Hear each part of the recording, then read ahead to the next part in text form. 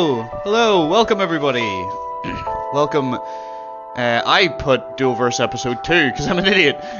This is Duelverse episode 3, the Black Crown Gauntlet.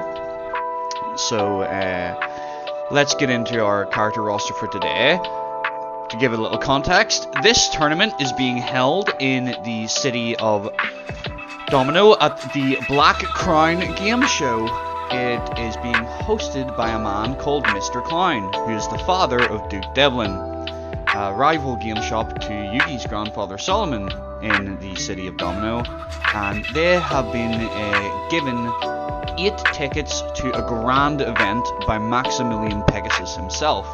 This event will be hosted on Pegasus's island and will be known as Duelist Kingdom.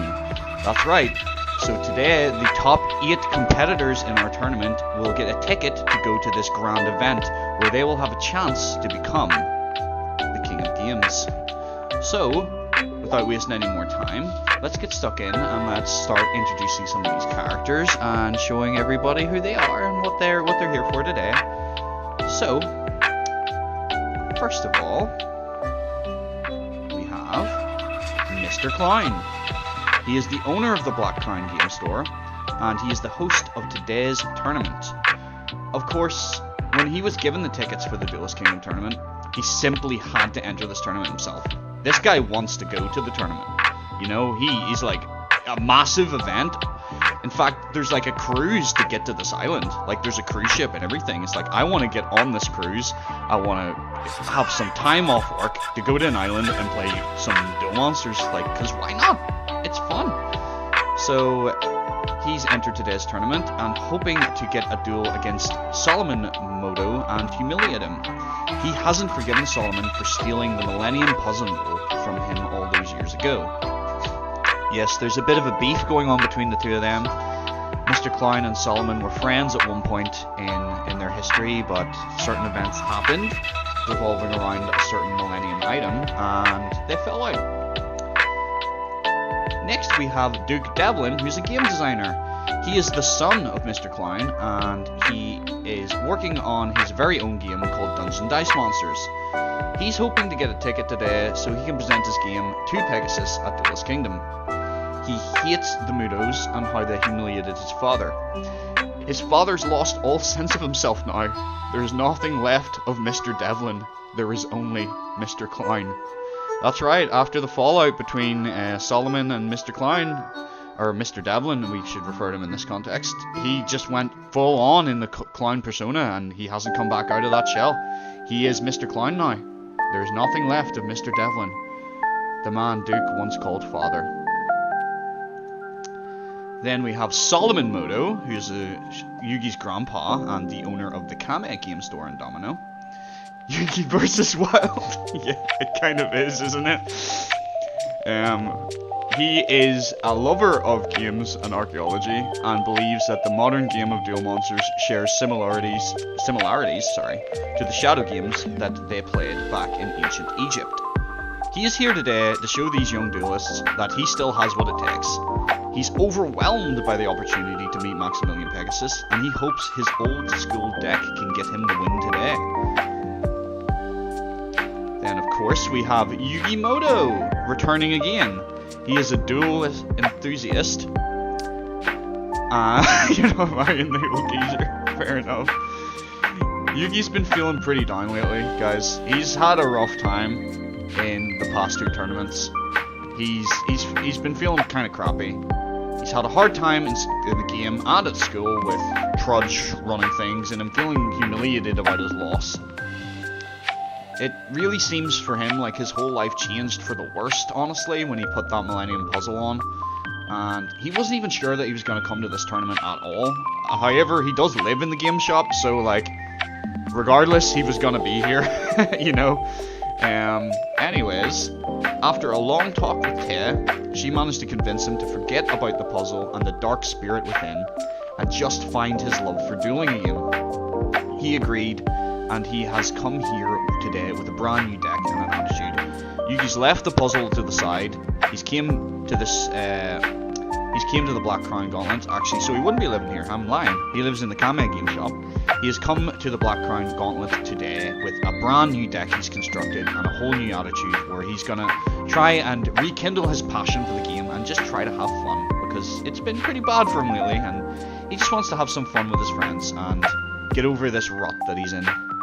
So the puzzle has been left at home, so there's no Dark Yugi today. Next we have Taya. Taya has been incredibly worried about him. About Yugi, that is. And he's been, because he's, like I said, he's been downtrodden and very reclusive. She was ecstatic when he agreed to come with her to the tournament today. She honestly couldn't care less if she wins or not. The real victory to her today is getting to have her best friend back. She hasn't made any major changes to her deck, but she's still confident in her strategy and puts her faith in her deck. So she hasn't made a whole lot of adjustments or changes. She's kind of just here, you know. But she is hoping that she can score some kind of win today, at least, you know, and just have fun with her friends, because that's what Duel Monsters is all about. It's about having fun with your friends. Then we have Tristan, an aspiring duelist. He's really upped his game and is improving steadily at Duel Monsters. Now that he has his buddy Joey back, the two of them have been inseparable. They've been training hard together and are super pumped for today's tournament. Tristan is hoping for a chance to redeem himself at the tournament, and he is especially keen on showing off his skills to impress Miho Nosaka. Next we have Joey Wheeler, everybody, a passionate duelist. Joey is pumped to be here today with his buddy Tristan. He's really glad that Tristan was able to knock some sense into him about the whole, you know, joining a gang thing and trying to get him out of that situation. He's learned, unfortunately, that his little sister Serenity is going blind and she needs an operation to fix it. So the operation is rather expensive and neither of Joey's parents have the money to afford it. So he simply has to get a ticket today. Becoming the king of games and winning the prize money at Duelist Kingdom might be his only chance to save his sister's sight. So Joey's fighting for more than himself today. He's not just fighting for fun. He's not just fighting for, like, the hell of it. He is here because he needs to get to this island. He needs to get the money to save his sister's sight. Otherwise, she's gonna go blind. So let's see what he can do. He's greatly improved his deck with the help of Yugi, who he's now pals with again. He's fixed things with Yugi and Tristan and that whole group. So Yugi's given him a couple of cards to help him out again, and he's focusing now on his 1000 Dragon strategy. He's still focusing on the fusion cards. So let's see how he can do today with his new deck. Next we have Tomoyo Greendale. We haven't seen him since the first tournament. He was absolutely devastated by his loss at Domino High. He was so disappointed that he was taken out early in that tournament and didn't get to show anyone just how awesome Zombire is. So he entered today's tournament determined to show everyone that Zombire is simply the best. He's added some new support and his strategies to the deck that support his Zombire strat. So yeah, he's hoping to do a little bit better today. Then we have Risa Kageyame, a Domino High student, who has been really worried about her boyfriend, Bakura, after she heard he was in the hospital. Thankfully, he did make a pretty speedy recovery, but Risa made sure to visit him every day. Now that he's better, she thought it would be fun to enter a local tournament. A trip to Pegasus Island sure would make for one awesome date. So yeah, she just wants to spend some time with her boyfriend, who's just recently out of hospital, and, you know, just have a good time today. Maybe if they're lucky they'll get some tickets, but it's not a big deal to her. She's just happy to have her boyfriend out of the hospital. Next we have Bakura Ryu himself. He doesn't remember much of what happened in the slums or the Delinquent Duels tournament. He is thankful that he and his classmates who were there that day are all okay. And he sure is glad to see Risa again and is excited to spend time with her today. He was especially surprised when she presented him with a new card she pulled that she felt would suit him even better. He is excited to show it off today, and he's decided to leave his Millennium... I put necklace, it's not a necklace, that's wrong. To leave his Millennium ring behind, since it seemed to get him into trouble when he followed it last time to the last tournament. Since he's left the ring behind, he's never had such clarity of thought. So he's feeling a lot better today. He has left He's left this puzzle of his, or I keep saying the wrong Millennium items. There's so many of them, guys. I'm sorry. He has left his Millennium Ring behind, much like Yugi leaving his puzzle. He's not focusing on any of that today. He is just here to have a good time with his girlfriend. Next, we have a potential fan favorite. We have Daniel returning today. Daniel, of course, is a Domino High student who loves Dungeons & Dragons, if you don't remember. He didn't actually really plan on competing today. And hell, he didn't even know there was a tournament on. He was buying the last TTRPG source books, but when he found out there was a tournament with tickets to an even bigger event, he just could not pass it up. He figured it would be a great opportunity to test out his newly constructed deck. He kept his Dungeons & Dragons theme going, but he's made some significant improvements. As you can see, he has a brand new boss monster in the Darkblade, the Dragon Knight. He has made quite a significant upgrade to his deck, changing his strategy quite a bit, so we'll see how it performs for him today. We have Christine returning. She's a local schoolgirl who did quite well in her first tournament at Domino High. I believe she made it to top 4? Top 8, top 4? Definitely top 8 at least. She's taken an interest in dueling and is hoping she can make it to the big leagues today if she can score one of the 8 tickets. She hasn't really changed her deck, but she's hoping and confident that it should do the job today. Next we have a brand new character. We have Bones, the living corpse. Bones was once a sickly child, born with a rare condition that made him appear pale and frail. Growing up in the outskirts of Domino City, he was ostracized and feared by other kids who called him the living corpse. His only solace came from duel monsters, where he found power in the undead zombies, ghosts and ghouls as well. These monsters, which others found terrifying, felt like his only friends. It is through duel monsters that he met his 2 best friends, Sid and Zygor. Sometimes, though, Bones swears he can hear the cards call out to him. Sometimes they tell him to do terrible things. So yeah, Bones could be one to watch. He's got a bit of a thing going on. Next, of course, we have Sid, an amateur duelist from Domino City, and he is friends with Zygor and Bones and enjoys hanging out with both of them. He has a pretty basic fire deck, but he seems to do okay with it against his friends, so he hopes it's good enough to earn him a ticket today and hang out with his friends. Next we have Zygor, an amateur duelist from Domino City and friends with Bones and Sid. The 3 of them have been stuck together ever since they met and are inseparable. He hopes all 3 of them can store tickets for the Duelist Kingdom tournament, and his twin-headed Thunder Dragon is sure to shock the competition today. It's quite a good card. Let's see if he's able to pull it off, summon it, and score himself a ticket. And then we have Fortuno, the fortune teller. Fortuno predicted that he would win a major tournament, and he believes it will be Duelist Kingdom. He entered this tournament today to earn his ticket to fame and fortune. He's sure his deck won't fail him again, right? Like, he can't keep losing. He's got to win at some point, you know? He hasn't made any changes or done anything to make it any better, but he's like, I believe in my fortune-telling abilities, and they've told me I will win a tournament, and by gods, I will do it! So, that is why he is here today. Gorgon is returning.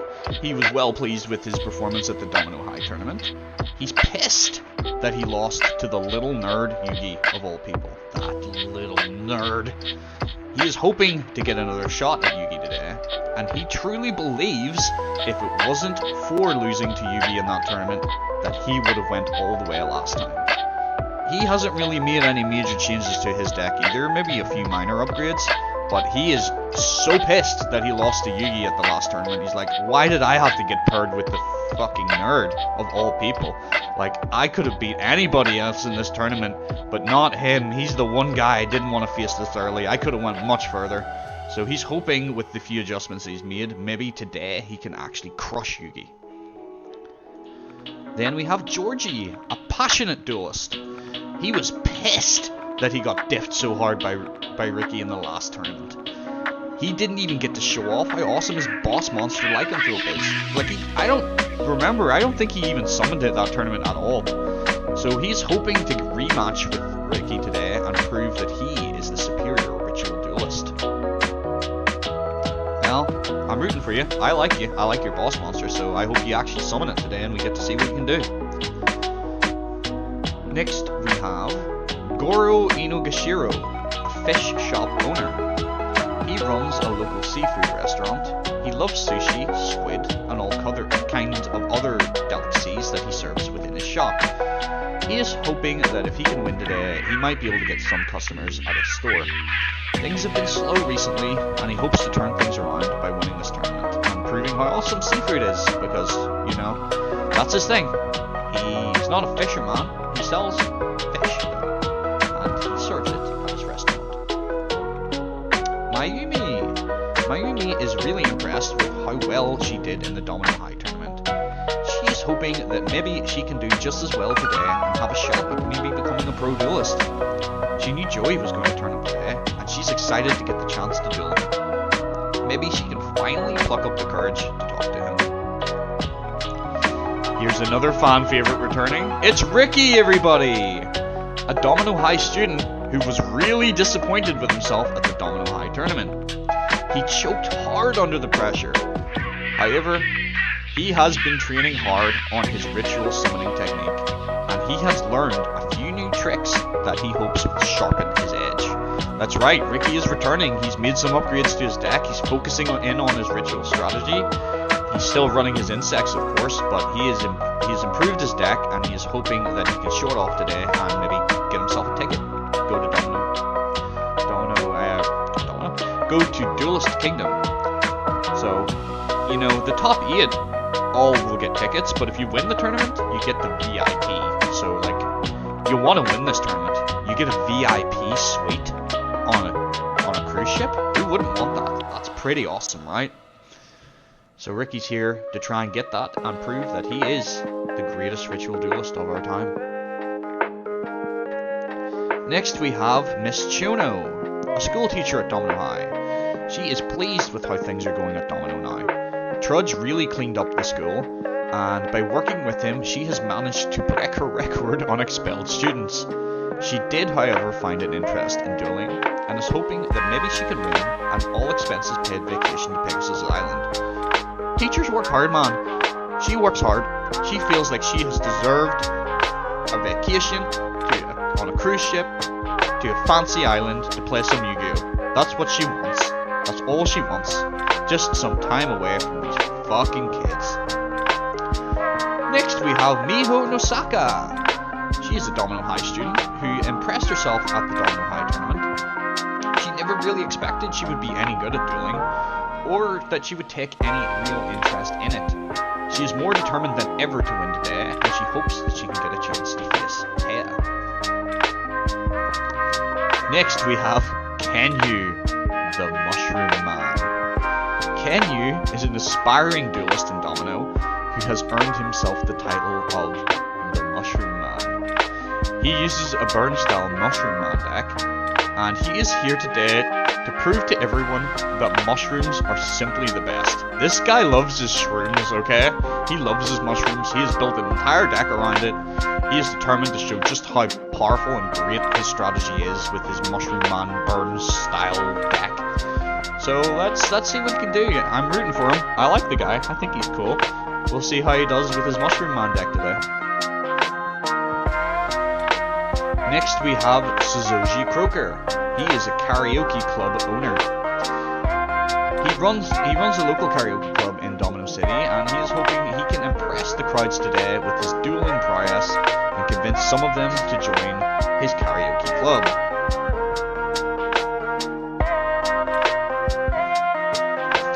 Yeah, that's all there really is to say about him. Next we have Eileen Rao, a game master. Eileen believes in fast swarm and control tactics. She uses her King Tiger Wang Hu to lock down her opponent's field and then swarms them with her arsenal of tiger cards. Her attacks are vicious and relentless. She believes she will claw her way to victory today and get the intel her benefactor needs. Sure, all these duels aren't Mushroom Guy's hallucinations. I mean, maybe. I don't know. Maybe this is all just a fever dream. Maybe. Next we have another Game Master, Ridley Sheldon. He is another of the 4 Game Masters sent to scout out any talent before the Duelist Kingdom tournament. He utilises a defensive mill strategy, using the high defense of his monsters to guard his life points, and he does this while slowly causing his opponent to lose cards from their deck. So yeah, he runs a kind of defensive strategy, trying to get his opponent to deck out, and because the AI is kind of dumb, they tend to attack into his high defense monsters and lose. He is kind of dumb too though, because that card he has is actually probably one of the strongest cards that we have, because its attack points are equivalent to the difference in cards between you and your opponent's deck. However, the AI doesn't understand how this card works, so it never attacks with it. If it attacks with it today and proves me wrong, that's great, but in testing, he never attacks with that Cursed Bride Doll card. So he has built his whole deck to be defensive now. So let's see how it goes. Next we have Ryuichi Fuwa, another Game Master. He ain't really a particularly skilled duelist, however he is incredibly lucky. So he uses this luck in his dueling strategy to great effect. Once again guys, another fucking luck deck. There's quite a few of them in early Yu-Gi-Oh! And he is just another example of it. Next we have Demon. Demon is a Game Master, and he has come here today at the request of a wealthy benefactor to test the competition heading to Duelist Kingdom along with the 3 other Game Masters. His zombie style deck only grows more and more powerful the longer the duel goes on. However, Damon rarely takes long to defeat his opponents. He is a very powerful duelist and definitely one to watch today. I can't wait for him to prove me wrong by absolutely throwing, but his deck's pretty strong and definitely one of my favourites today. Next we have Yugioh Tenma of Industrial Illusions, the adopted son of Maximilian Pegasus and the twin brother of Gecko Tenma. He is one of the event organisers sent here by Industrial Illusions today, and he is here really to oversee the tournament and check out any of the talent before Duelist Kingdom. So Pegasus, obviously, he's hosting a big tournament. He wants to see what the sort of poll for his tournament is, who's going to be going, what the crowd's going to be like. It's going to be a big event, so he sent his sons to investigate this tournament today and see who might potentially make it, and essentially to oversee and run it. Next, of course, we have Gecko Tenma of Industrial Illusions. He is, like his brother, the adopted son of Pegasus, and he also was sent here as a talent scout to oversee the tournament. He's a pretty keen duelist, and he uses an elf deck strategy with Mystical Sand as his boss monster today. Last but not least, everybody, we have our final character on the roster today. We have Ida Noble, a reckless renegade. Ida's life has really improved since Kuro made moves to clean up the slums in our previous tournament. He took her in as the newest member of his gang, and he's encouraged her to take part in this tournament, as it could be the opportunity she needs to get her life back on track. So she wants to win a tournament, get things going for herself, get herself out of this rut that she's been in, get out of the slums, and yeah, that's why she's here today. She's made some friends now. She's not all completely on her own, and yeah, things have been steadily improving for her and in the slums since Kuro's win at Delinquent Duels. Those are our characters for today. There's no more characters coming today. That's everybody we have, so I suppose it's time now for us to get into our actual tournament. So, I will let you see the roster. Oh, goodness, go away. Where are we? Turn the background away. So this is our roster for today's tournament.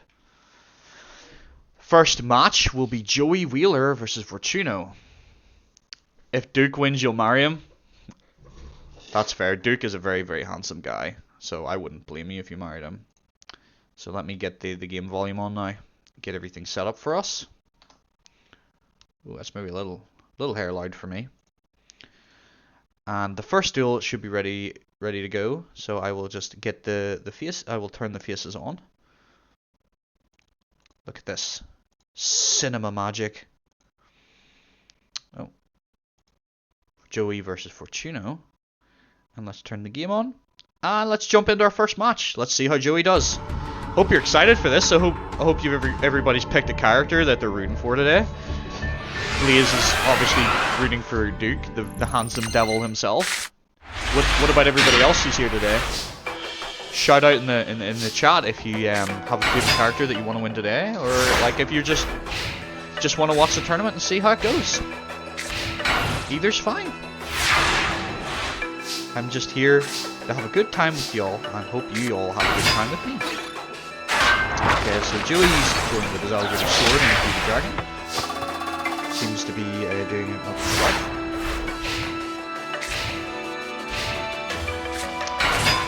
Okay, Yami with the power of the enchanter. I mean, sure. I don't know why you didn't attack the baby dragon though. Okay, Joey has got like he's got all his salad today. Yeah, damn right. Go Joey, go. Joey is fighting for his sister's eyesight. Like he's got the darkest bad ending if things go wrong for him today. Like his sister just goes blind if he can't get any money within a certain time frame that I have in my head. So he kind of needs to do this. This might be his only shot, you know. He's got to make it. I feel like we need to play like Eminem one. Oh, what's the name of that song? Why can't I think of the name? You know the one I'm talking about? Mom Spaghetti and whatnot. He needs that song in the background to get him. Lose Yourself, that's the name of it. He needs to do it today. This might be the only opportunity that he's got, yo.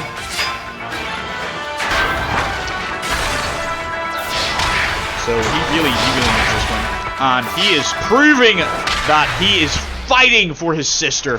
He absolutely flawless victory against Fortuno. Doesn't even drop a life point. He is here with a vengeance today, ladies and gentlemen. Joey Wheeler fighting for his sister. You can picture Joey singing that in his Brooklyn accent. That would be amazing. I'm not gonna attempt to do that in a Brooklyn accent. I don't even think I could do that song in my accent. Oh, the game volume's a bit loud? Not a problem. I can turn it down. Thanks for letting me know. Let me know if that's okay.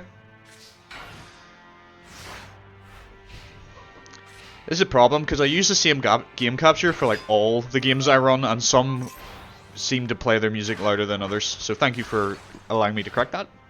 Alright, Joey, that was kind of dumb. You shouldn't have put that in defense mode. But let's see if you've got a way to recover. Okay.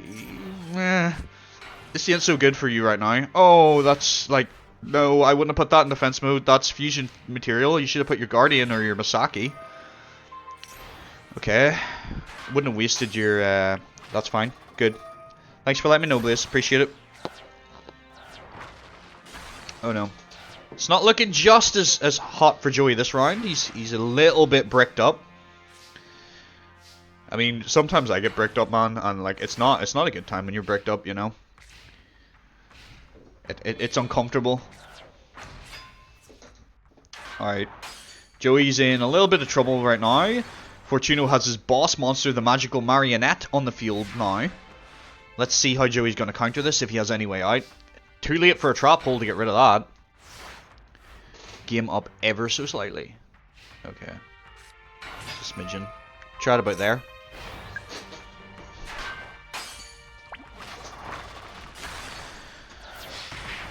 That's such a good measurement, isn't it? A smidgen. Like, what even is a smidgen, you know? But we all know it's small. Perfecto. Thanks. Appreciate it. Come on, Joey. You need something to get out of this. Give me something, kid. I mean, fair play to Fortuno. He's had a rough time in his last few tournaments. He got absolutely stomped. So maybe today he can turn this around for himself. Oh, Joey, it's not it. This ain't it, fam. This is not the way to save your sister. Where was the Joey from round 1? We need that Joey back, please. Please, Joey.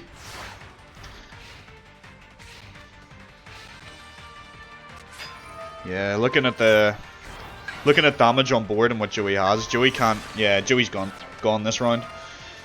Come on, Joey. Please don't be the first out in the tournament. Please. I need you to win. You need to get the top 8. You don't have to win the whole damn tournament. You just need to get the top 8 so you can go to Duelist Kingdom. Please, Joey. Come on. Fight back. Dig deep. Dig deep, Joseph. Find a way to win. Okay, let's see. Let's see if he has any better luck in round 3. Take a look at his hand here. That's considerably better hand. He has a much better chance with that, I think.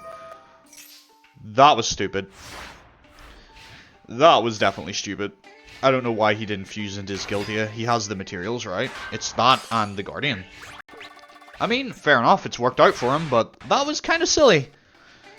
Maybe he's going to go for Giltia now, main phase. Yeah, that's the way to do it. Summon one of your strongest warrior monsters. It's Giltia, the Dragon Knight, everybody.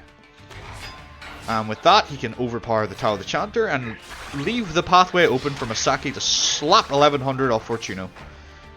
That was a trap hole, wasn't it? Or, no, it's MST. Never mind me, I'm stupid. Alright, Joey. Nice! You drew a normal monster, so that means you get to draw again. Unfortunately, the combo doesn't continue to pop off for you. But, hey, you got an extra draw. That's all good. Cards are resources, people. He needs those.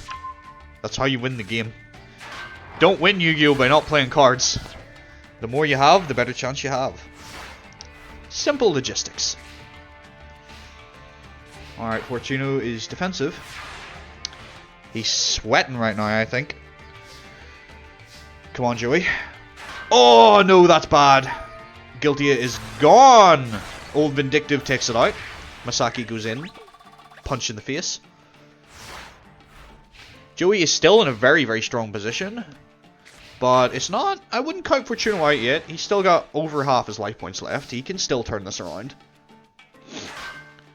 Oh, Joey's scared to attack now after he lost his boss monster. He doesn't want to risk that being a flip monster. The thing is, though, Joey, this happens. He just flips it anyway.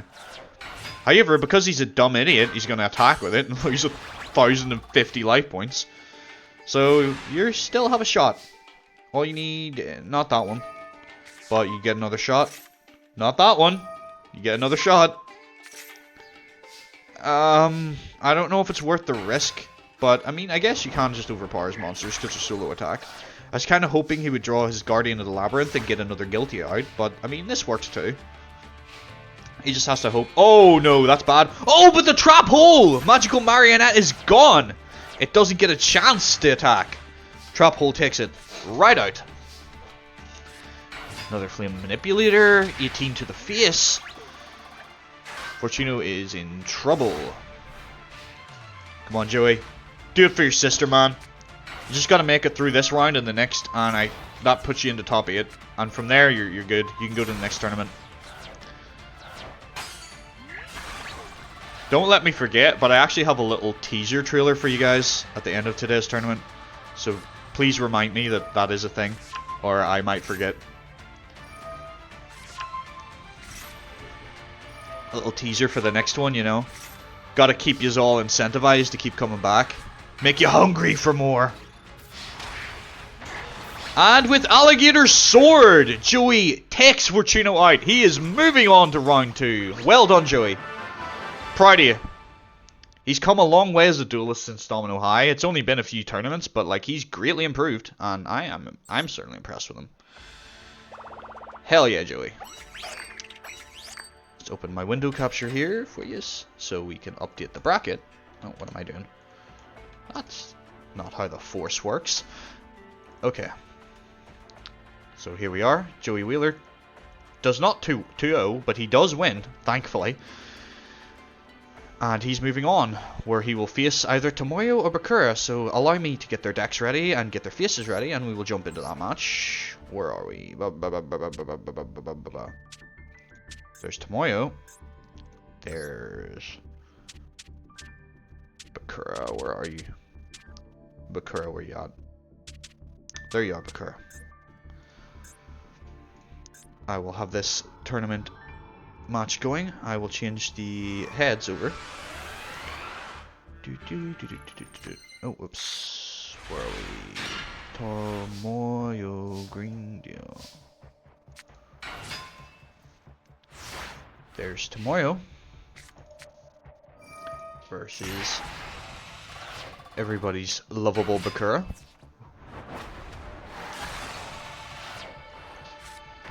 Oh, sugar.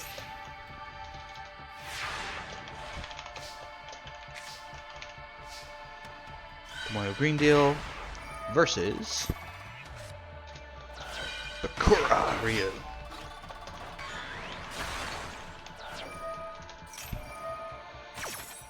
There we go. Okay, Bakura's got his burn strategy going. Tomoyo has his Zombira on the field. That's going to be a fairly strong monster. However, it cannot attack directly, so it can't really do much.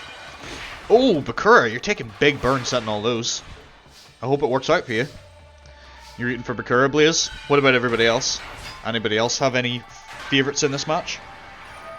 Maybe you don't know these characters, and that's perfectly okay too, especially if you're someone that doesn't really understand or know much about Yu-Gi-Oh! You're all welcome here. Oh, he's gonna show off his new monster!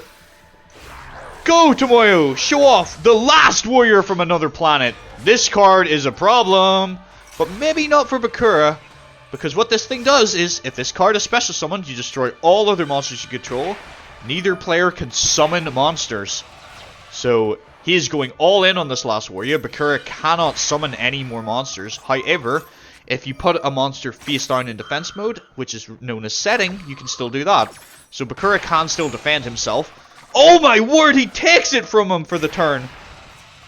2,350 straight to Tomoyo's face. Tomoyo is in trouble, and he's probably pissed. He just got that card, man, and you just stole it. Let's see what you have to offer. Oh, you're kind of lucky you didn't summon another monster, but maybe you should have been a little bit more patient with that, Bakura. You would have had it. But the Man-Eater Bug gets rid of that thing, so he's all wide open. I think Bakura just has to summon a monster, and he's done. Oh, he summons the Morphing Jar! What a flex! You didn't even need to play the Robin Goblin, you were just doing that to be a little bit of a dick. Well done, Bakura. A very solid victory there. We're going to game 2.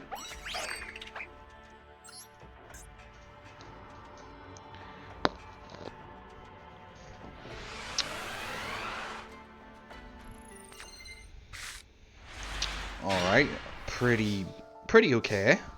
Pretty okay hand for Tomoyo. Zombira is not a bad start. Let's see what Bakura can do. Oh my word. 2 sets and a face down monster and chain energy. So now anytime Tomoyo plays, he's got to get burned. Like that. Oh, Morphing Jar number 2. Those 2 monsters go back into the deck, and let's see if Tomoyo gets anything. Oh, losing Heavy Storm, that's bad. Yummy. Could care less about that. Dark Core's a bad loss. Alright, you lost some good cards there, Tomoyo, I'm not going to lie. It's going to make this duel a little bit harder for you. Let's see if Bakura can capitalize on this in any way. Okay, White Magical Hat. It's not the strongest monster, but it'll work. Alright, Tomoyo. None of those are any of your fusion stuff. Out comes Mystic Clown. Woody Phantom goes in for 400. Mystic Clown for 15 to the face. Bakura, you're going to need to turn this around a little bit. You're starting to lose life points, my guy. Maybe another Morphing Jar in number 2. Change of Heart. That works too. Robin Goblin. Alright. Hopefully Bakura gets his new monster. I kind of would like to see it today. His new boss monster, the Dark Red Enchanter. Alright. Huh. Okay. Not willing to attack. Morphing Jar! Everybody gets a brand new hand. Looks like Bakura is maybe trying to go the route of decking his opponent out this time around, because he's took a lot of cards off him, but we don't need to do a deck check because the game will let us know when they're down to their last 10 cards, which is not it right now. Okay, Bakura, you need to play a little bit more conservatively. You are in a little bit of bother. But it's fine. You've still got a game on him. So, like, even if you lose, you're not out yet. But you need to do more. Oh, here it comes! His new boss monster given to him by Risa Kageyame. The Dark Red Enchanter with 2,300 attack points. That's going to be really, really hard for Tomoyo to deal with. Tomoyo's just going to have to defend. It's literally all he can do. He can only defend his life points.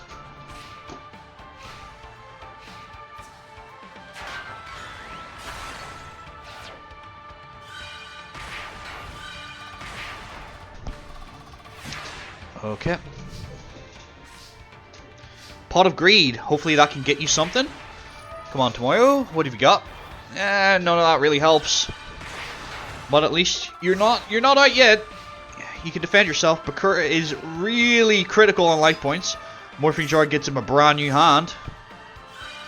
Oh, I hope playing that card's worth it, Bakura. No, Bakura, you fool! Why would you attack with that, you idiot? No, you gamed yourself, you fool! I hate the AI so much sometimes, man. It's so stupid that it attacks like that. But, hey, Tomoyo gets a win. We're going to game 3. Oh, man, that sucks for Bakura. I hope that doesn't cost him this whole fucking thing now, because he's stupid and attacked with a Morphing Jar. Come on, Bakura. You can do it. I believe in you. The heat is on. It is indeed, yeah. He's cracking under the pressure. You're making him nervous, Blaze. His girlfriend's watching him. That's making him nervous too.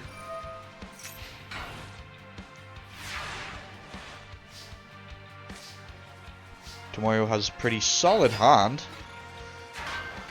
Ooh.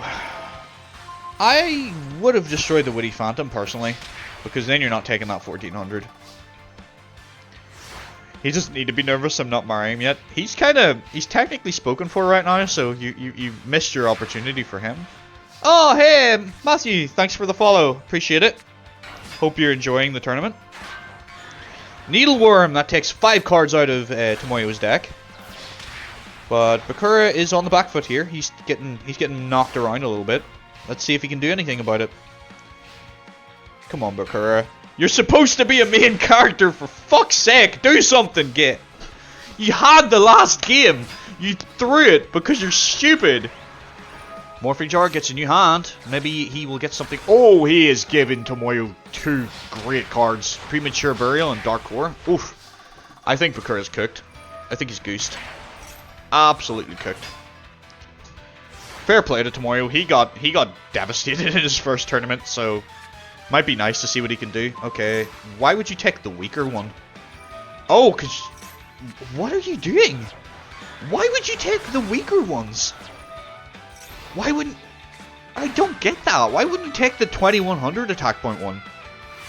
He's cracking, guys. I think Bakura is just cracking. I mean, that's not a bad play. But like, damn, you're cooked. Yep, Bakura's cooked. Calling it now. Already going to the bracket, everybody. Bakura's out. No way. No chance. No hope. And with that final attack, Bakura is out of the tournament. He is not going to Duelist Kingdom, everybody. We have broken the canon. Bakura will not be at Duelist Kingdom in my tournament series. Get the fuck out of here, kid. You have lost all the time. I'm sick of seeing you lose. You're one of my favorite characters. Maybe we retire him for a little while. Give him a little break. Maybe his girlfriend can do it, and maybe he can be there as a supporter, because she's still in the tournament. Right. So back to our bracket. As you can see, like I said, I already did it. Our next match is a fan favorite. Daniel versus Ridley Shilton, a brand new character who's a game master. You know what? Like, I actually feel bad. I'm gonna be less bad on Bakura. The guy is just out of hospital, so maybe we'll be a little bit kinder to him. He did just like almost die in the last tournament he was in, so you know, kudos to him for showing up today and at least getting a win. But like, I'm just so disappointed for him, you know. I believe he's better than that. I even upgraded his deck and he still couldn't do it, you know. It's just disappointing. But that's life. Can't always win all the time, right? Okay. Let me, I've got the faces up, I just need to change the names, but I'm gonna find the decks here for you. So we've got, where's Daniel? This is what I gotta do to find the decks, by the way. Like, I gotta scroll through these, so this is gonna get harder and harder as this tournament series continues, but at least these ones are near the top. Oh, excuse me. Left text. Daniel! He uses the Dungeons and Dragons themed deck. So, hopefully he can show his new strategy off today. On Ridley Sheldon, we've never seen before, but he is a game master, so he is definitely one worth a watching. He was sent here by a wealthy benefactor. Does anybody in the chat have any guesses who the wealthy benefactor might be? If you're a fan of Yugioh, I think you should be able to figure it out. Let me know.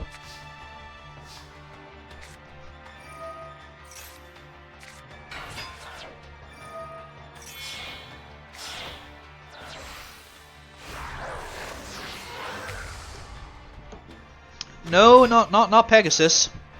Not a bad guess though.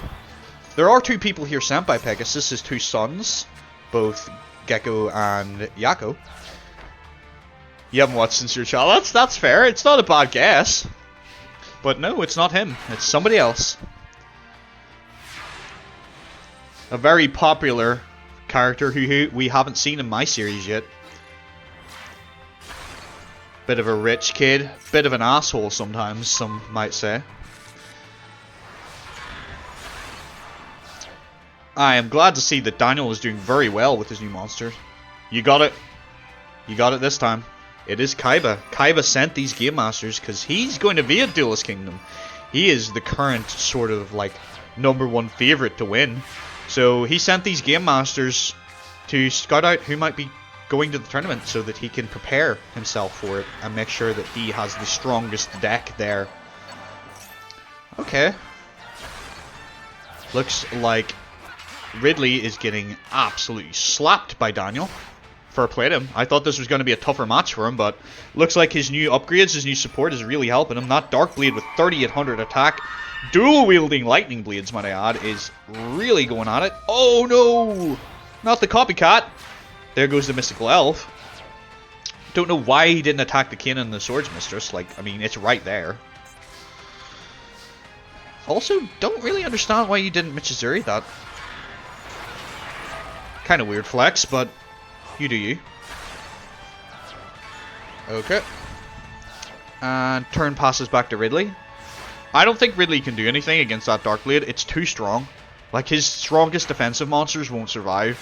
He kind of works better against people that cannot beat 2100 defense. But right now, Daniel is completely at it. And it's kind of funny when you think about it, because Daniel didn't even really intend to come here today. He just happened to be in the stores like, sure, I'll enter the damn tournament. And now he's taking on a Game Master and absolutely dominating him in Game 1. Come on, Daniel. We're rooting for you. And with this final attack from his Dark Blade, the Dragon Knight, Lightning Sword Slash for the win! I don't know if that's an attack name or anything. I just made that up because he's got 2 lightning blades.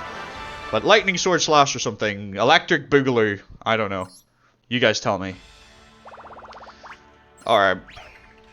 Game 2. Let's see if Daniel can keep this pressure on, or if Ridley is going to show us why he's a Game Master. Most likely not, because these characters love proving me wrong. That's not as solid a hand, but the Mystical Elf should be able to defend you a good bit.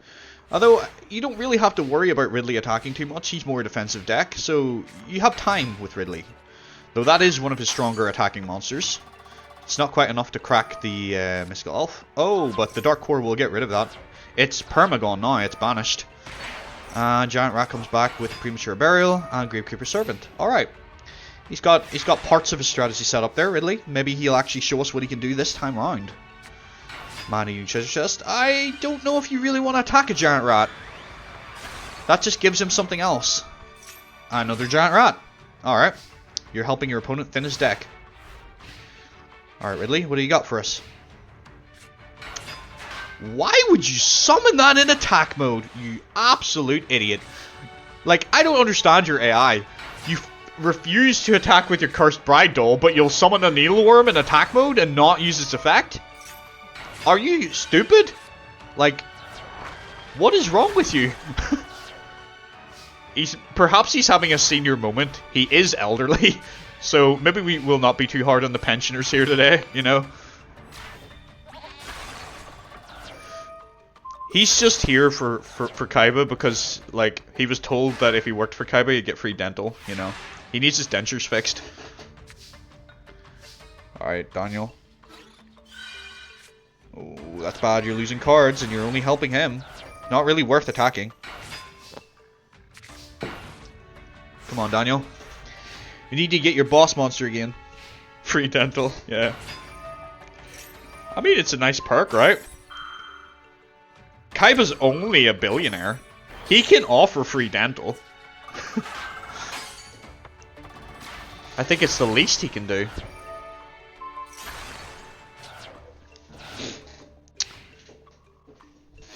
Okay. This is looking like a slow burner.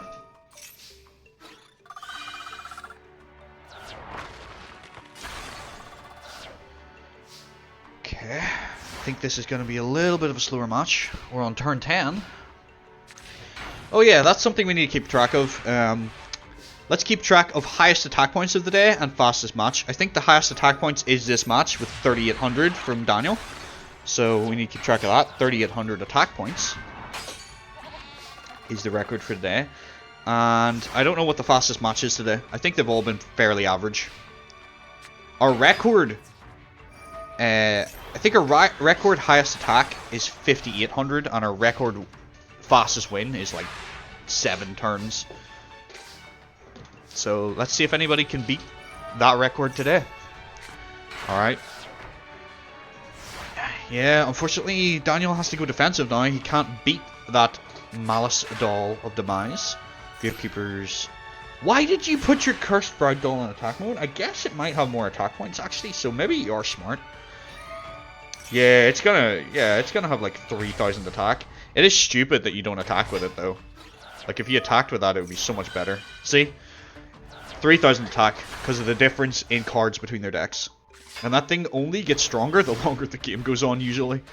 So it's pretty powerful, but yeah, what are you doing, Ridley? It has less defense than its attack. It was safe in attack mode. You upset me so much. You had the potential to have such a cool deck, but because the AI is stupid, you can't play it the way it's supposed to be played. Oh, you idiot. Please play that in attack mode. Oh, he's a fucking moron. Alright. I am going to guess that Daniel is going to win this one. That would be my interpretation of the events going on right now. Because essentially what's happening right now is this is the equivalent of a thing called a Yada lock, where the Cursed Bride doll, when it's destroyed, it goes to the top of Ridley's deck.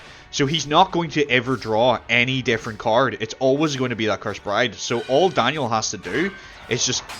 Why would you attack with the cannon? You know it's... You know that is the Cursed Bride doll. Why are you attacking with it? I'm about to crash out on a Yu-Gi-Oh stream, guys. I've crashed out of Marvel, but I'm about to do it on it right now. Like, you know what that is. Attack it with a Dark Blade. Please. No! Stop doing it! You're gonna kill yourself! You've got 9 cards left! Stop doing this! I was just talking about how you can win this because Ridley's locked. But because you're stupid, oh my word, why are you so dumb, the pair of you? What the fuck, man? Come on! Like, oh, you can't make this up. You really can't. Daniel is going to lose to Deck Out because he can't figure out how to beat that thing. Yep. This is bad. This is, yeah, Daniel is absolutely goosed. He's got 2 cards left. Like, I thought Ridley was going to be the one that's cooked. I mean, he actually still is, right? Yeah, Daniel can still win this, right? Yeah, he can still win this. Because Yugioh is not, like, if. Yugioh is only if you have no cards left at the start of your turn when you draw. So, he has no cards in his deck. What the hell? Why would you end your turn? Oh no! He actually can't attack because he has no cards to send. Daniel's gonna get dusted! Daniel's decked out! He's dusted, everybody! What a absolute idiot! Oh, Daniel! You had so much potential to win that. That means we gotta go to game 3 once again. I feel like this is gonna be a long tournament if we keep getting game 3s. So buckle up, everybody. We could be here for the long haul with these people. Hopefully someone can give us a quick match so we can speed through some of these and get to the exciting top 8s. Find out who's going to be there. Alright, Daniel. Please, please, please, for the love of all things holy, don't screw this up. Your fans are rooting for you. Alistair likes you. Samuel likes you. They're rooting for you. Whether they're here in person or here in spirit, they're rooting for you. You said the first time you seen him that you liked him. Maybe your opinion's changed. Maybe I can't speak for you. But you'd said before that you liked him. So I assume you're rooting for him. Maybe after that shocking performance, it's changed though. Alright, here comes the pot of greed. What does pot of greed do, everybody? You want Scud. Fair enough. What that pot of greed do? Light me up in the chat with it. What does it do? Greed! It lets me draw 2 cards!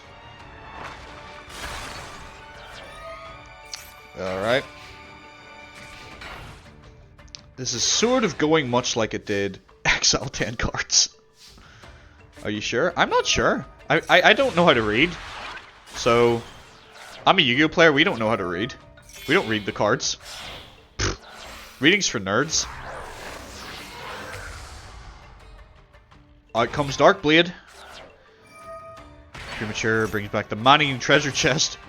Remember 2 tournaments ago when that was his boss monster? Yeah. Game's advancing quite quickly, is it not? That used to be Daniel's boss monster. So he's got both of his ace monsters, his Man-Eating Treasure Chest and his Darkblade, the Dragon Knight. He's doing it. Oh, are you gonna sacrifice yours? No, you're just being an idiot. Alright, Shidley. Or Shidley? That's what your name is. You're Shidley now because you're shit. I feel like we might not ever see you again. This is disappointing. Because when I was testing, his deck was quite good. And it was quite interesting to watch him play. But he is not showing up today for this tournament. So we might not see Shidley again. And for game! Daniel is moving on in the tournament to round 2. Ridley is not showing up for the Game Masters. He's fired. Kaiba is going to be so pissed when he finds out that Ridley lost that. Anywho, let's bring up our window here. And get our next duel ready. So, Daniel, 2-1s against Ridley. Oh! This should be an interesting one. We have a brand new character. We have Yako Tenma versus Yugi Moto, who has reconstructed yet another deck.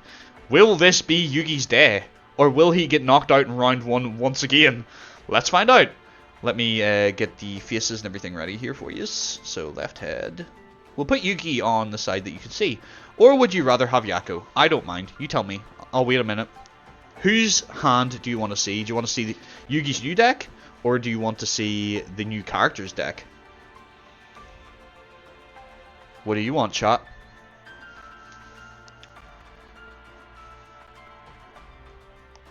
I'm hearing go Yugi. We want to see Yugi then? Yugi sucks. Okay. Let's go, new guy. All right, you want to see new guy? Okay.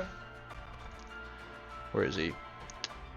He's kind of up here looking like a snack, Yugioh. A crazy snack, but he's a snack.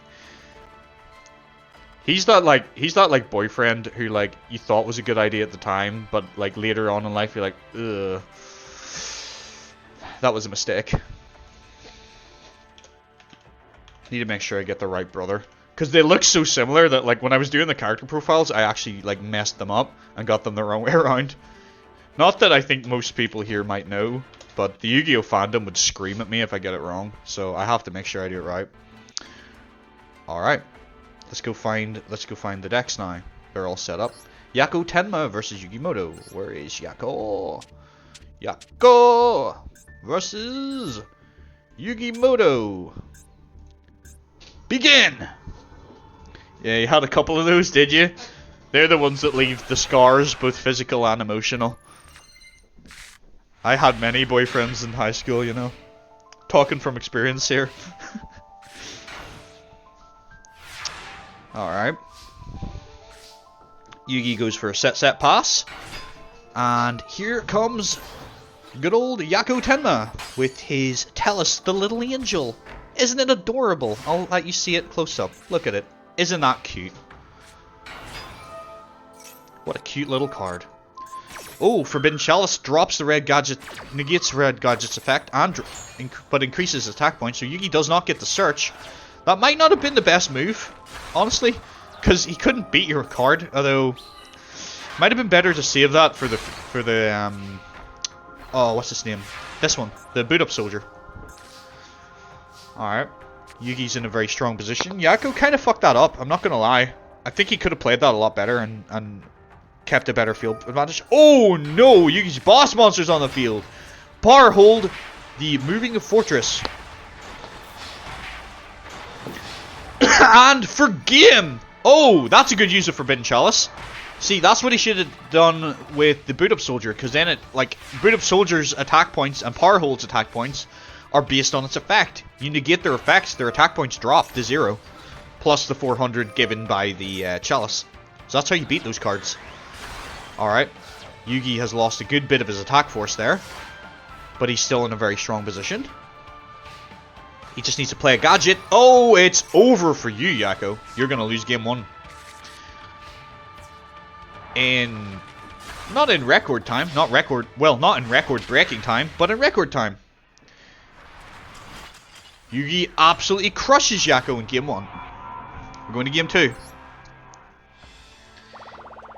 See, this is the deck that I actually wanted to give Yugi at the start, but it was too strong for the level of Yu-Gi-Oh we were at there. But I think it's fair enough now. Yugi's had a rough time. He deserves a strong deck. So let's see what he can do with it. Okay, that's not a bad hand for you. Yugi triple sets and face down. Oh, if those are 3 power holds, you're so cooked. Yako, we might see like a new record. Alright, throws a bit of the chalices. It's fair, like, there's none of those cards you really want to throw away. Oh, the Beast King comes down. Axe of Fools, this is a great combo. The reason why this works so well... Oh, Mirror Force! It doesn't even fucking matter! But what I was going to say is... You can normal summon the Beast King by cutting its attack points to 1900. It normally has 3000. But if you equip it with Axe of Fools, it negates its effect, which puts it back to 3000, plus the Axe of Fools increases its attack point by 1000, which makes it 4000. And because you've negated its effect with the Axe of Fools, it stays at that attack point too, which is crazy. It's such a good combo. Unfortunately, Mirror Force just shot that combo down, and Yako is in major trouble. He uses the Axe of Fools aggressively on Yugi to lower his monster's attack points. Not a bad move.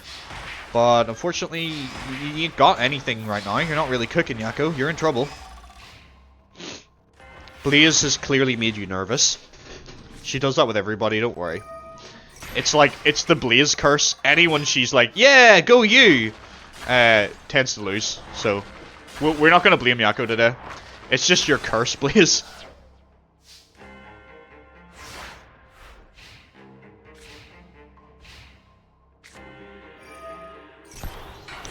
Okay, though he kind of fought back hard there with his Machine King Lord Ur.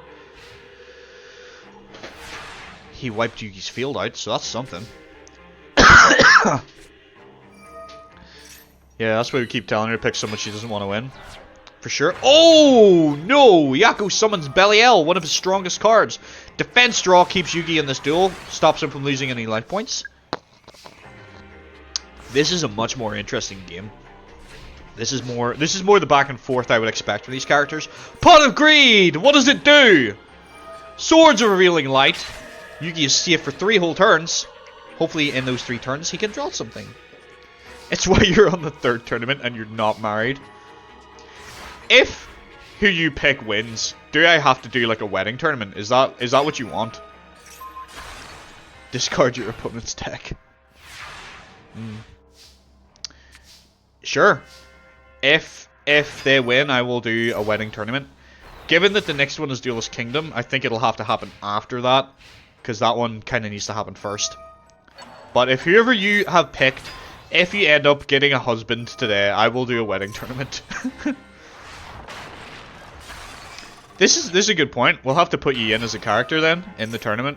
So, we'll have to decide what kind of a deck you want to have.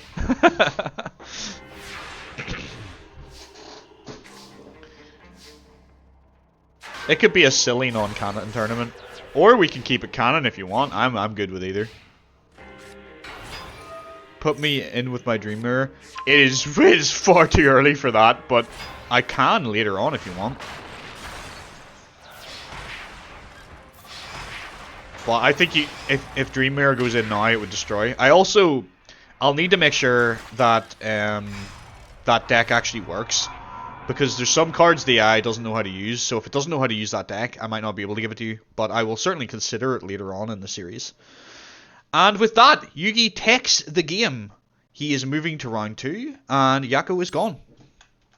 I imagine Father will not be pleased. Yugi is our first 2-0 of the game. Little less confident in game 2, but we're moving on.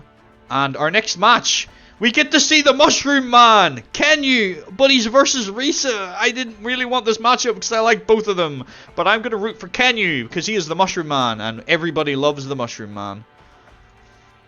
So, left head, I'm going to put Kenyu on this side. On the right side, we'll put Risa. Risa Kageyama. Go Mushroom Guy. Right. Okay, where am I? Left text. We want Kenyu! He's a guy. I can't wait to show you his deck. It's kind of funny. I can't take credit for it. I didn't come up with it on my own. What the heck is going on with this? 1 second. The thing is being weird there. I take no credit for his deck. It is, I'm pretty sure it's actually his deck from a game series called Tag Force, which he shows up in. But that's our faces ready. All we got to do now is get our game on, which will come later in the series whenever Jordan arrives. But let's get the deck selected. Where is Kenyu? Well, it's an interesting deck. It's a plant-based Mushroom Man deck. Excuse me. It focuses on switching cards with your opponent and burning them to death. That is what he likes to do. He likes to burn his opponents with his Mushroom Man effects. Let's see if he can show it off. It's time to duel! I'll get high with him if he wins. I mean, he's probably the guy who can hook you up, honestly. Let's see what he can do. Okay. I know some of these cards. Jerry Beansman is a very strong start with 2250 attack. Look at this guy. Isn't he great? I love him. He was one of my favorite cards growing up. I loved this card. And he believes he's the strongest warrior in the world. His true abilities are untested. Look at him. What a guy. Love Jerry Beansman. I know my buddy James likes Jerry Beansman too. So if you're here in chat, shout out James. If you're not here yet, you know, where the hell are you, dude? Jerry Beansman's on the field. You should be here to support Jerry on his journey to the top. Alright, Witch of the Black Forest is going to get Risa something. Gets her another Witch of the Black Forest. Okay, fair enough. Not a bad pick. She could maybe be hoping for the fusion monster for Sandwich. Goes for Ancient Elf. That's not really gonna help you.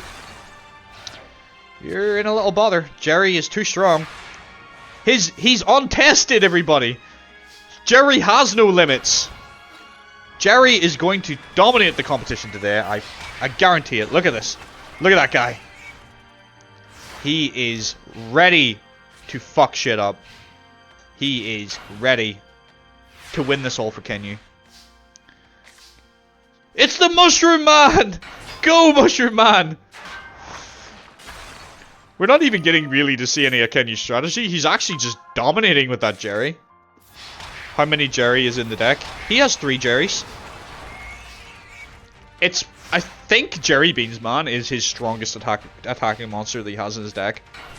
The rest of his cards are pretty weak. Because his strategy is mostly around using Mushroom Man number 2 to burn his opponent. That's kind of his thing. It is like plant themed as well. So he has a couple of plant cards.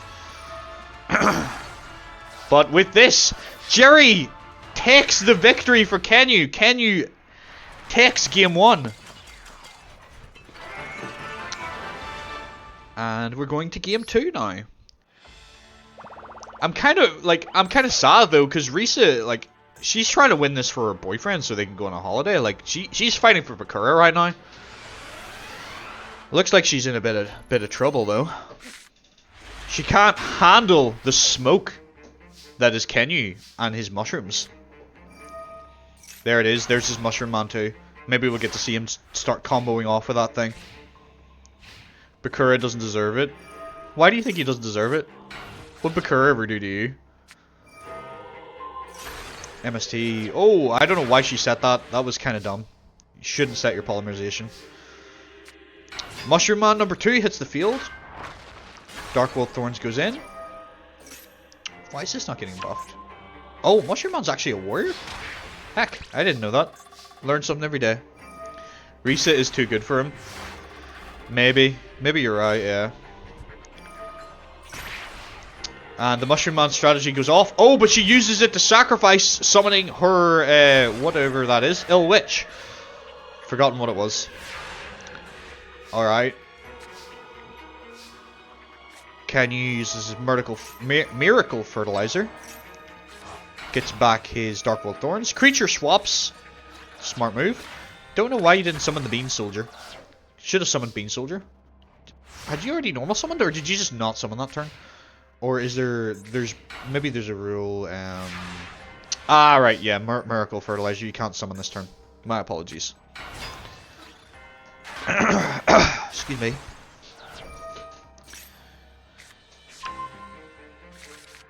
I'm talking so much my motor mouth is drying out my throat. I'm gonna take a sip of my water. You should all do the same. Hydration's important.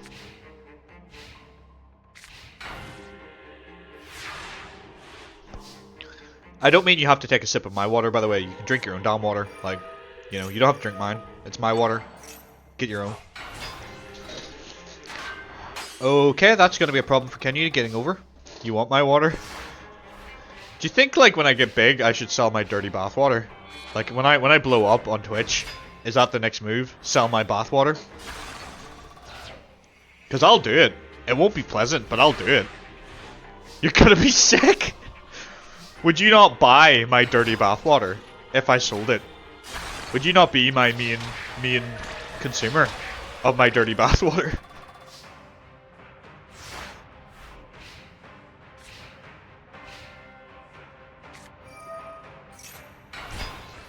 I mean, yeah, we have gamer girl bathwater. You wouldn't even buy Henry Cavill's bathwater. I think we both know that's a lie, Blaze. You would buy his bathwater. We know you'd buy his bathwater. I would buy his bathwater. I would bathe in it, hoping that it would make me a better man. You know? Alright, Risa is fighting back hard against Kenyu this round. She's not willing to go down without a fight. Kenyu is down to his dregs right now. Okay. He's doing what he can. He's in trouble. She is starting to overpower him. You get out of the bath and you're Henry Cavill. That'd be amazing, wouldn't it? What a guy. Henry Cavill, if you're watching the stream, we love you. Just so you know, we're not creeps. We think you're amazing and we want to be you, you know. Only if you're watching the stream though, you know. Like, you know, I don't know who's watching. He could be my biggest fan. He just doesn't know it yet. We are big fans of Henry Cavill here. This is a Henry Cavill household. Alright, we're going to game 3. Risa takes game 2. Let's go. Kenyu versus Risa? Who is going to win? He's just lurking, yeah. For sure. He's lurking. He's watching this. He doesn't have more important things to do than watch my stream. He's not like an A-list celebrity or anything that is probably working on a movie as we speak right now, you know. Jerry is here, so I am confident Kenyu will do well. Now you're nervous because Henry Cavill might be here? Is that why you're nervous, or are you nervous because this is like... This is the clutch match in the tournament? Who's going to win, you know? I think Risa is going to get knocked out.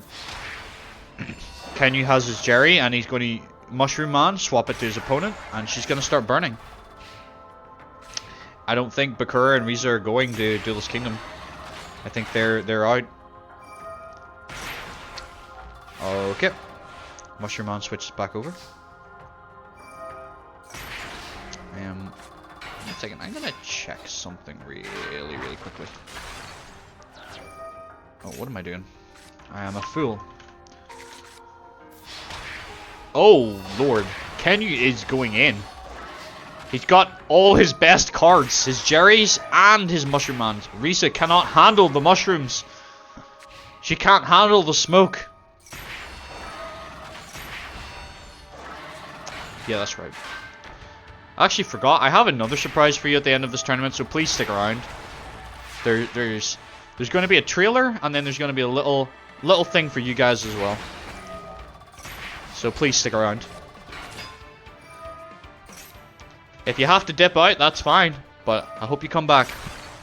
It's the Henry Cavill reveal! Wouldn't that be amazing? This whole time I've been Henry Cavill, trolling you all, or I just have Henry Cavill. Do you know what would be amazing, Blaze? If and when I get a face cam, if I get a Henry Cavill cut out and put it in the background. Oh, that'd be amazing. Yep, Kenyu is moving on. Bro just had a kid, but he's sat here watching the stream. Yeah, they're big Yu-Gi-Oh fans. They love it. Kenyu moves on to round 2. What have I missed? We were talking about Henry Cavill and how, like, if I ever get a face cam, maybe I should have a Henry Cavill cut out in the background. You've missed a couple of games, but you probably aren't really sure who these people are. I don't know how much you know about Yu-Gi-Oh, but you've missed a couple. The cutout would be great.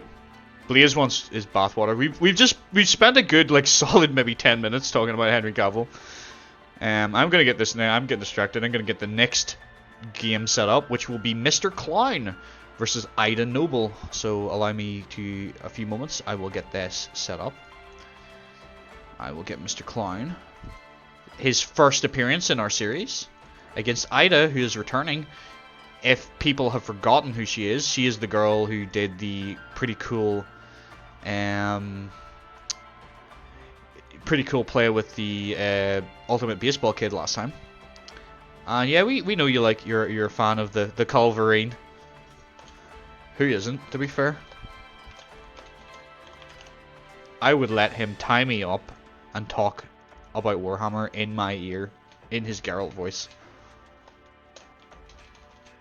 With socks on, of course, because no homo. You know? Can we even say that anymore? That could be construed as offensive. All of the homo. The hell with it. It's Henry Cavill we're talking about. It's not gay if it's Henry Cavill. You would die. Alright. So let's set up Mr. Klein versus Ida. Mr. Klein. versus Ida. Where is Ida? She hasn't really had any changes, so her deck might be a bit further down. There she is. Let's go! What about grunts every few sentences? Oh, that would be great. Daddy Cavill. Mr. Klein is actually Peter. No, it's not. He does use a Klein deck. That's actually kind of the guy that I watch who does these series, Casual Cooper. He used to run a Klein deck. Kind of almost him.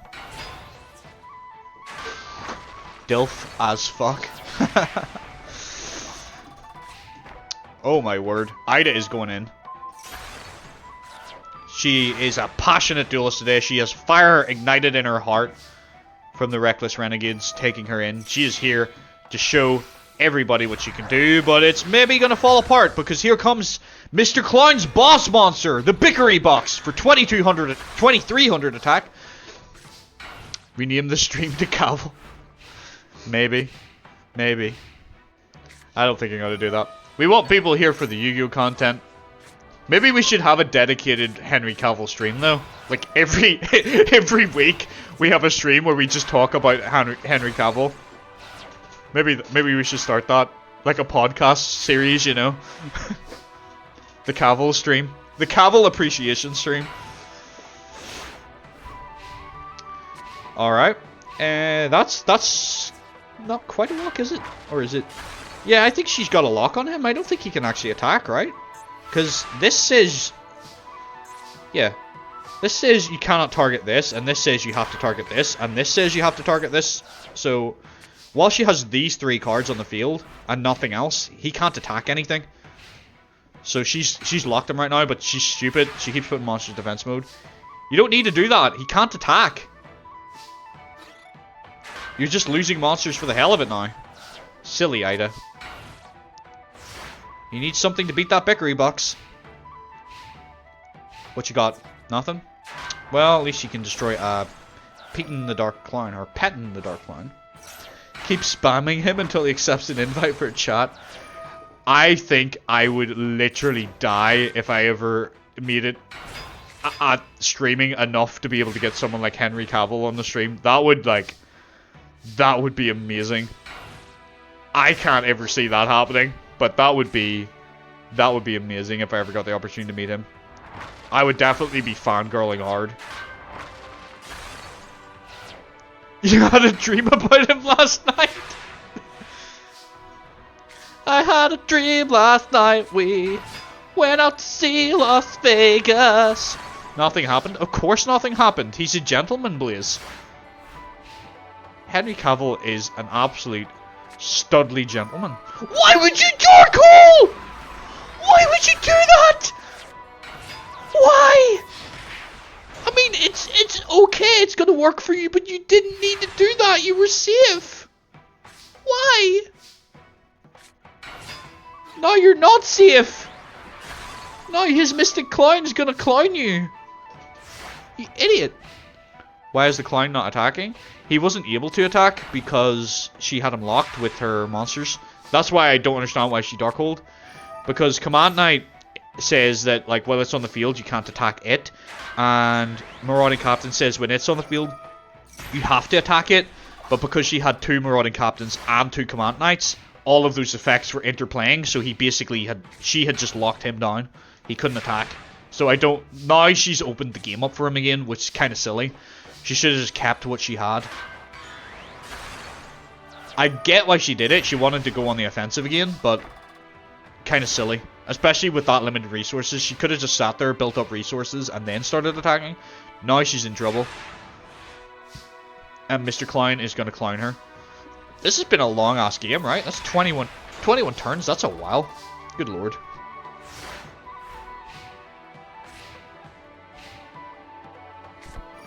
Reckless Greed gets her 2 cards, but they better help. Mikaze does 800 damage, and defense, she cannot draw now for 2 turns. So this could end up being her downfall. If that's not strong enough, which it isn't. Yeah, she's in trouble now. She's in big trouble. She doesn't get to draw for 2 turns, so he gets 2 free turns to just destroy her. Yep. You're in trouble now. Mr. Klein, Pot of Greed. What does Pot of Greed do, everybody? Does anyone know what this card does? Help me, I'm learning Yu-Gi-Oh! What does Pot of Greed do?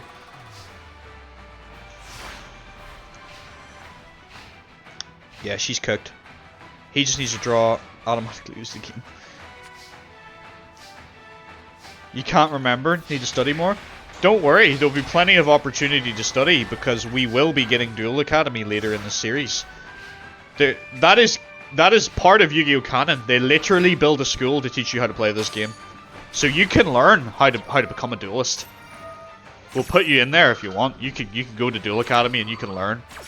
You can get learned, son.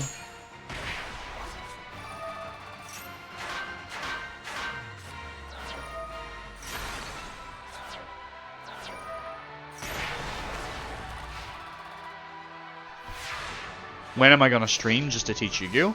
Is that something you would want? Because I could do a little bit. Like, I don't think I'm like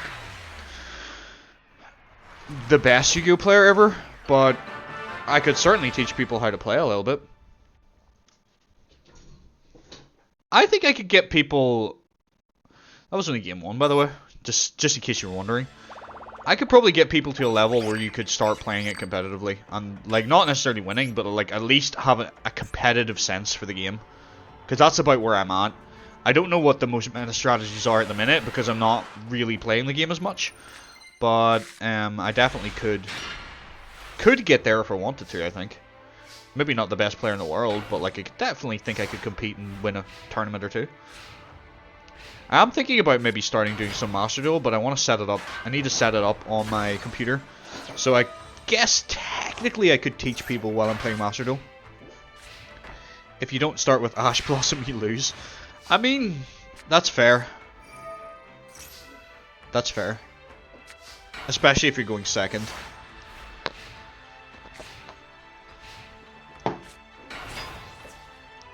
Alright, she's not in too bad a position this time, Ida.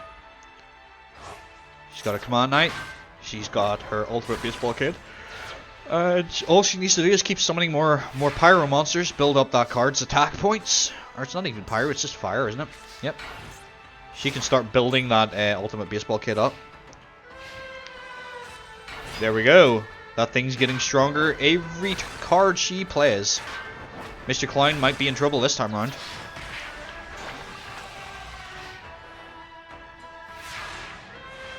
I don't know if you did see it, but I do have I started a series on my YouTube channel playing Legacy of the Duelist. I mostly did it for people who like maybe want to know a little bit more about actual Yu-Gi-Oh lore, because I'm playing through the story in it, which kind of follows this.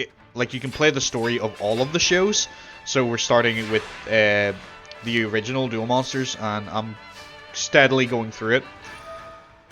So there will be potential to learn some things in there and learn a little bit more about the lore and stuff as well, because whilst this series is inspired by the Yu-Gi-Oh lore, there's a lot of it that is different too, because we're kind of basing this on who wins the tournament, right? So like, you know, it's not set in stone, anything that's going to happen. So you're getting a little taste of what the actual lore is, a little bit of my own in sort of invention as well, and then, you know, results of tournaments as well. But with that, Ida takes game 2. We are now going to go to game 3.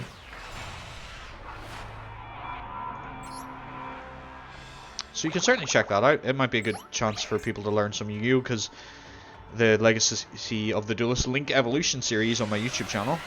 Mainly because it's going to go through, like I said, all of the series. So it's going to start from the very beginning. So you're going to, instead of jumping in modern Yu-Gi-Oh, where you have all these different types of cards to learn, you get to learn it as the show progresses and the cards advance too, which might be a better way to learn, I think.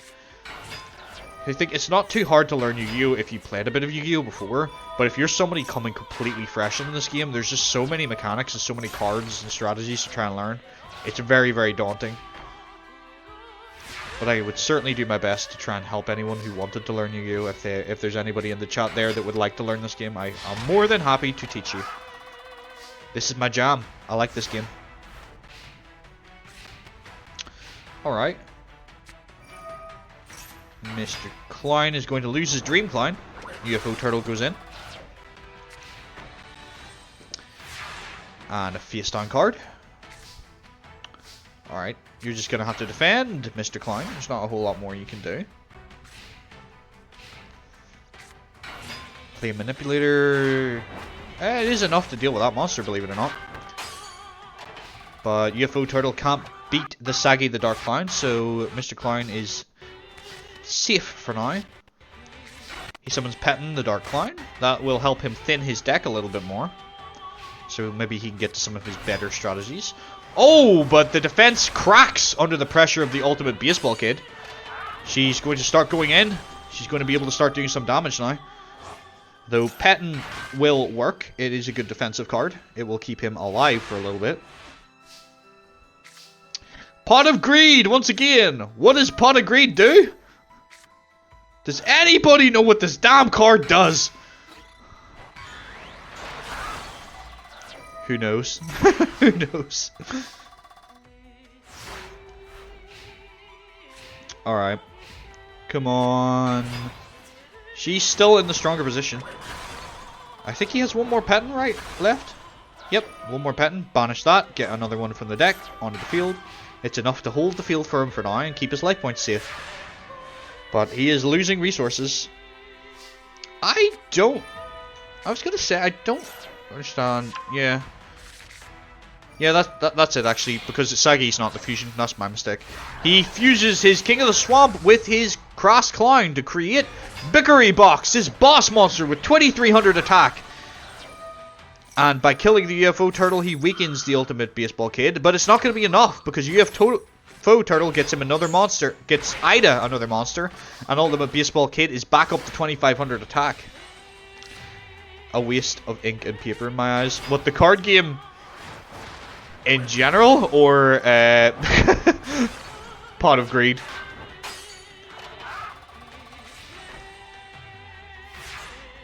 Because if you talking smack about my game,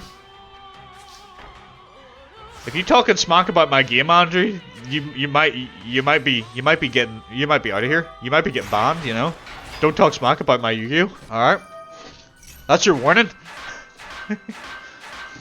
The Pot of Greed card. It's a good card. What do you mean? It lets you draw 2 cards. It's amazing. At least I think it lets you draw 2 cards, right? Who knows? I don't. Nobody knows what that card does. I think it's a great card. I'd actually love to have one of the Pot of Greed pots. I think they're class, but I don't know where to get one.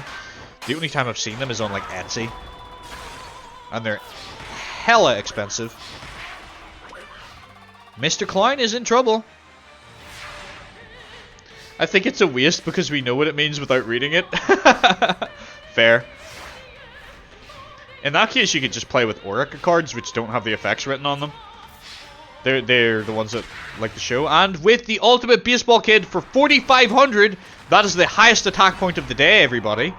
Ida Noble takes the match, and she is advancing to round 2. So let me get the bracket up again. So Ida has won. She will go on to face Kenyu in round 2. And our next match is 2 brand new characters. We have Sid, a friend of Bones, and Ryuichi Fuwa, the luck-based game master. So let's see if he is able to do anything impressive. Let me get these new characters up for you. Where are we? We have Sid. He uses the fire deck, if you don't remember. And we have Ryuichi Fuwa. Where are you, kid? Okay. Right text will be Ryuichi Fuwa. Come on, Luck Guy. You're rooting for Luck Guy? Fair enough. And Sid. Remember, summon Pot of Greed, not put him in the spell card zone. Oh, you're right. You're right. You're right for sure. That definitely sounds accurate. And game starts. You're a gambler at heart. I like luck decks. They're kind of funny. Like, the reason I put them in the series is for that reason. Is because, you know, you're never sure. I didn't change the decks. I'm an idiot. 1 second. Sorry, guys. That's my mess up. I forgot to change the decks over. Whoops. Oh, I'm so stupid. Sorry, guys. Apologize with me. I am a fool, but I'm a lovable fool. At least I hope I'm lovable. Please love me. Please. Like I said on my previous Marvel stream, this is the only affection I get. I need this. Love me. Alright. Here's the actual match starting. Alright, Sid versus Ryuichi Fuwa.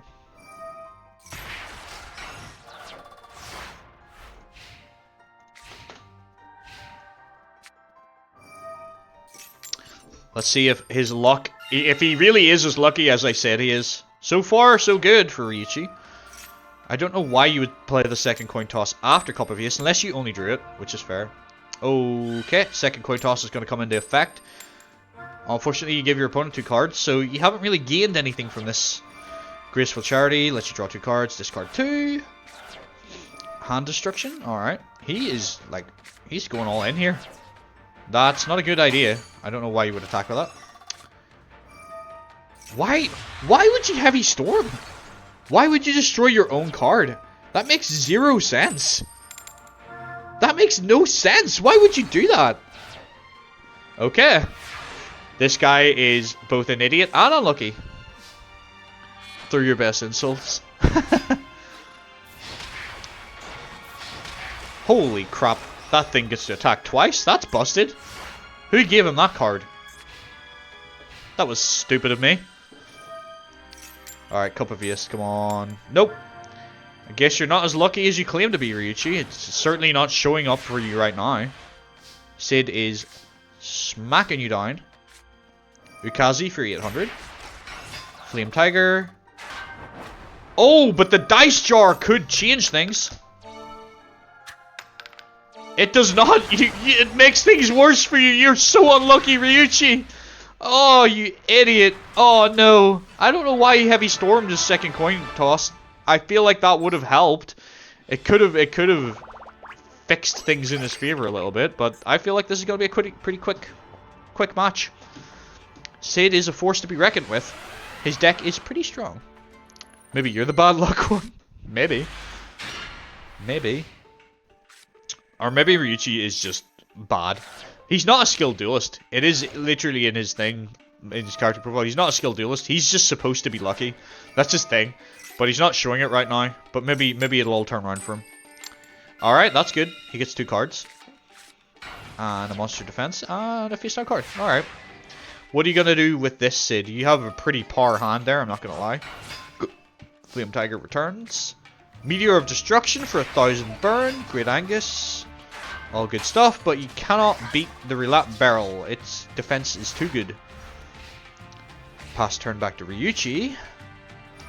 Yep, that's fair. I would use that too. Yep. Nope. Has no effect. Out comes the Sand Gambler, which is able to destroy something, right? No? He needs 3, doesn't he? Yeah, he needs 3. Alright, you can go for your... Oh, the Soul Exchange play.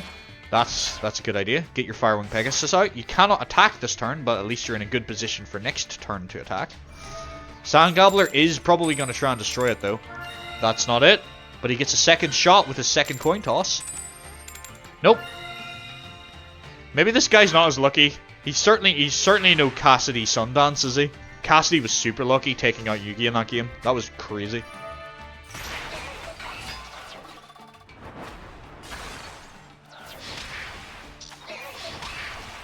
I'm just going to sit here and eat my leftover pizza while this match goes on. Although I don't think I'm going to get a chance to. It's going to be very, very quick game over.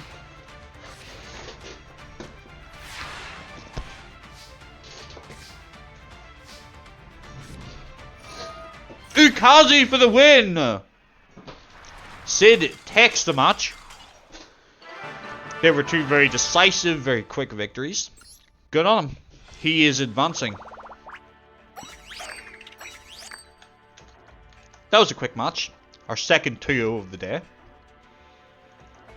The Game Masters just have not shown up for Kaiba. He's gonna be super, super pissed. You have a little lap. That's okay, you're more than welcome to. Appreciate you coming in. I hope you're starting to feel better. Alright. Excuse me, I was eating my pizza. The next match is Duke Devlin versus Solomon Moto. So, let me get it all set up for you. I think we're gonna look at Duke's hand rather than Grandpa's hand, because it'll be more exciting if Grandpa manages to pull off his Exodia. Because he has it. It's in his deck. Whether or not he is going to have the skill enough to be able to execute it, I don't know. My potential husband. It is your potential husband. I'm honestly rooting for Grandpa. I fucking love Grandpa. I love Exodia. It's one of my favorite cards in Yu-Gi-Oh! I've always liked it. So I'm rooting for Grandpa. So I'm going against you on this one. No harm to you. But I'm all about Grandpa Moto. Let me just get this all set up. I do like Duke, don't get me wrong. He's a great character. Does Grandpa have a Blue Eyes in his deck? Well, you'll have to find out if he manages to play it or not. If it's in his deck at all. You might never see it if it is in his deck.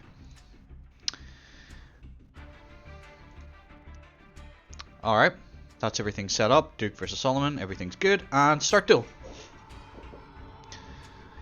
It's not really his strategy to summon cards anyway. He wants to draw as quickly as possible.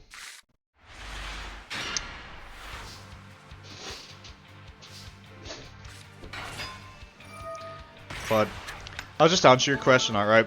He does not have it in his deck. That card is too precious to him, I think, for him to use in his deck, so he keeps it locked away. Grandpa's going in, throws away Dark Magician, and Gaia gets them back with Dark Factory. Alright. And goes defensive. Alright. Not an awful start. What did he place face down? We're not going to find out. Duke's luck is not working out for him so far. Summons the Strike Ninja, goes in with Blue Thunder. Good idea. Sangan goes off. Gets himself the head of Exodia. We know he has at least one piece now. But can he get it faster than Duke can kill him? That is the question. Summon dice does not work. Alright. If Duke can get that dice jar off effectively, he can game Grandpa with that on its own. Because that can do 6,000 if he rolls a 6. Oh, it's boss monster, everybody! Duke Devlin summons the Orgoth the Relentless. But it falls straight down a trap hole. Grandpa is holding on with his Strand Soldier of Stone. Defensive strategy. Grandpa does not get to draw, but he does get to activate a second Reckless Greed, getting him further and further through his deck. Heart of the Underdog. Pot of Greed. He's digging, everybody. Grandpa's digging for that Exodia. I would love to see it. I want to see it. Because if we see it, that's definitely going to be a clip. I want to see the Exodia today. Oh! Dark Magician! Solomon goes for his Dark Magician. But that face-down card has the potential to kill him. Is Duke going to flip it, or is he going to wait for Grandpa to attack it? I think he waits. I think that's his better strat. Be patient. Good man, Duke. Duke's a smart guy. Alright, Grandpa still skips his draw phase and hits the decisive card. Will the dice jar end his duel today? Not quite, but it does take a good chunk of life off. Grandpa's looking a bit rough with his life points, but Duke's still above half. Go defensive, Duke. You don't have anything to deal with his Dark Magician right now. It's all you can do. You stay on the defensive. Heart of the Underdog goes off. Curse of Dragon. Draws again. Oh, and it goes off again!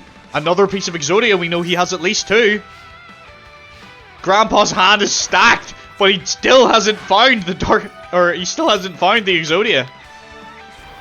But right now he's doing alright. He's able to beat his opponent down with his Celtic Guardian, his Dark Magician. Duke might be in trouble. Come on, Duke.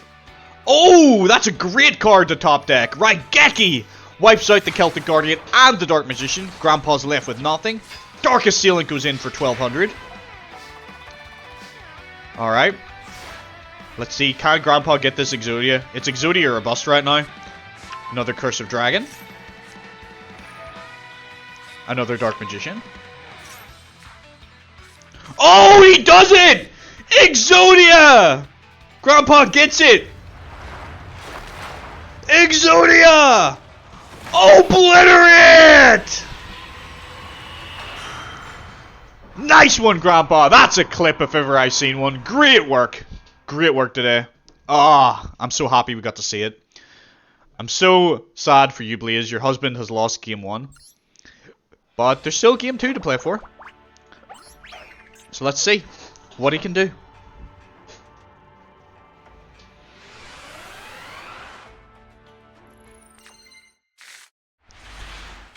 No, it certainly does not. You see, whenever you play someone who plays Exodia, it's essentially a race. It's, can you beat them before they get there? You need to be fast to beat an Exodia deck. If you're not fast, you're not going to do it. And I feel like Duke is relatively fast, though. So he should be able to. I think he just got a little unlucky. But he's going in. He's not doing too bad here. Can he get over that? Oh, it just gives him enough to get over the Giant Soldier. You see, right now, Grandpa's in trouble now. Duke has a much stronger position. Grandpa only works if he's able to hold you back and draw for the life of him, you know. But if you're fast, you'll beat Grandpa.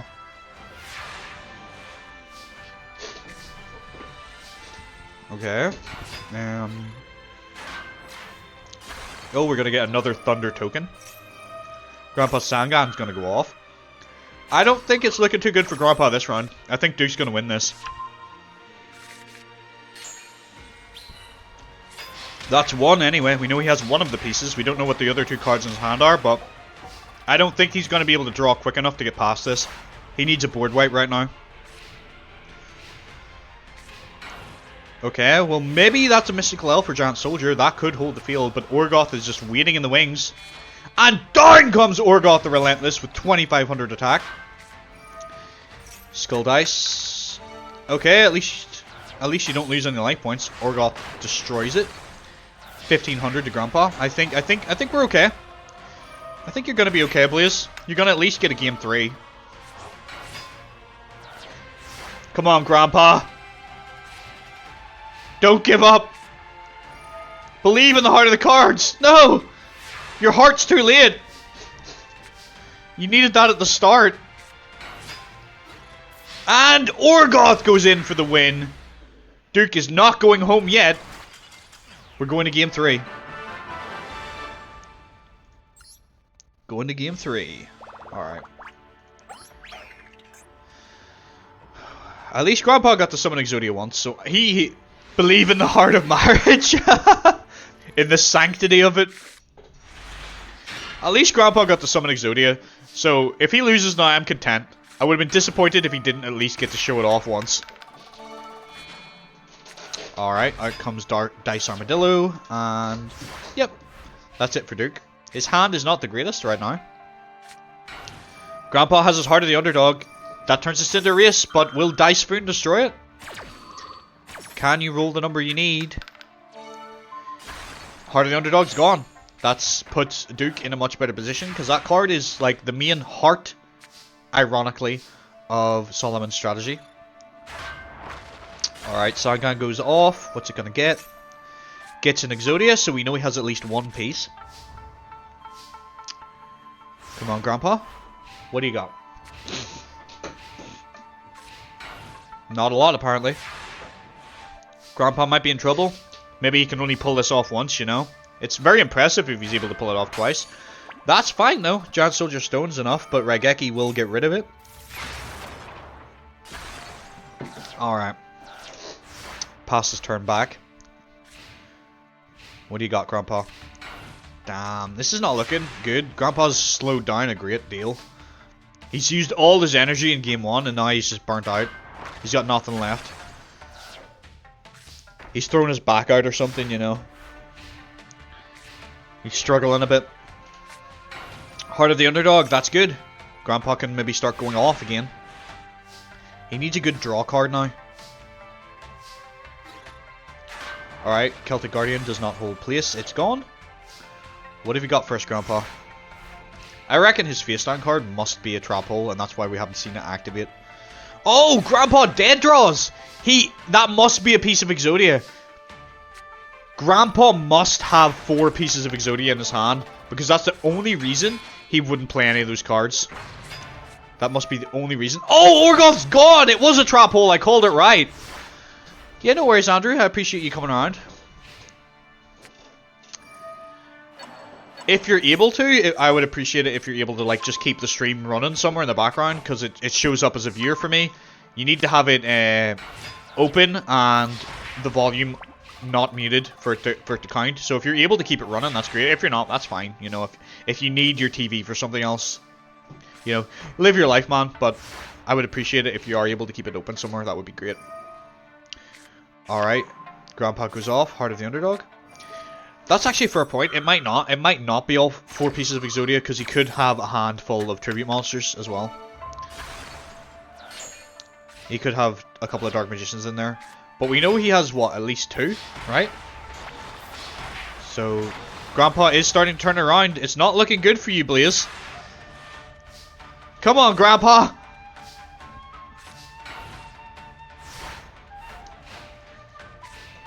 Come on, Grandpa. Oh, down comes Curse of Dragon. Yeah, he must have a handful of tributes then. Does that increase defense as well? So it does. It's not going to be enough though. Oh, Duke. This is disappointing for your first appearance. Oh, Duke, no! Yeah, if you could keep it running in the background, unmuted, that helps me. I appreciate it. Just the more viewers I have showing up on my stream, the higher it puts me up the ranking. So it gives me more chance of new people finding me. So it all helps. And with the Gaia the Fierce Knight, Solomon Moto takes the game and puts Duke Devlin in his place. Sorry, but there's no wedding yet. Sorry, Blaze. I don't think she's here. I think she's maybe napping, but yeah. There's gonna be no wedding bells. Okay. Window capture. Disappointing for Duke. Hard match, maybe. Grandpa just gave him the smoke, you know. Alright. I think that was a 2-1 actually, wasn't it? We went to game 3. Yeah. Not that it really matters. Next we have Bones, a brand new character with his Ghost deck, versus Christine. Who will win? Let's find out. I actually need this open. Bones versus Christine. So yeah, I'll get the faces. Yeah. Ooh, he's getting nervous there.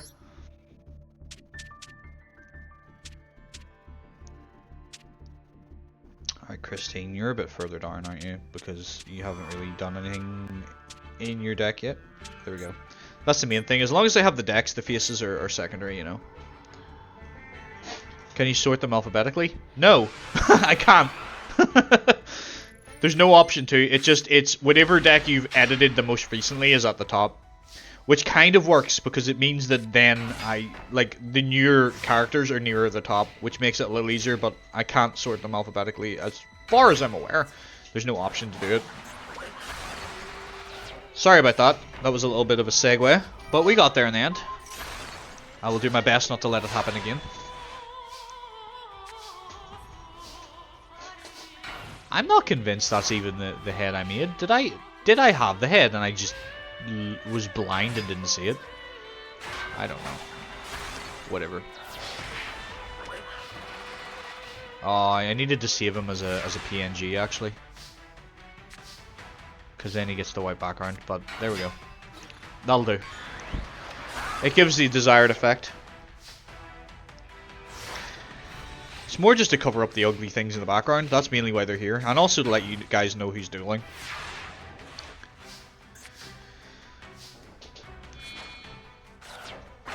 Pumpkin comes down, hits his boss monster. But he doesn't have the Castle of Dark Illusion to combo with it, so it's not getting its effect off. But 1800 attack, 2000 defense is still a very solid monster. Christine cannot deal with it right now. So she's in a bit of trouble. Down comes a clown zombie. Christine's in trouble.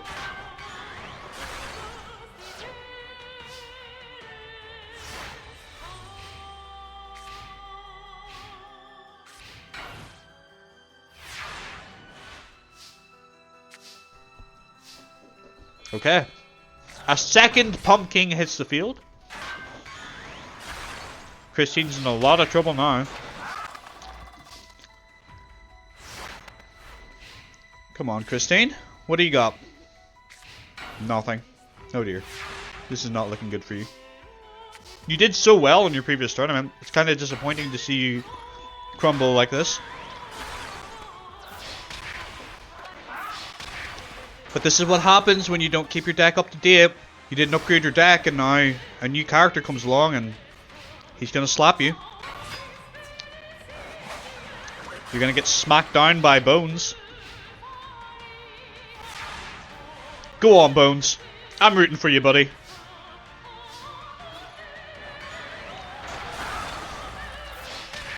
Okay. Christine needs to draw a Regeki or something right now, or she is done. She should have a Dark Hole. Every character usually has at least one way of dealing with board wipes. Nope. It's over. Castle of Dark Illusion is here. His monster's attack and defense decrease. And Pumpkin secures the win for Bones. We're going to game 2.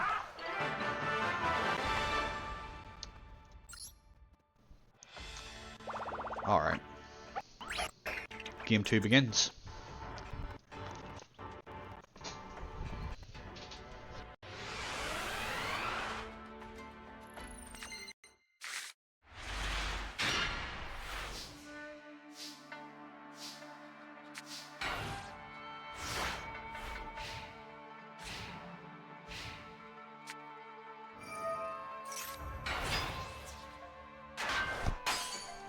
Alright, Spirit Reaper is going to be a problem for Christine. That card cannot be destroyed by battle. She's going to have to think of another way around it.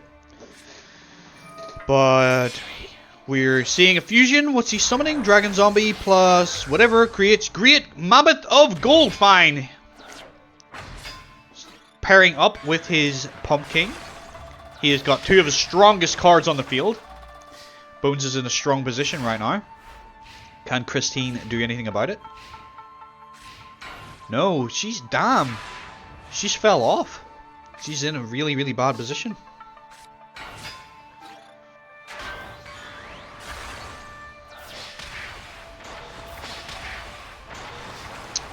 Okay. That's not good, Christine. You're definitely out of this tournament. Yeah, you're done. I can't even say good effort because I don't really feel like you showed up today. This is not the best you played. Maybe your deck's going to need a little bit of improvement.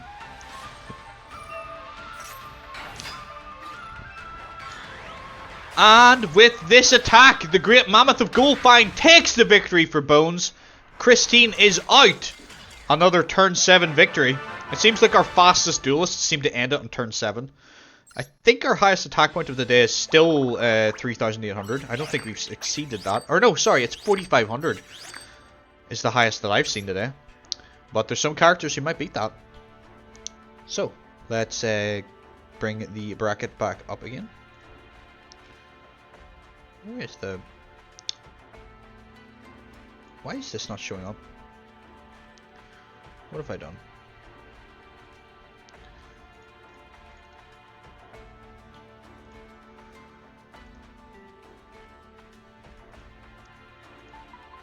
Did I close the... No, it's here. Why are you... Why is this not working?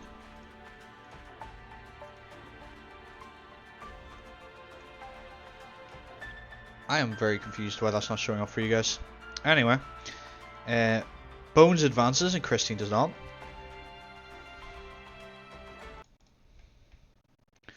My window capture is not working.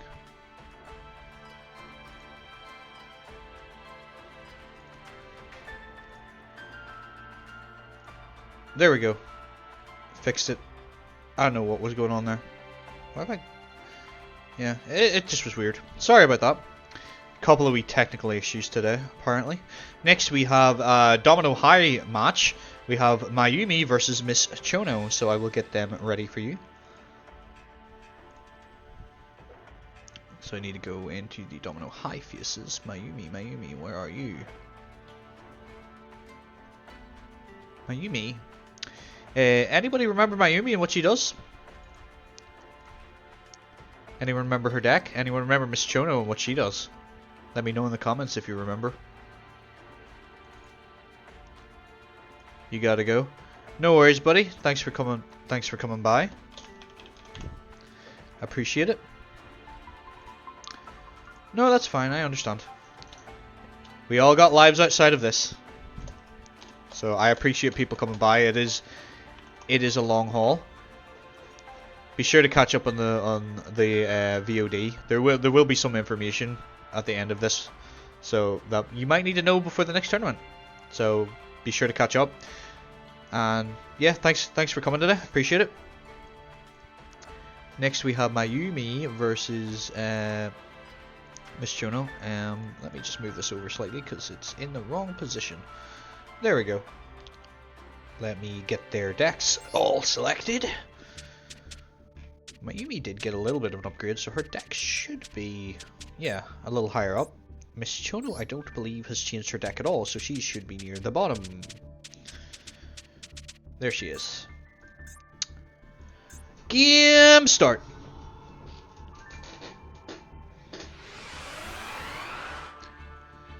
Alright. I gotta take a quick bathroom break, but I'll leave the match on for you. Be right back.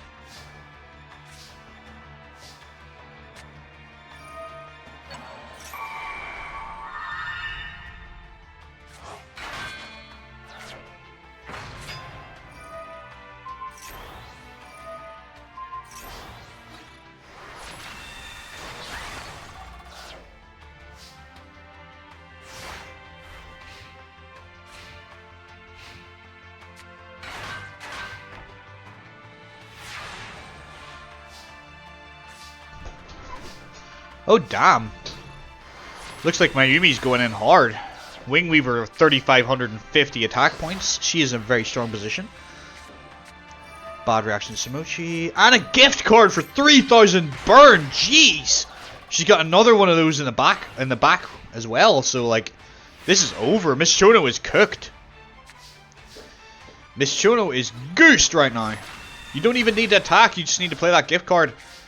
Hopefully she does not Harpy's Feather Duster, because if she does, you don't win. It's too late! It's over for Miss Chono. Mayumi burns her with a gift card burn. We're going to game 2. Very well done, Mayumi. Very impressive show.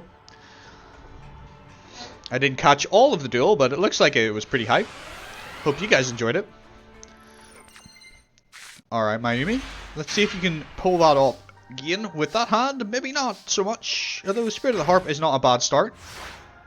Let's see how Miss Chono responds to that. You're going straight in for Pass of Destiny. That might not be a good idea. Maybe should have waited. Okay, both of you take 2,000. It's going to make this game a little bit faster. MST destroys the Mystical Space Typhoon. Beautiful Headhuntress is not enough to beat the Spirit of the Harp.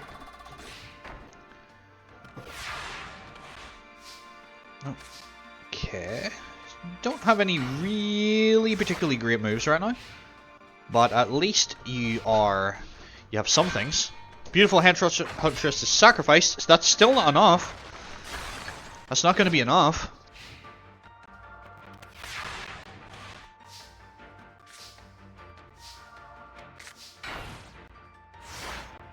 Okay, okay.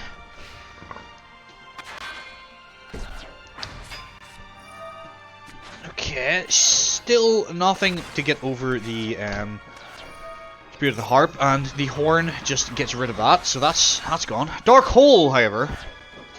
Alright. That's not so good for you, Mayumi. You can't do anything with that. All you gotta do is pass and hope that she doesn't summon a monster, or she's gonna start clawing at your life points.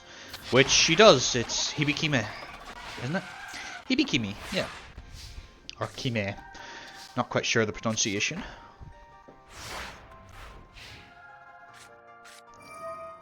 I mean, yeah, guess you can activate that. It's not going to do anything for you right now. Oh, and we see a polymerization go off. Hibikime and Queen's Double. She's summoning her boss monster. Down comes Empress Judge on Miss Chono's field. The cannon goes in. Empress Judge goes in. Miss Chono is showing what she's got this round. She's playing her best game. Yeah, this is unfortunate, Mayumi. I think you just bricked out. Sadly, that could potentially kill you, which I think it has. Yeah, you're dead. Mayumi takes herself out. We're going to game 3. Oh goodness. Oh dear.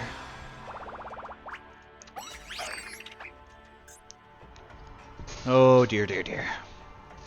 Come on, Mayumi. I know you can do this. I believe in you. You have a very strong deck.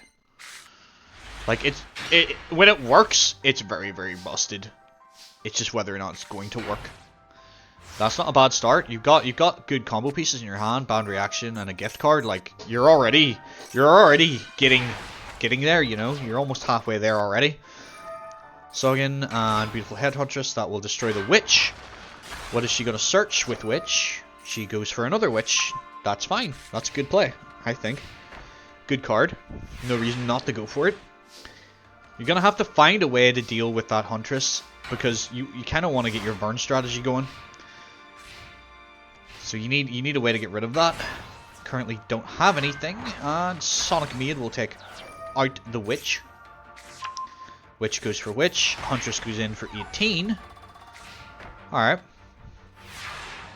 Come on now. What do you got? Not a lot. You need to draw another gift card. Like, that's what you need. You need to draw your burn stuff. You're not in a good position. What is that card's name? The Beautiful Beast Trainer comes out with 1950 attack. Okay.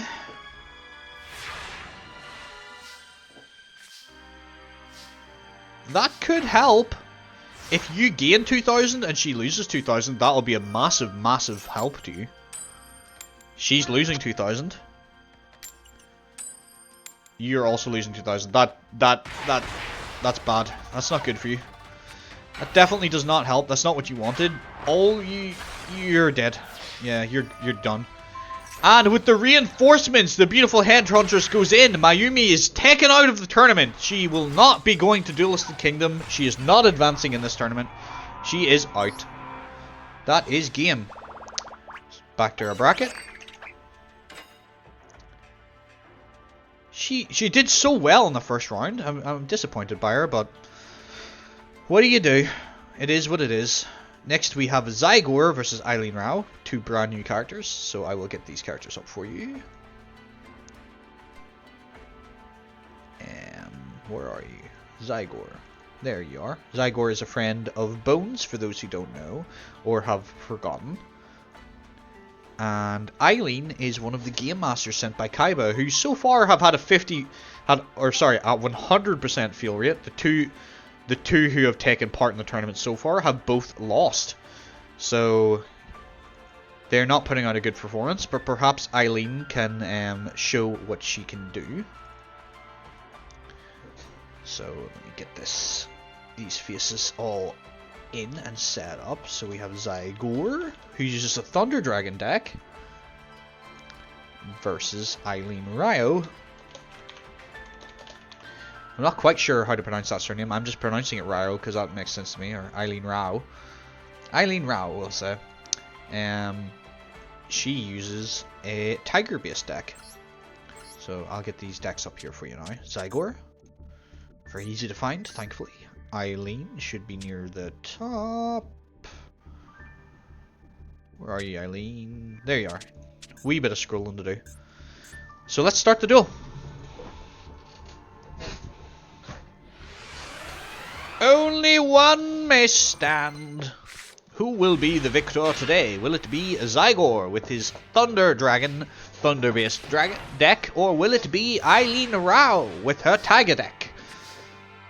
Stay tuned, folks. Divine Dragon Ragnarok goes in. It's not strong enough to take out Soul Tiger's 2100 defense. Alright, Eileen, that's a good move. I wonder what your face down cards are. I'm curious. Smashing Ground gets rid of the Divine Dragon Ragnarok. Turtle Tiger goes in for 1000. Not one of your strongest cards, but it's going to do the job. She's typically more an aggressive duelist in this, but she seems to have just drawn her defensive cards. Threatening Roar ends the battlefield. There'll be no attacks this turn. Come on. Draw your King Tiger Wanghu or something.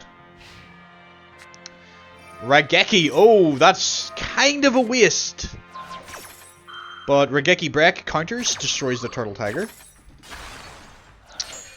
Okay, Raigeki goes off, Bolt Penguin is gone. Monster defense mode. Okay.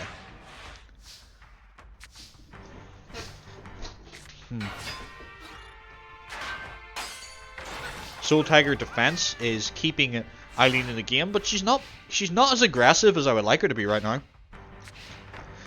Damn, she's just not drawing her King Tiger Wanghu for some reason. Fortunately, I can't make the AI do what I want it to do.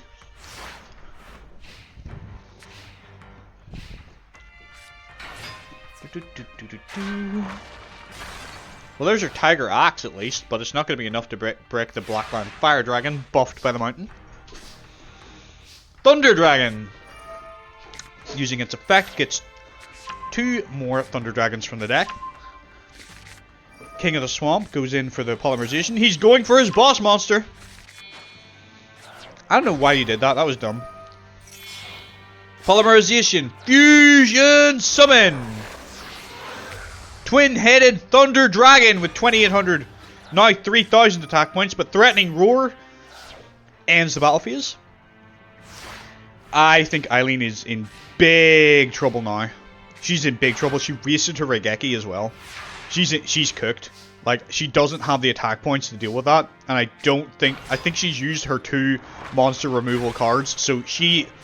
Oh no, she has Sakaretsu armor! I've forgotten she had that as well! Damn! Thunder Dragon is gone! Eileen is not going out yet. She is still in this duel. A lot more defensive than anticipated, but maybe she's just toying with him, you know? Maybe she is so confident in her ability that she's just messing with him, you know?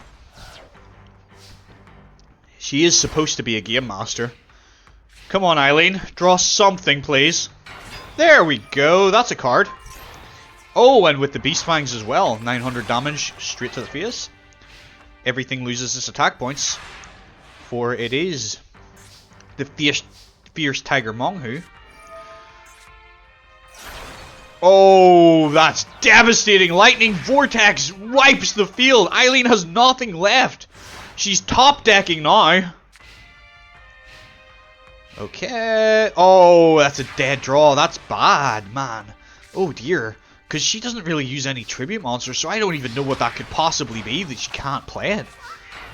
Damn. That's very unlucky. All-Seeing White Tiger with the Beast Fangs. 1600 goes in.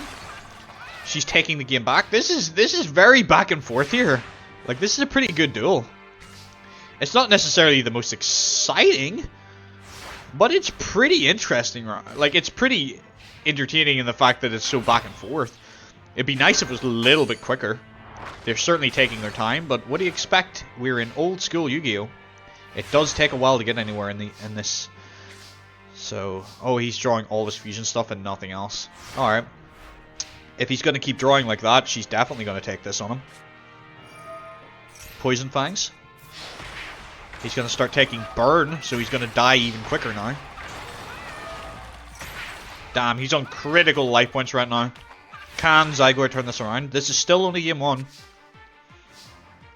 He can't afford a premature burial. And back comes the twin-headed Thunder Dragon. He needs to destroy the King Tiger Wanghu. He gets his monster's attack points back up. This is troublesome for Eileen. She's going to need something good to turn this around again. She has to go defensive. She doesn't have anything to destroy it. She might have another Sekiretsui armor or two. She might have other ways of destroying it. But right now, she's in danger. That thing is going to blast through anything she can possibly summon. Goes for the Soul Tiger. I don't really know why that, you know. But you do you. Should have just stayed defensive. It's not like he has piercing. Like, he still has the potential to lose this, because if he makes a dumb play, like, she just has 100 damage to do to him. So he just has to make a mistake, and she wins. So she's not out. I don't think she's used Harpies either, has she? Or has she? Nope, she still has, or she hasn't even used MST either, has she? She has Spell and Trap removal left, so that is one way she could get rid of this. If she draws her MST or her Harpy's Feather Duster, his monster's gone and he is wide open. So she just has to wait until she gets that. He's on a time limit right now. He needs to end this as quickly as he can, because he doesn't have the life points for this to drag out. Okay. All-Seeing White Tiger destroys the Lalaloon. Monster defense mode. Okay. You can't play that Heavy Storm. That's dead. That's a dead draw. Like, you can't play that. You lose your monster if you do that. You cannot play that card at all.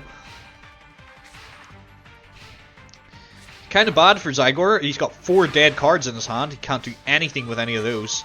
Lalaloon. Takes out the Turtle Tiger. Okay. Lalaloon defense. Not a bad idea, because if she does pop that, you want to have something to protect you. My word. We're on turn 38! Somebody die in this game, please! Okay. Okay. He's built up a defense at least, so he's not going to, like... He's not going to drop if she does manage to blow up his card. But it doesn't seem like she's drawing any of the stuff she needs. She's had a really rough time. Oh, and he gets rid of the monster! This is it! This is game! Twin-headed Thunder Dragon goes in! Yugioh takes the game! Dude, that's game 1!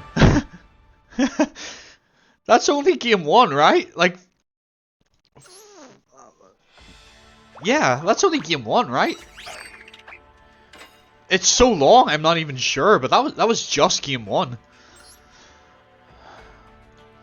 I'm gonna just comment that so I remember maybe.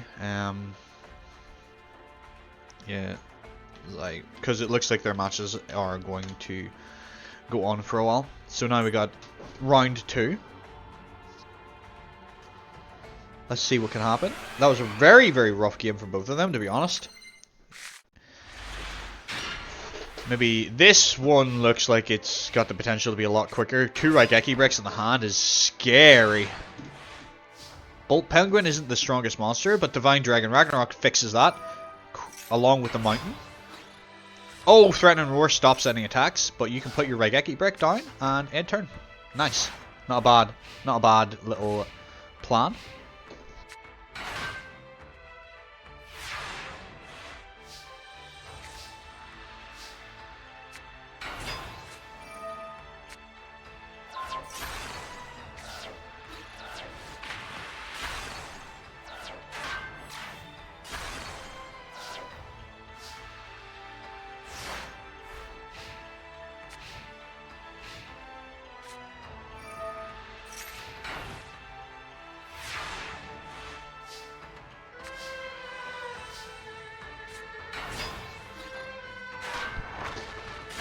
Sorry, I went quiet there. I'm trying to eat my pizza.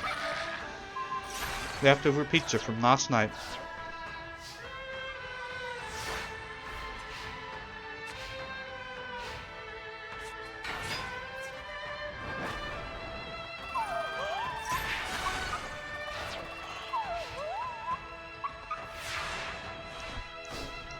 You want pizza? Pizza's good. We had a pizza night last night, so had a friend over. So we just had some pizza, and I'm just finishing up the leftovers today. Who are you gonna root for now, Blaze? Your guy's out. You're gonna have to find a new person to root for. We can have a look at the bracket after this match, and you can pick a new person to root for.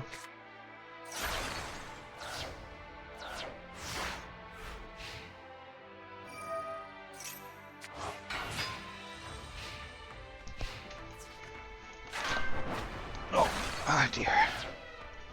You're going in for Ricky? We haven't seen him yet, right? Like he hasn't dueled yet. No, he is not the next game, but the game after it. He will be appearing. So we'll see what he can do with his upgrades. He should be able to ritual even faster now. He's got some extra upgrades, extra cards. So, man, these two must be very evenly matched because their game is really going on for a while. That's not bad, but because you got rid of all your monsters, you can't premature burial anything. So that's bad. He's not gonna Regeki Break, is he? Oh, I don't know if I would have wanted to do that. You change your mind? You're going after Joey? Fair enough. I'm rooting for Joey mainly because of his storyline. He really does need to show up today and do a good performance. He just has to win his next duel and then he's in top 8. It doesn't matter if he wins the tournament, as long as he can get the top 8, he can get the Duelist Kingdom and have a shot. If he loses his shot, it might be good for him, you know. His sister's gonna end up blind. Because I mean, if she gets her sight, maybe she can show up in the series. But if she loses her sight, I don't know. Maybe there's other ways I can bring her in, but it's certainly not going to be a good ending for him if he doesn't show up. This is the first sort of... Okay, Eileen takes it back in game 2, so we're going to game 3. Yeah, like this is... I feel like this is starting... We're starting to get into the first sort of games where there are actually real sort of consequences now. I mean, I guess last tournament we did have a consequence because T-Bone is in the Shadow Realm now because of Bakura. He's gone. Like, we're not going to see him again. I think ever. Well, I never say never, but we're not going to see him for at least a very long time because he's in the Shadow Realm. So maybe there'll be like a tournament in the Shadow Realm or a tournament to the Shadow Realm or something, or maybe there's some way he'll come back. But right now he's gone. So that's the first consequence, but this is the first one where like people's backstories will get messed up if things don't go the right way. So Joey does really need to get into top 8. But the thing is, I don't know, like even if he gets in top 8, I don't know if he's going to have the stuff to take it all the way in Duelist Kingdom. He needs to win that tournament, or at least, in my opinion, get into the top 3 to get any sort of prize. It's going to be hard. There's going to be a lot of hard duelists there. A lot of very strong duelists, I mean. Not hard duelists. Though maybe they are hard. I don't know. I don't know their life. But there's certainly going to be some strong opponents to beat. So it should be a pretty hype tournament. I'm excited for it. I've got all the characters ready for it, apart from the 8 characters who are going to get through today. So there'll be the 8 characters you go through here today, plus the other characters that I have chosen to be in that tournament. I will let you on this little tidbit. Anybody who has previously won a tournament in the series, which there are 2 people, there is Kuro and Trudge, they both will automatically be in Duelist Kingdom. So you know at least, you're gonna know at least who 10 of the people are, and there will be 22 characters who you won't know, who are people who I've picked. But, like I said, stick around to the end, because there is 2 little surprises at the end.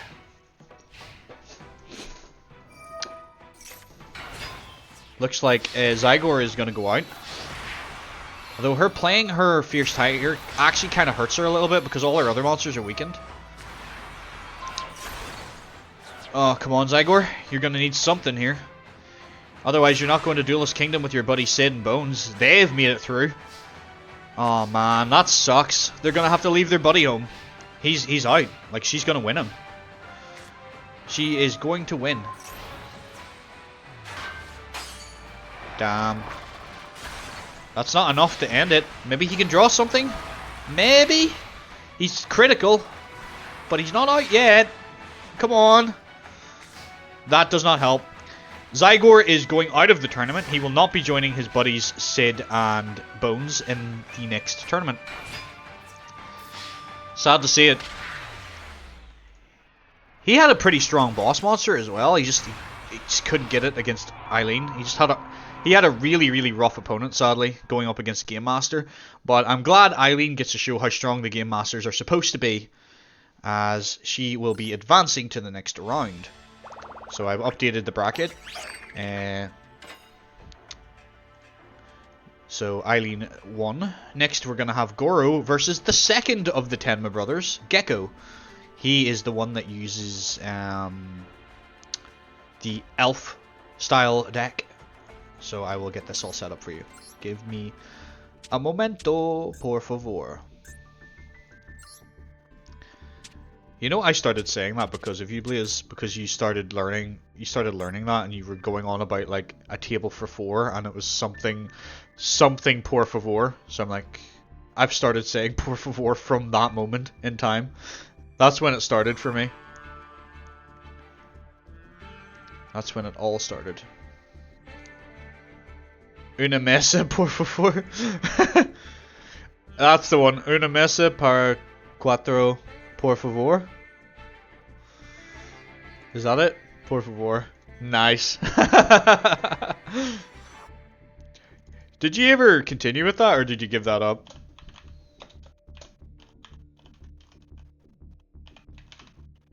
So we have Goro Inagashiro, the fish guy, the fish seafood restaurant, versus Gecko Tenma, the adopted son of Pegasus. So get rid of the window capture. They're all in place. Duel start. You still do Duolingo every day?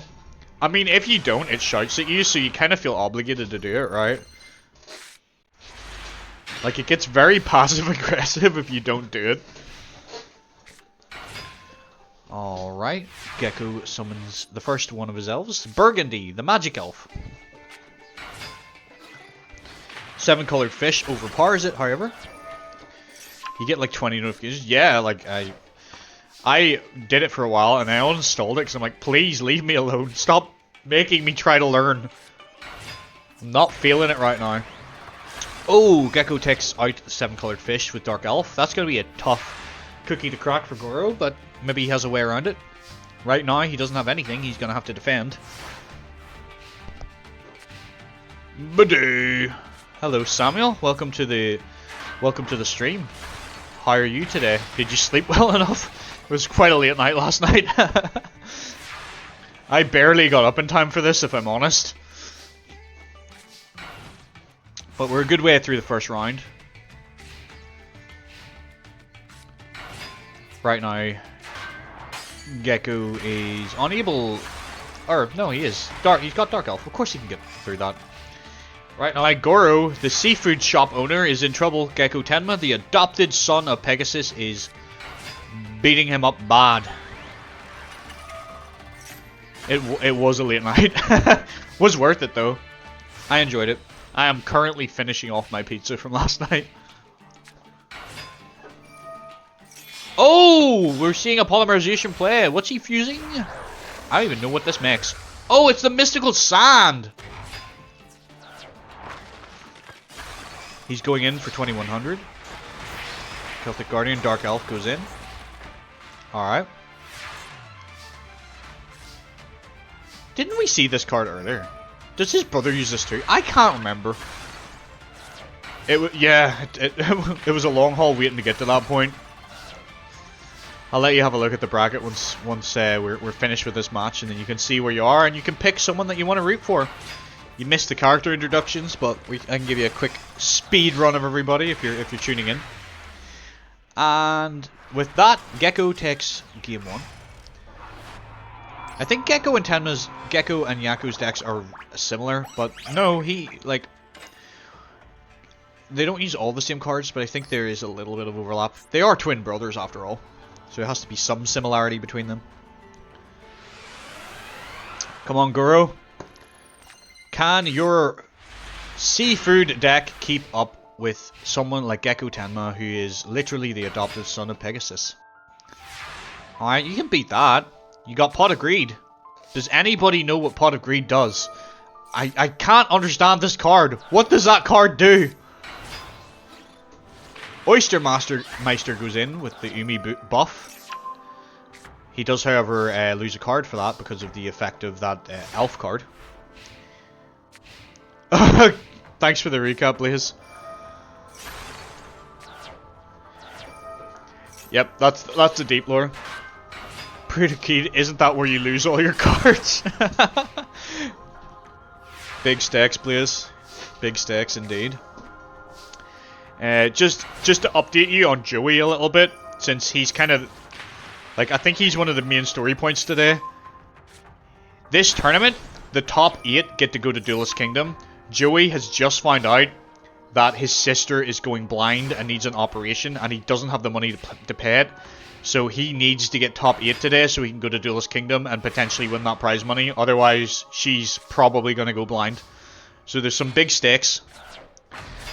Also, stick around to the end because I have a trailer for the next, a little small trailer for the next tournament. And also I have a little surprise for you as well at the end.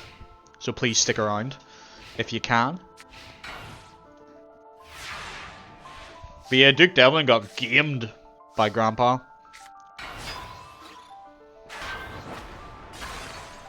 Grandpa showed up big time today.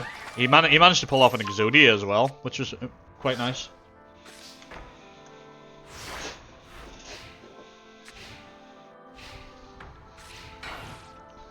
Yugi is still in this tournament. He did not get knocked out like last time. He's still here. Oh, hey Nathan! How you doing? Welcome to the tournament.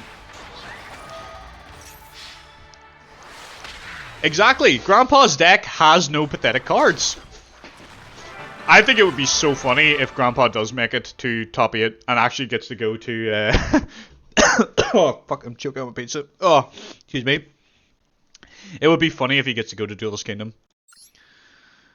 Alright. So Goro won that one. So we're going to game 3. I have seen the Pot of Greed video, if it's the one I think you're referring to. I summon Pot of Greed, it lets me draw 3 cards. Yeah. If it's that one, I've definitely seen it. But welcome. You missed the character introductions, and you missed a couple of games, but we can Blaze can keep you up to speed with what's going on. What's at stake. Essentially, today's tournament is the top 8 people will get to go to Duelist Kingdom. So everybody is trying to get to top 8 so they can go to that tournament. No, you got your own life, dude. Like, don't feel bad for missing. I appreciate you being here at all. Thanks for showing up.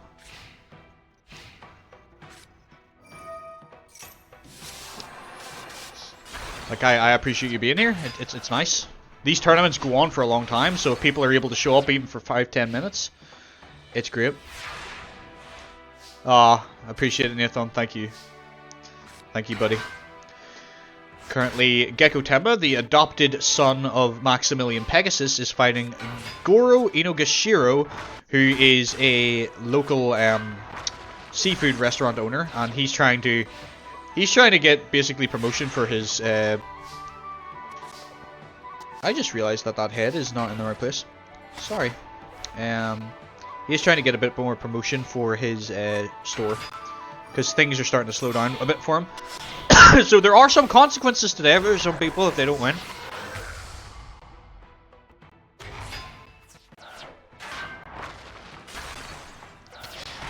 Joey has the most devastating consequences, I think, because he just found out that his sister Serenity is starting to go blind and needs an operation to fix it, and if he can't, his parents and himself do not currently possess the money to be able to afford the operation. So if he is unable to get into Duelist Kingdom today, and potentially if he doesn't do well at Duelist Kingdom, she can end up going blind. So he has a lot riding on winning these tournaments right now.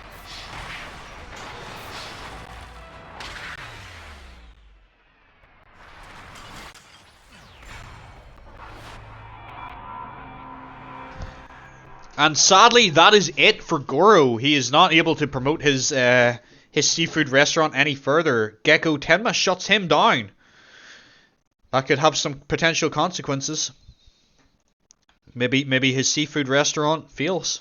Maybe you'll have to look for another line of work. Sad to see it, but Gecko is moving forward and Goro is not. Our next, so this is just let you have a brief rundown of the tournament bracket. You can quickly eye over that. I will recap who's in the next round for you quickly. So who has already advanced is Joey Wheeler, Tomoyo Greendale, Daniel, Yugimoto, Kenyu the Mushroom Man, Ida Noble, Sid, he's a friend of Bones, Solomon Moto, who's Grandpa, Yugi's grandpa, Bones, the living corpse, Miss Chono, one of the school teachers at Domino High, Eileen Ryo, and Gecko Tenma. Both of the Tenma brothers, I believe... No, Yako lost to Yugi, so Gecko is the only of the Tenma brothers who has passed through.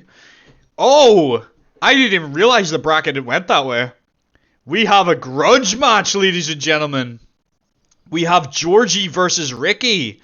If anyone remembers the Domino High tournament, Georgie and Ricky had a duel, and they're both ritual deck users, and unfortunately for Georgie, Ricky was able to defeat him, and Georgie didn't get to go any further in that tournament. So he is coming out for blood today. He wants to beat Ricky down and show he is the superior ritual duelist. So, without wasting any more time, let me get the faces and everything ready for you, so just bear with me for a little moment. So we have Ricky and Georgie. Where are we now? Georgie, I found you first.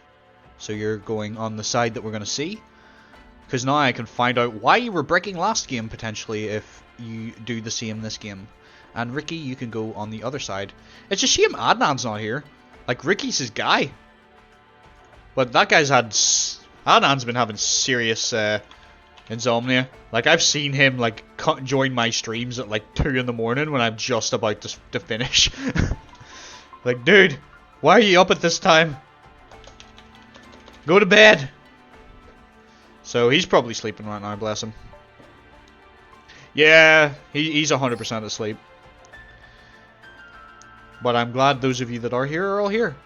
So let me get the deck selected. We have Georgie versus Ricky. Where are they? I think Georgie's a lot further down, isn't he?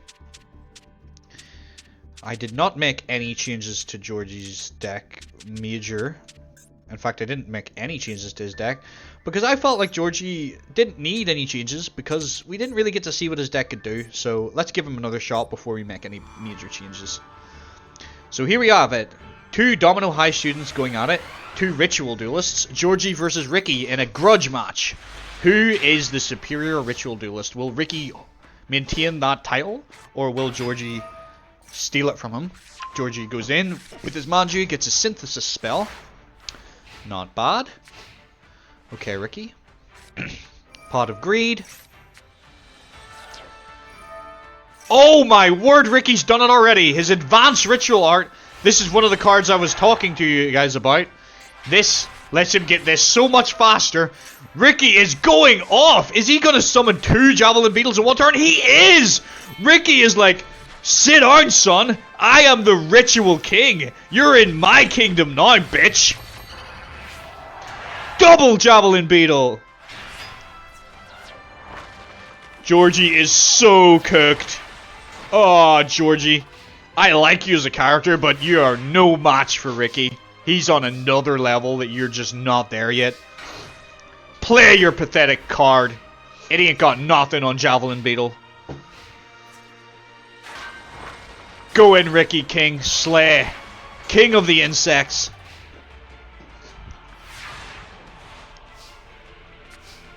That man wants to get married. He wants to earn your heart back, Blaze. He's trying to steal you away from Joey. I don't know if you want to change who you're rooting for, but this man has fire in his belly. He dominates Ricky. That is a turn 6 victory. That is the fastest win that we've had in this series so far. Can Georgie turn this around? Can Georgie actually summon his boss monster? Because he hasn't done it yet. I don't think he's even summoned his Lycanthrope. I don't think he did last time. I don't think Ricky even gave him the chance last time either. Come on, Georgie. He's not summoning it turn 1. He could summon it, but he's afraid. He's scared of Ricky. Trap Hole gets rid of Ricky's monster. That's not so good. Oh, Ricky's bricked. No. Ricky's in trouble. Now's the time, Georgie. Synthesis spell. Out comes the boss monster of Ricky. The Lycanthrope. One of my favorite cards as a kid. I love that thing. Go Lycanthrope. Okay, I don't know if I would have done that, but you do you. It's more damage. Lair Wire. Lycanthrope is gone. Ricky's like, not today, sir. Alright, Ogre of Black Shadows does hit you for 12, but Ricky is still very much in this game. Alright, the laser cannon armor boosts his big insect. He overpowers the Ogre of Shadows. And Georgie's left with nothing. He's out of resources. That's going to defend him, but nothing more. He needs a pot of greed or something. Yeah, Ricky be bussing right now, I'm not going to lie. Ricky is on fire. He really wants to go to this tournament. Or does he really want to get married? I don't know. Maybe a bit of both. Maybe he wants to get married at Duelist Kingdom. Anyway, Georgie gets a synthesis spell. It's not going to help. You can get rid of the Ganigumo, but you cannot beat that big insect. It is too buff. You're in trouble. You're in trouble, Georgie. You're in Ricky's forest now. He's weaving you further and further into his web. He hasn't even summoned his boss monster. He's like, I'm so much better than you. I don't even need to summon my boss monster. That's how much better I am. The ultimate Yugioh wedding. Maybe. Maybe we should have a tournament for your hand. And whoever wins that is who you marry. You know, the tournament for Blaze's hand in marriage. That could be fun. I'm so sorry, Georgie. I'm gonna upgrade your deck, I think, my guy, because you're struggling here. Oh no. Trap Hole gets rid of the Manju, but it's not gonna matter. Ricky has devastated you. He's like, you are nothing.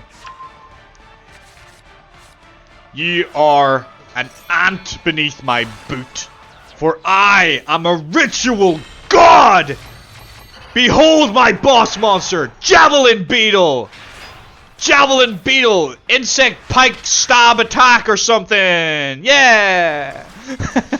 Ricky absolutely devastates Georgie. Georgie's bound to be so pissed. Damn! That was a good match. Well done, Ricky. You're always hype. Nice to see you show up today, my guy. Alright. Ricky 2-0s Georgie. Very confidently, very easily. Next we have Miho Nosaka versus Tristan Taylor. This is another, like, couple kind of match. Because Tristan fancies Miho. Does Miho feel the same? Find out in this duel. Maybe if Tristan beats her, he can win her affection and we can have another ship. What do you think? I'll leave it up to you guys based on who wins. But right now I'm going to go get the faces and the chat heads, etc, etc. Where is Tristan Taylor versus Miho Nosaka? Where is Miho? But that would be funny, right, Blaze? If we have a tournament for your fighting for your hand in marriage. We could do it sometime, maybe. I actually have, like, the next, like, 20 tournaments in my head planned out. Like, I've written them down. But, like, a lot of them are hypothetical because it depends on what happens. But I do have a potential, like, timeline of events. Yeah, I mean, we could do that. Maybe. I'll see if I can fit it in. I think it's funnier, though, if we just keep it going, that, like, you just pick someone rather than them actually fighting for your hand. You just keep picking people because it's funny to see it all go wrong. Why am I submitting scores? Silly Peter. Anyway, back to here. It is good. It is a good laugh. It's a hearty har har. Where is Tristan? Tristan is here somewhere, right? Have I went past him already? He's not that far down. He's had upgrades, right? So he should be near the top. There he is. He's right next to you. I just didn't see him. Versus Miho, who I don't think has had any major upgrades. She's had a few little changes. Let's go. Let's see who can win. It is Tristan versus Miho. That's kind of a rough start for you, Tristan. You have a lot of potential with that hand if you draw correctly. That doesn't really help. Yep, that's probably your best move, is go defensive with your Acrobat Monkey. Okay, it is enough to keep you safe. Miho cannot break that right now. But she has pretty strong field presence. Let's see how you respond. MST can get rid of something. But yeah, there's honestly no point you playing anything more, Tristan. You're probably better just sitting behind it. But because you're an AI, you're probably going to play one of those cards and have it just be sacrificed. Why would you ever think that's a good idea? Ah, you silly goose. You were much, much better keeping that in defense mode. Hashinigan makes that Spirit of the Harp a little bit more deadly. Overpowers the Cyber Commander, and Spirit of the Harp does 13. Miho's a pretty damn confident duelist. Like, she impresses me every time she's played so far. Like, because I didn't expect her to be anyway good. However, we are going to see his boss monster. Tristan Taylor fuses the Robo Yarrow with the Lady Robo Yarrow and summons Super Robo Yarrow. However, the Enchanted Javelin will heal her a little bit, but it's still not enough to keep her monster safe. Tristan's monster, however, does have a downside. It only gains 1,000 when it attacks. Oh, okay. Or, sorry, when it battles. Dark Hole. I guess that's one way to get rid of it. And Fairy's Gift goes in for 14. Both of them are down to their drags right now. Miho is top decking, and Tristan really doesn't have anything he can do that's useful. So he's in a bit of trouble.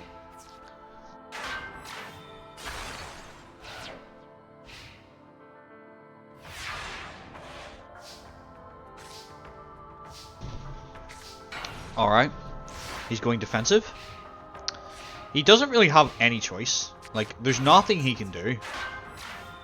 She's just got slightly stronger monsters, and he has no way of countering it. I think he might be cooked. What do you guys think? Do you think Tristan can pull this back and prove his worth to the love of his life? Or is he about to get smacked down by Miho, who is the stronger, better duelist?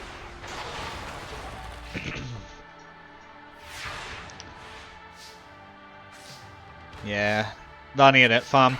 That ain't it. You ain't doing it this time. Miho has got you, sir. She has got you good.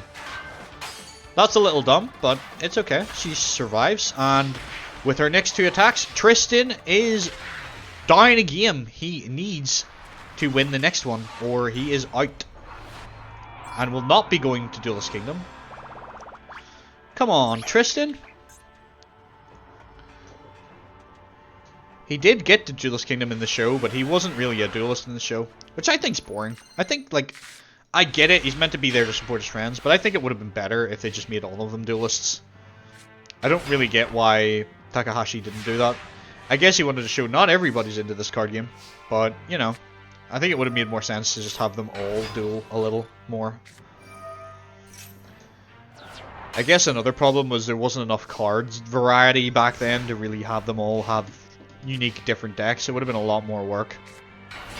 It's much easier to do that now. Gift a Mystic Elf, gain a couple of life points. Alright. Don't really feel like you needed to do that, but you do you. Tristan is going to need something to get over that. He's just dead drawn. Enchanted Javelin. Okay, it doesn't stop the attack, so his Shinigami will be destroyed, and her monster will lose its attack buff.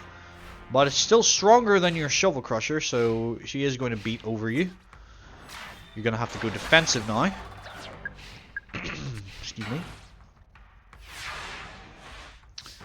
Okay. Robo Lady. Please don't play that. That's a good move. That's a great move. That gives you a bit of defense. But please don't play that Robo Lady. Hold on to it because it is your way to get your boss monster. You just need the Robo Yara right now. Okay, you did not need another polymerization. You didn't really need to play that either. Cyber Commander is gone. Okay. At least he's keeping himself safe. That'll make that attack point wise a little stronger, but that is like I don't understand why he keeps doing that. It's like you have her walled off. You don't need to attack. Just stay in defense mode for fuck's sake. Like it's not difficult, Tristan. Just bigger number means you lose. So putting that in attack mode means you lose. You've just opened up the game again for her. At least you drew another Acrobat Monkey so you can defend yourself. You're kind of hoping to draw that Robo-Yaru because then you can start going offensive. But right now, you kind of just need to protect yourself. Come on.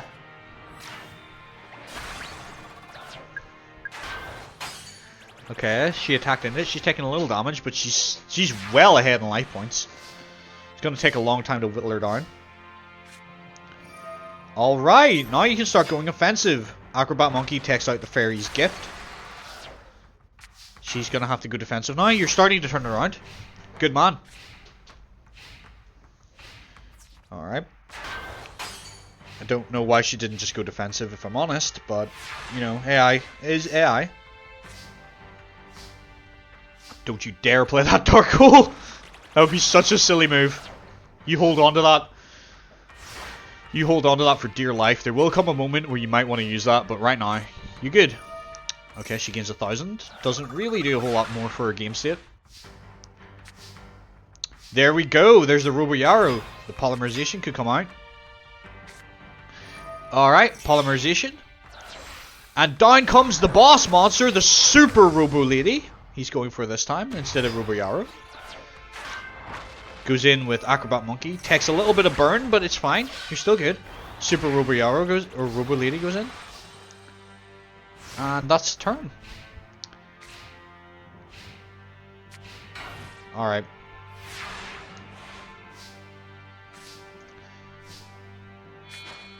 I don't know why you sacrificed that. I guess, like, because you just think it's weak because it's 1200. But, like, you had the stronger monster on the field. You should have sacrificed your Acrobat Monkey, but, I mean, Gadget Soldier's good. It can't beat the Spirit of the Harp. If you'd kept your Robo Lady, you would have been able to. Alright, Lalaloon's gone. And, really, that's all you can do for turn. Let's see if Miho has a way out of it. Oh, nope. She just has a Sword of Revealing Light, which is going to turn this into a stall match. We're on turn 24. Please, someone do something. Alright, go defensive. Fair enough. Wonder if she can draw anything to actually beat that. I don't know exactly what she has in her deck. I don't know if she has anything that can get over that. Not if he keeps buffing it, especially. That's going to be a very difficult monster for her to crack. The strongest card in her deck is that Dancing Fairy. That's her strongest attacking monster. But she does have equip cards, so like she could potentially get over 23. I think. And she does have some removal. But it's just whether or not she's going to draw it. Which she doesn't seem to be right now. Okay, destroy the defensive monster. Sure, why not? Dancing Fairy defense, monster or face down card. Probably those are probably like enchanted javelins or wabakus or something. Don't. Okay, fair enough. I guess you can get your super rubber lady back. That's actually not gonna help. Oh, why did that not get the attack? Why did that not get its effect? I'm confused. Huh. I'm confused. I don't know why that's didn't get to activate its effect. I'm not sure. I don't have an explanation for that one, I'm afraid. I don't know everything about this game. I know many, many things, but like there's some interactions that are weird in Yu-Gi-Oh! And I don't really understand why that didn't work. Maybe it just didn't activate it, but I don't know. That's a weird one. She's got him walled off. Like, he can't get past her defense. I think this could end up in the deck out, if I'm honest. At the rate this is going, it looks like it's going to be a deck out match. And it looks like they're pretty much neck and neck. She kind of needs to draw Dark Hole to get rid of his stuff, and he kind of needs to play his Dark Hole. But I don't think either of them really want to do it, because then they lose everything they have. It's just one of those weird kind of games that you sometimes get in Yu-Gi-Oh! Where nobody's really able to do anything to the other person. We are going to get a fusion summon. We're going to get another Robo Leader or Robo Yaro. Out comes Super Robo Yaro. That can start breaking this board. Oh, but the reliable Guardian says no. You're not breaking my monster today. Alright. She is holding on. Miho is holding on quite well.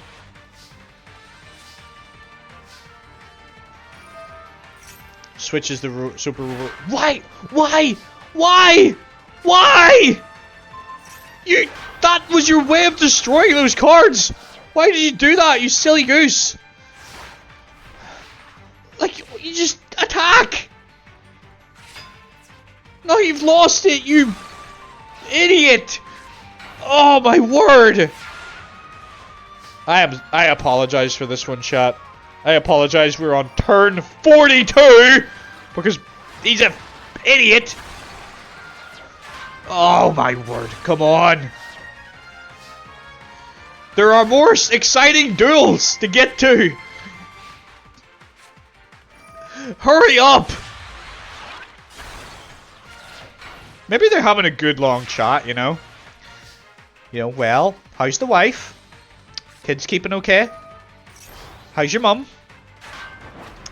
Ach, you know, times is hard, but we just have to keep going on, don't we? Lovely weather, isn't it? Aye. Not bad, hi. I mean, I have windows in my shop, so I can see that it's a lovely day out there. So I don't need you to tell me 20 times in the day, all you different people that come in. Oh, it's a cracking day, isn't it? Aye, sure, I have a window I can see. Or, that's a good day for ducks, hi. Yep. But I often question whether a raining day is a good day for ducks. Maybe they don't like the rain. You ever think about that? Maybe that's a bad day for a duck.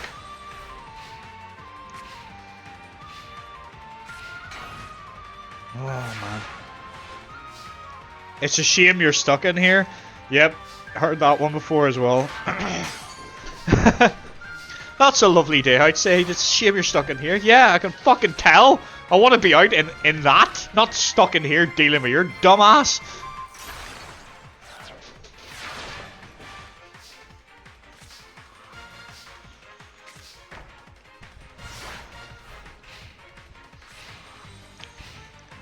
I can't believe. Oh, finally someone's done it. Dark Hole. But she has nothing to follow it up, so it's kind of dumb of her to play that. To her credit, though, he's not going to be able to do enough damage quickly enough, like, for her to worry about. She could potentially draw something, but, like, at least the game is opening up again. My word, this is the longest game I've ever seen. We're on turn 56.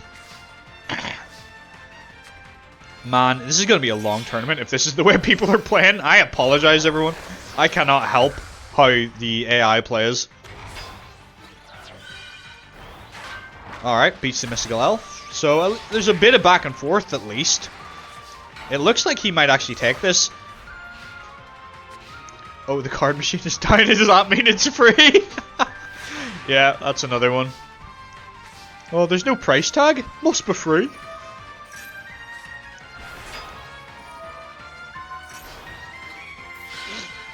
Oh dear.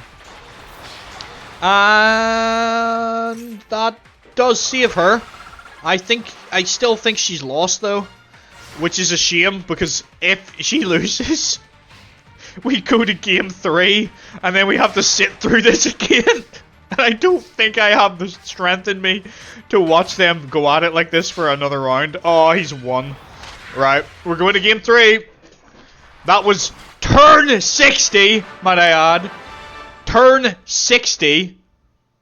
That took a long time to get there. Here we go.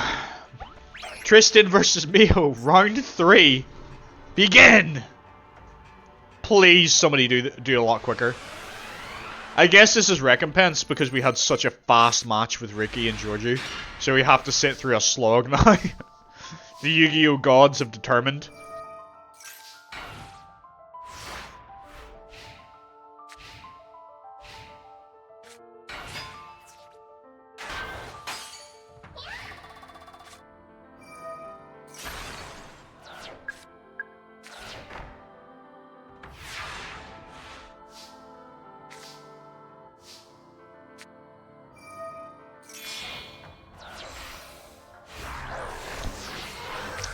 I'm just gonna eat my pizza because this is gonna take so long. I'm just gonna sit here muted and eat my pizza because this looks like it might take a while. Although Tristan, just credit, has summoned his boss monster, so maybe this one will go a little bit quicker.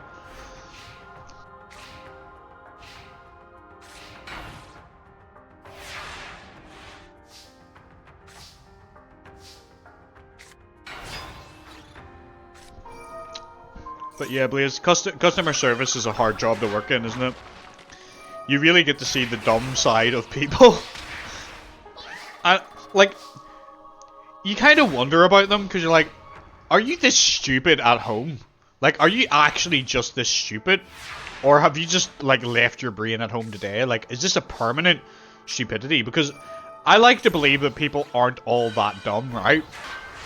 But some of the things you get asked when you work in customer service just make you lose faith in humanity. Like, the stupidest of questions. Yeah, same. But you get asked for some silly things. I get asked for some wild, weird things in my shop as well. Like, just things that, like, I'm like, I'm a bike shop? Why do you want that, you know? Like, I get asked some weird things in my work from time to time. I've got asked if I can fix umbrellas before. Which is, like, I'm like, why do you want to fix an umbrella? Like, they're not expensive. Just buy a new umbrella. Like, they were looking to know, like, one of the splines on it had broken, and they're like, could you put, like, a spoke in that and fix it? You know? No. Just, like, it's not dear. Like, I get it if it was, like, an antique umbrella or, like, a fancy umbrella, but it was, like, your basic Poundland umbrella, you know? Like, it wasn't anything riveting.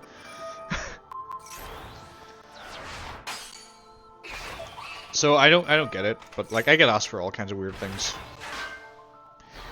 Or the one that's not really a weird request, but it's more just annoying, is whenever somebody comes in and it's like, oh, I just need this wee nut, or I just need this wee screw, and they have the daintiest wee friggin' piece of metal you've ever seen in your life that you need a telescope to see, or a microscope even, sorry, and you're like, I'll have a look, and then you have to get the nuts out and like look, and that's like, I hate doing that because the side of me that wants to help people takes over, and like I end up wanting to help get them that, but I'm like, I'm spending like 5 to 10 minutes looking for a nut that I'm not going to charge them for because it's such a minor thing. Like, I don't feel like I can take any money off you for a single nut.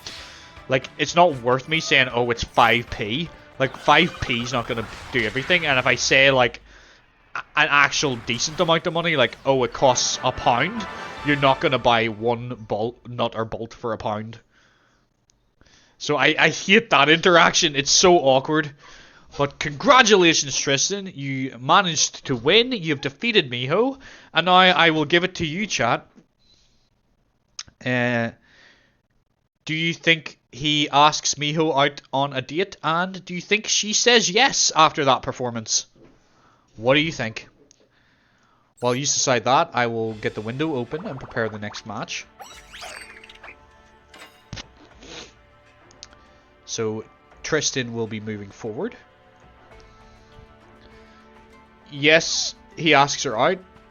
Okay. Does she accept the gesture? Are we having another ship? Blazekins. That is the question. Okay, we got 2 new characters coming up. Suzuki Croaker versus Demon. Demon should be interesting. Alright. So we have our second ship. Let me update that. This is where you're going to see how much of a nerd I am. I have a spreadsheet. Behold! The spreadsheet of Yu-Gi-Oh! And it lets me know who's won certain tournaments, etc, etc. So I will update this in the spreadsheet then. So where are they? Tristan! You are now dating Miho. This is more so I don't forget. Miho, you are now dating Tristan. So they're dating. There we go. We have another ship. That's awesome. Hopefully he can make it all the way. Maybe he doesn't. If he loses the next match, we're going to say he threw, because he's up against Ricky, and let's be honest, I don't think he's going to beat Ricky, so he's going to lose the next game. So we're going to say that he's thrown the game because he just wants to go spend time with his new girlfriend. He's like, I mean, I could go to Duelist Kingdom, this big tournament, but fuck that. I want that poo-tang. I want that lady. You know? He's after her instead. He's more interested in sitting with his new girlfriend and having a good time. Well, I hope it all works out for him. He needs to go to motorboat. Yeah, he's like, the hell with this. It's like, big Yu-Gi-Oh tournament or my only shot to lose my virginity. Which one am I gonna pick?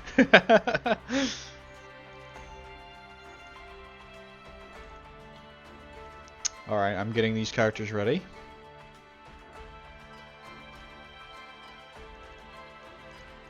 Let's be honest, it's hard for us Yu-Gi-Oh guys to lose our virginities. You know? It's hard work. We're basically unfuckable. If you're a nerd, you're basically unfuckable. It's very, very difficult. You just have to find someone who's a bigger loser than you are. I'm joking. Please don't say that to Bethany. She'll slap me. She'll slap me so hard. But you know what I mean. I'm having a laugh. Untrue. Henry Cavill's a nerd. He is king of the nerds, though. That is true. He is a big nerd. But he's like, he's a fit nerd though. He's like an anomaly in this situation. You know, he is the nerd we all aspire to be, but very few of us ever achieve. He's the whole package. Yeah, that is true. I love how, like, this is the same stream and this is the second time we're talking about Henry Cavill.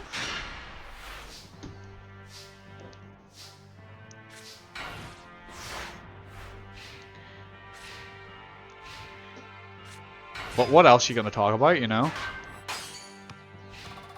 He is a beautiful man.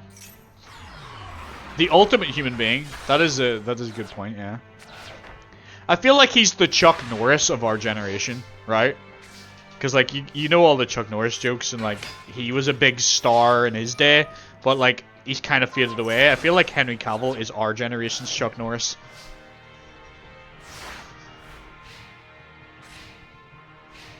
Like, we still obviously make the Chuck Norris jokes, but, like, Henry Cavill is our Chuck Norris, I think. Maybe you think I'm wrong. Oh, King of the Skull Servants comes down. It doesn't have a whole lot of attack points right now. But it's here. That is a monster that's attack points will continue to grow the more Skull Servants he puts into his graveyard. So he can make that thing pretty damn big if he chooses to do so.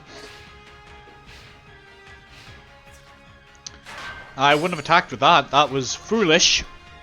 But here we are. Dark Core will get rid of the Ronin Totem. And Suzuki, it's your turn. Let's see what you got. Not a lot right now. You're going to have to defend with your Swap Frog and hope for something better.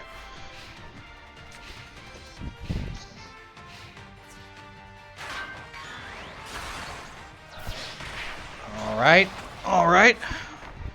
I think you're going to have a very tough match here, Suzuki. You're against a game master. A master of zombie cards. Be interesting to see how Demon versus Bones would go, since they're both zombie deck users. But right now, it looks like Suzuki is getting beaten down bad. He just wants people to join his karaoke club, man. He likes his karaoke. But it don't look like anybody gonna go to your club, man. It looks like you're gonna lose. Oh, he even summons the Morphing Jar in attack mode just to flex. Tadpole does get you some tadpoles, but it's too little too late. And Zombie Master goes in for game. Demon takes game 1 with a turn 12 victory. Not bad. Not amazing, but not bad. Alright, Suzuki. Let's see if you can pull this back any.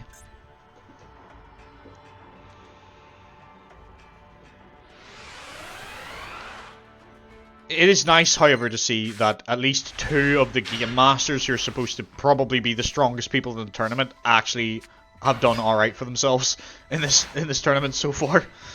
Compared to the other guys who just straight up lost.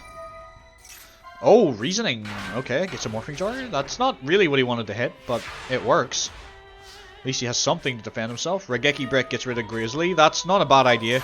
Because if you destroy that with Battle, he's going to get more cards. So destroying it with a Regeki Brick is worth it. Your Morphing Jar's gone. You're not really concerned about that, though. That doesn't matter.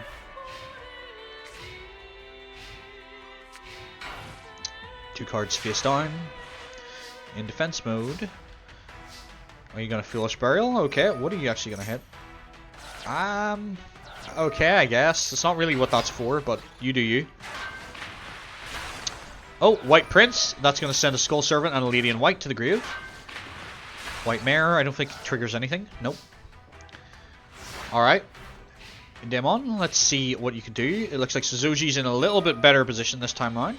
However, oh, that's the play! That's the play, Demon! I like it. Well done.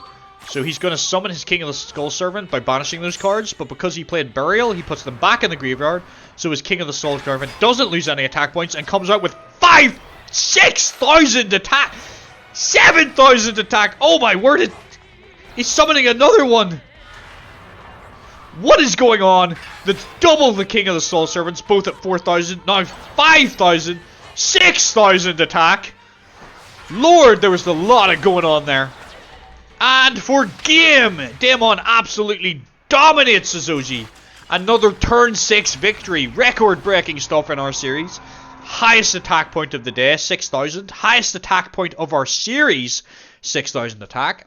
I'm going to actually put that in our Discord chat so that I can keep track of it. Where's our Discord? Here it is. So I'll put that in the Yugioh. Highest attack so far, 6,000. Oh, sugar, I meant to do that. Hold on. I didn't want to do it like that. I want to do it like this because I'll pin it as a comment because that will be more interesting. Highest attack so far is 6,000. Fastest win will be turn 6, and Duelist will be Demon.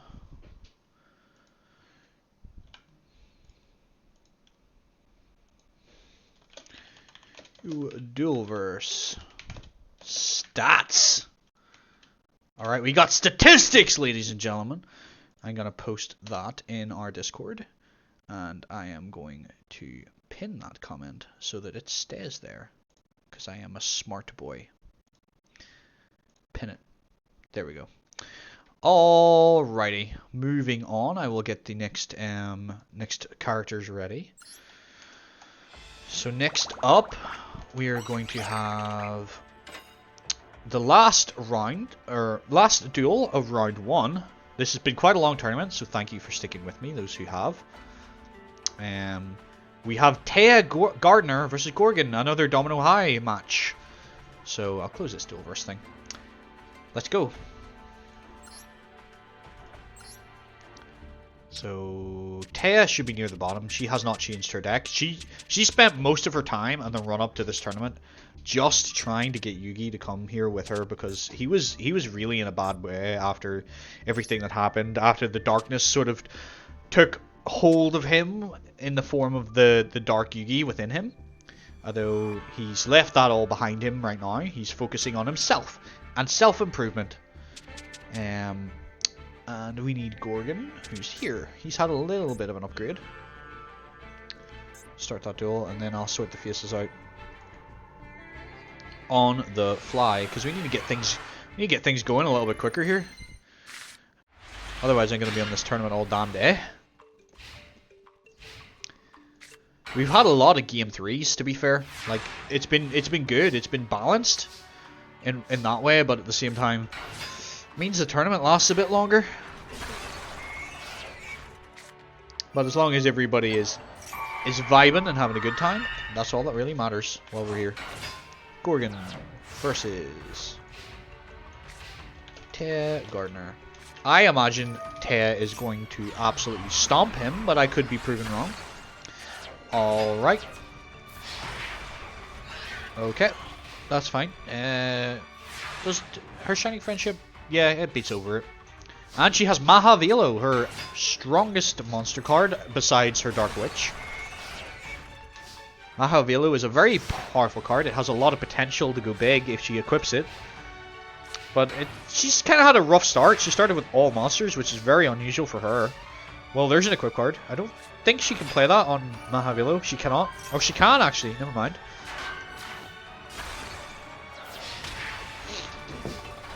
Alright, 2450 attacks. Going to be difficult enough for Gorgon to deal with.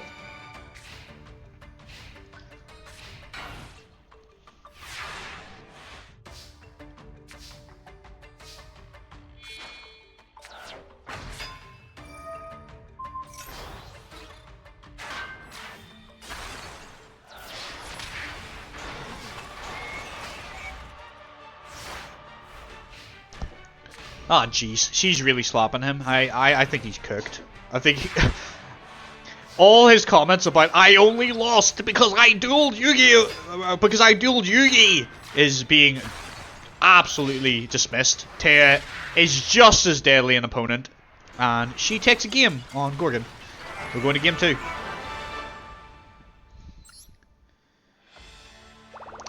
Taya's a force to be reckoned with. If she gets her equip cards off, oof, she can summon some pretty hefty attack point monsters.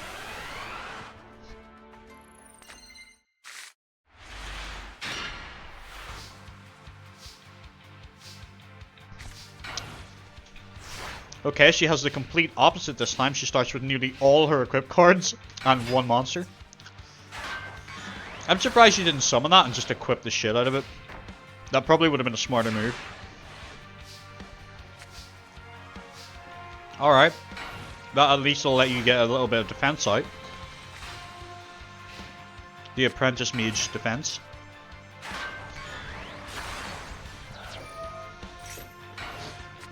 Oh, Vindictive.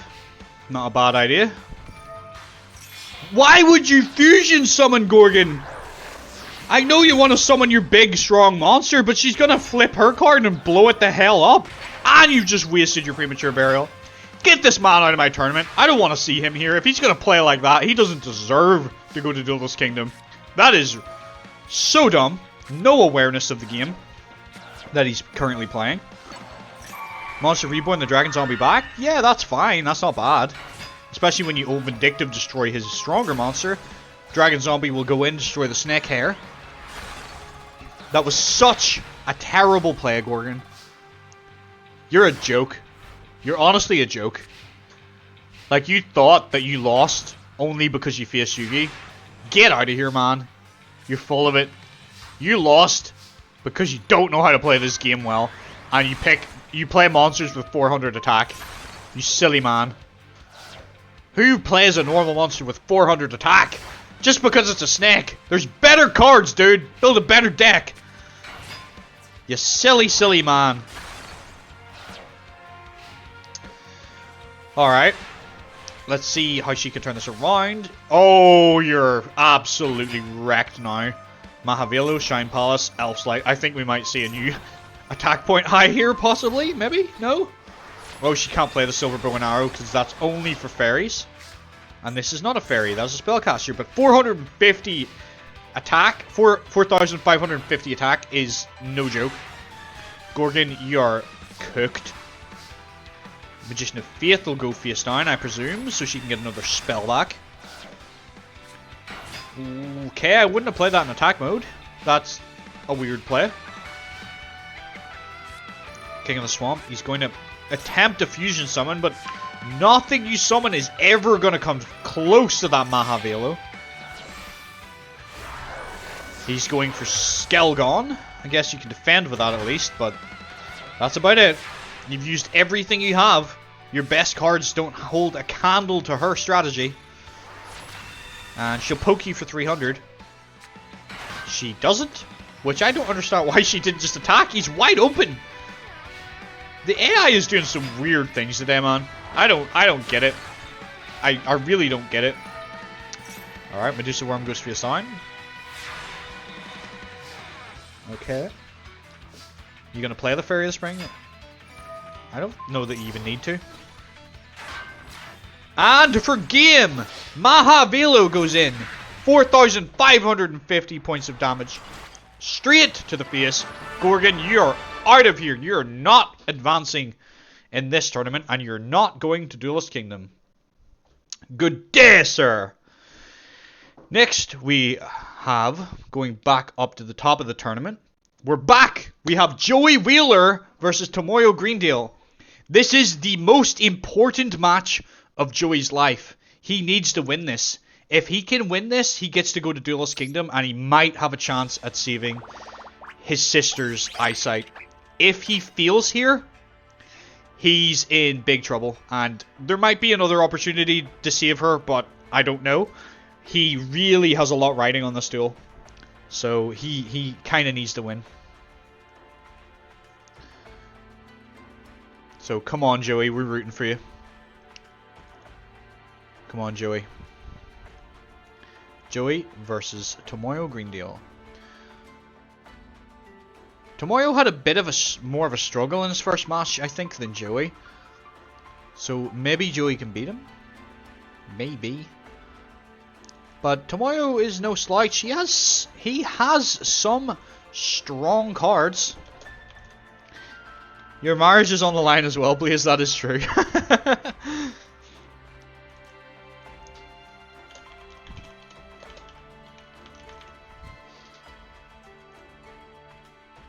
Alright, let me get back onto this bracket and get the decks selected. So where is Joey versus Tomoyo? Both of them have had significant upgrades to their decks, so let's see whose upgrades were better. Joey has been training with Yugi and Tristan. Probably, maybe even practicing a little bit with Grandpa as well. So let's see if all of his training has paid off.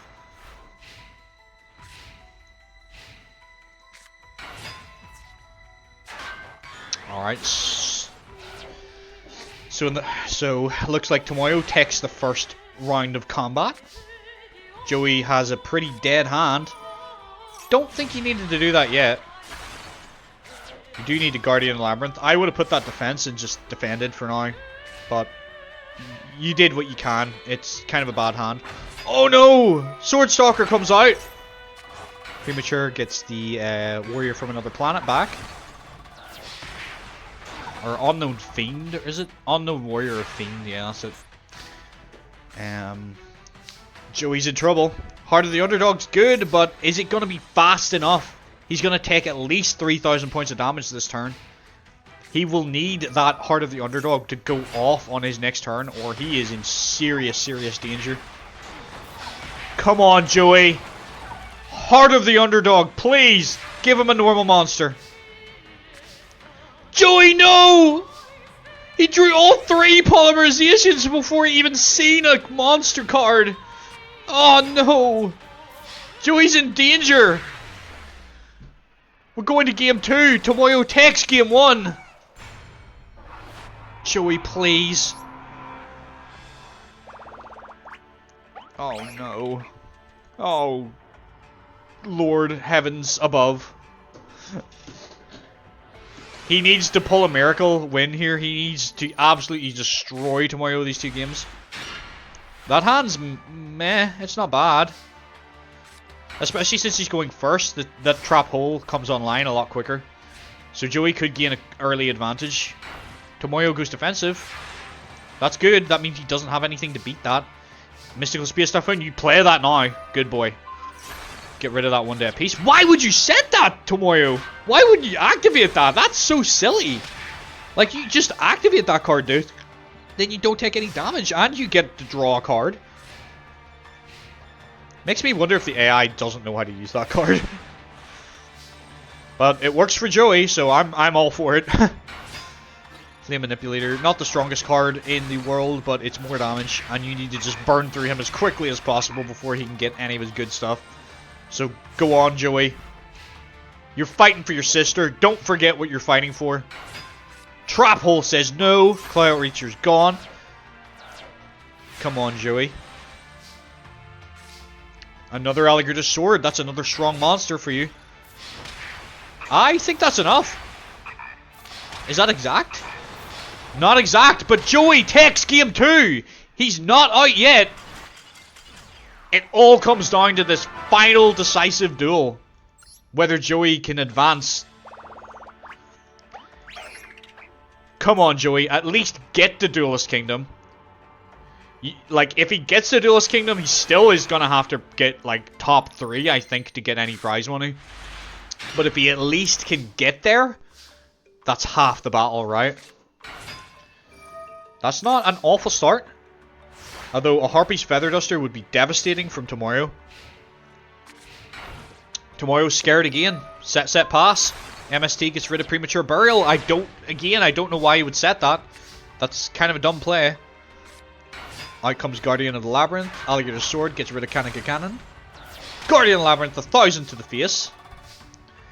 Alright. Tomoyo is on the back foot right now.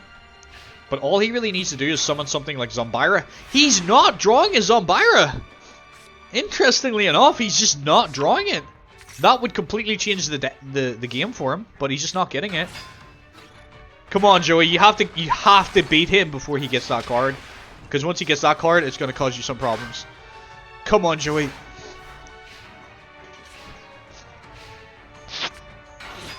Trap Hole says no! Get out of here, Claw Reacher. This is an exact repeat of the last game. Alright, Joey goes in. It's not enough to end the duel, but it puts him in a very strong position.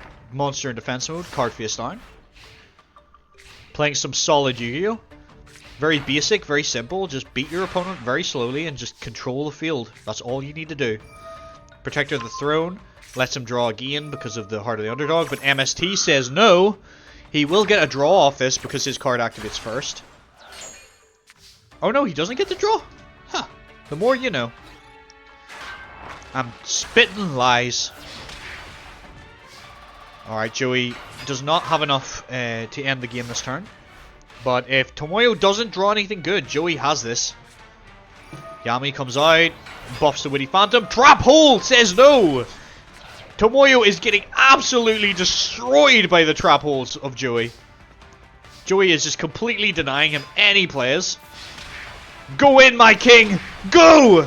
Joey Wheeler is going to Duelist Kingdom, everybody!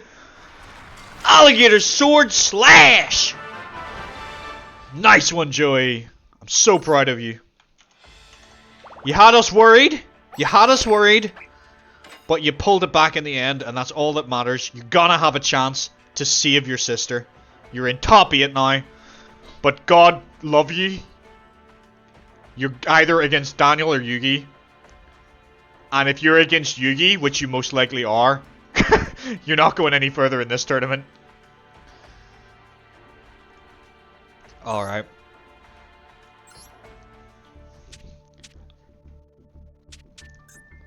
Let's have Daniel versus Yugi. Yugi Moto 2. Select. Okay. Let me get the heads. Did I even show you the window? I don't even know that I did. Put that up. Yeah, it's Daniel versus Yugi right now. So I'm going to get their faces. Daniel versus Yugi. It's actually, that's so, like, then whenever they face, if they face off in top 8, because like I'm gonna be very surprised if Yugi doesn't win this, right? So I'm putting money on it that Yugi's gonna win, which means he's gonna face Joey, which means it's kind of sad that, like, you know, Yugi's gonna be the one to stop Joey from going any further in this tournament. But who knows? Maybe Joey can win that match. I wouldn't count him out. So now we have Daniel versus Yugimoto. Let's start the duel. Let's see who's gonna go on to face against off against Joey. I feel like I need to move that text over a little bit again. Just a little bit more. Just a little itching more. There we go. That's a little bit nicer looking. Alright, Yugi has started strong with his green gadget and his machine assembly. But Ricky starts stronger with his dark blade and lightning blade combo. Yugi, you're gonna have to come a lot harder than that, honestly. Daniel's no joke today. He is a fire in his belly.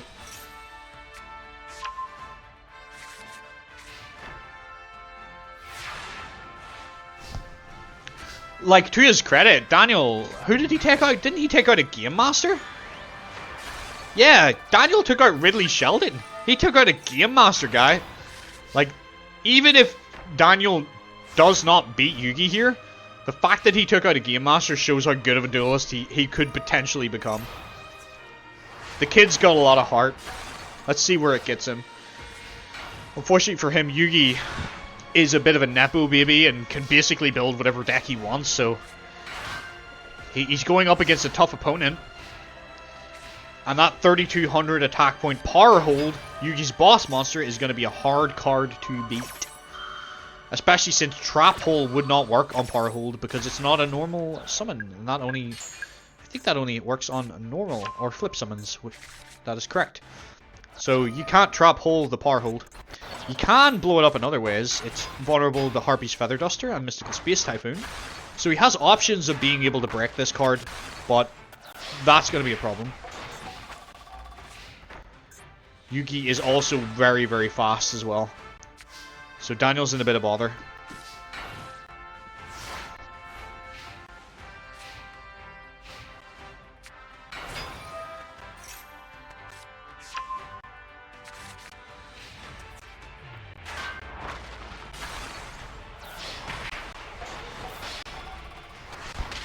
And just like that, Yugi takes game 1.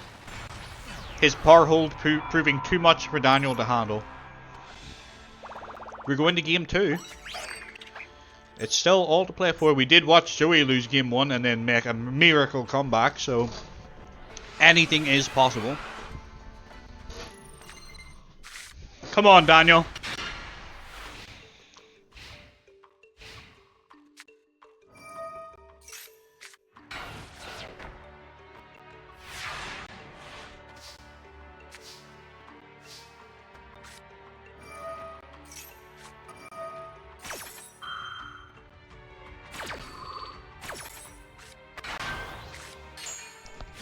Oh, Heavy Storm. That's actually really, really good. That gets rid of the power hold.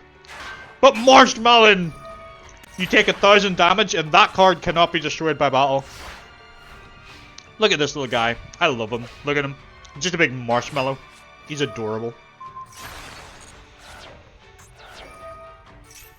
Oh. Yugi's in a little bit of bother by the looks of it. He's going full stall mode. He has to stall him out. He doesn't have anything to beat him with. Okay. Come on, Daniel. You need an MST and you need some way of getting past that Marshmallow. That could be problematic. Trying to beat a Marshmallow is quite hard in this early level of Yu-Gi-Oh! And it's for that reason that Yugi only has one. Because it's such a difficult card to get round. There aren't enough powerful effect monsters and stuff that blow things up yet. Alright. Yugi adds a green gadget. Building up his gadgets in the background. Special summoning out his, which one's that? That's Corporal, isn't it? Boot up Corporal with 2200 attack. Yugi's just so good at summoning low-level monsters. He's just really, really fast. That's what his deck does right now. Like, he's got a nice little swarm strategy going on. I don't think Daniel's going to be able to handle the heat and keep up. Are you rooting for Yugi or are you rooting for Daniel? Blaze, who do you want to see knock Joey out? Who do you want to see face Joey?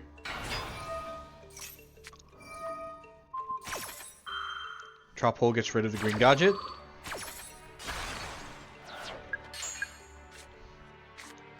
But it does. You're rooting for Yugi, yeah. We kind of want Yugi to win, right? Because otherwise, then he doesn't go to Duelist Kingdom, and like the lore changes significantly, then doesn't it? If it's toe to toe with Joey and Yugi, I will marry either. Well, it looks like you're gonna have that because Joey will be facing Yugi in the next round. Yugi destroys Daniel. Daniel, very, very impressive, taking out a Game Master today. He's been a solid duelist in our series so far. I definitely think we'll see him again. I like the guy. I think I'll allow him to compete in future tournaments. But he's just not ready for an opponent like Yugi. So let's update our bracket. We're going to have a hype top 8 then. With Yugi versus Joey. Next we have Kenyu the Mushroom Man versus Ida Noble. Can Kenyu the Mushroom Man make it to Duelist Kingdom? I'm rooting for him. I like Ida as well, but it'll be hilarious if Kenyu makes it. I'm rooting for him. Let's see what we can do. Kenyu versus Ida. Where is Ida Noble? Ida. Oh, there she is. Start this duel and I'll sort the faces out as we go. There's Kenyu.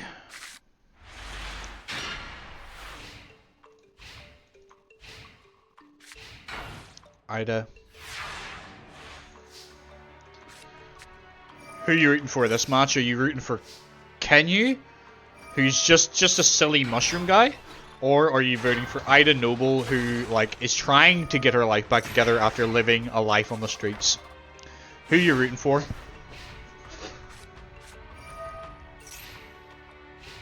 The Mushroom Man. The Mushroom Man cometh, honestly. Oh, sugar. Sorry. Accidentally misclicked that. Apologies. Oh my word. Ida is on fire today! And that's not an ironic statement to say she's using a fire deck, but she is literally, she is all for it today. Heavy Storm wipes the field, takes quite a bit out, but you still don't have anything right now, can you, to deal with the incoming threat? You're in a little bit of bother. You know, it makes sense. Fire burns plants, and fire is dominating right now. Kenyu is in trouble. He activates his forest, and down comes the Dark World Thorns to destroy the Hinotama soul. And it looks like Ida is kind of out of resources, so unless she draws something like a fire monster... Oh, she doesn't! She doesn't draw a fire monster. That ultimate baseball kid is cooked. Come on, can you? Turn it around with 2,200 life points left. Bean Soldier hits the field. Backfire burns him for 500, but Bean Soldier hits for 16. Come on, can you? You're in trouble because if she's able to defend, you're going to burn yourself out. Oh, dear. He could potentially just burn himself to death here. He needs something. I don't know why he wouldn't summon the Mushroom Man and attack with that. Kind of silly to main phase to it, but I mean, I guess he wanted to play it in defense mode. Okay. Hinotama does more burn. Oh, he is on critical life points. Can you hold it together, man? All you gotta do is attack with all your monsters. Why would you play that? You can't attack now. I thought you can't attack. Oh no, it's not that you can't attack. You can't normal summon. Can you? Excellent move. Jerry Bean gets him another win today. We're going to game 2. Here's the question. Will you marry Kenyu? Is he on your hit list?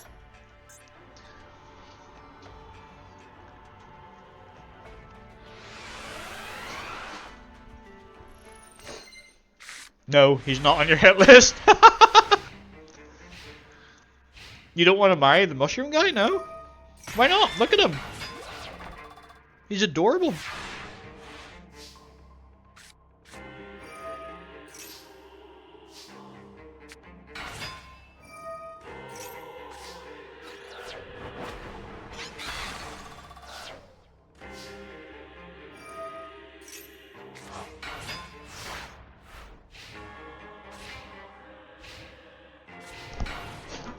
No, he's not a junkie. He's just a mushroom guy. What do you mean?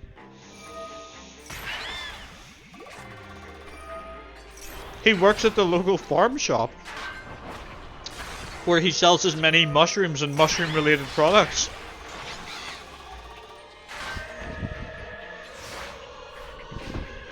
He makes a very good mushroom soup.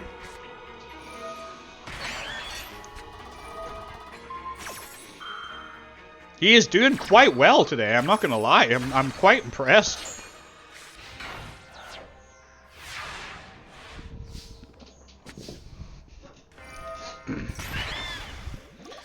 And she came all guns blazing in that first duel too. Like, she really went after him. But it looks like he could be the one advancing.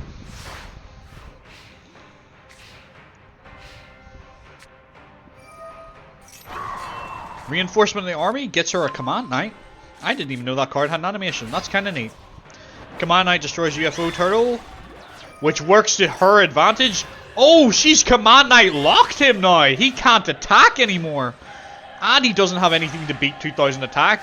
He's in trouble now. Pay the 1000 for the Samsara Lotus. Premature Burial. Bring back a Mushroom Man. Kind of a silly play. He really doesn't want that Samsara Lotus on the field because that's killing him. That's supposed to be switched to your opponent. I wonder if she's going to be stupid. Yeah, she's stupid enough to destroy it. She should have just left that and he would have lost. He's still in this, but he's in trouble.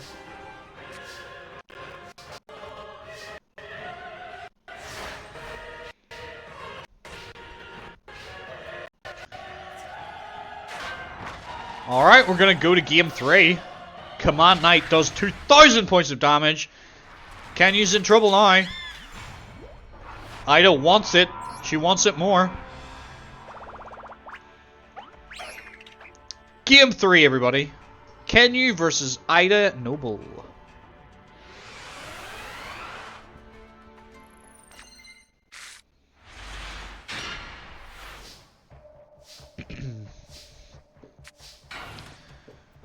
He played the Samsara Lotus, didn't he? Oh, Kenyu. That's not how that card's supposed to be used. You should have waited till your turn and creature swapped it with her. That's what you're supposed to do. Oh well. Bean Soldier could still do a bit of harm. Draws Solemn Wishes. That's good. Solemn Wishes is a good card for him. That means he's going to be able to out-heal a little bit of her burn. He can counter her burn with the Solemn Wishes. And Bean Soldier's strong enough to hold the field right now. Solemn Wishes activates. He does lose his Bean Soldier, and he's taking 1300 damage. Alright, you're in a little bit of a pickle now, my friend.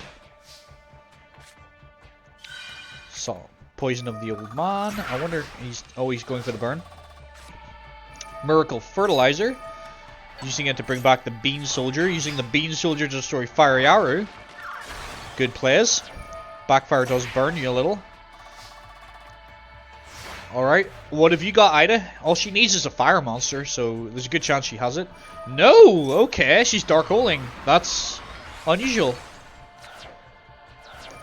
He takes 500, and she doesn't have any follow-up. That was kind of dumb, I think. I mean, I get it. I don't know if that was necessary, but Mushroom Man has a clear field, attacks. Don't you switch it with her. You're switching it with her. That is kind of silly. That was kind of silly.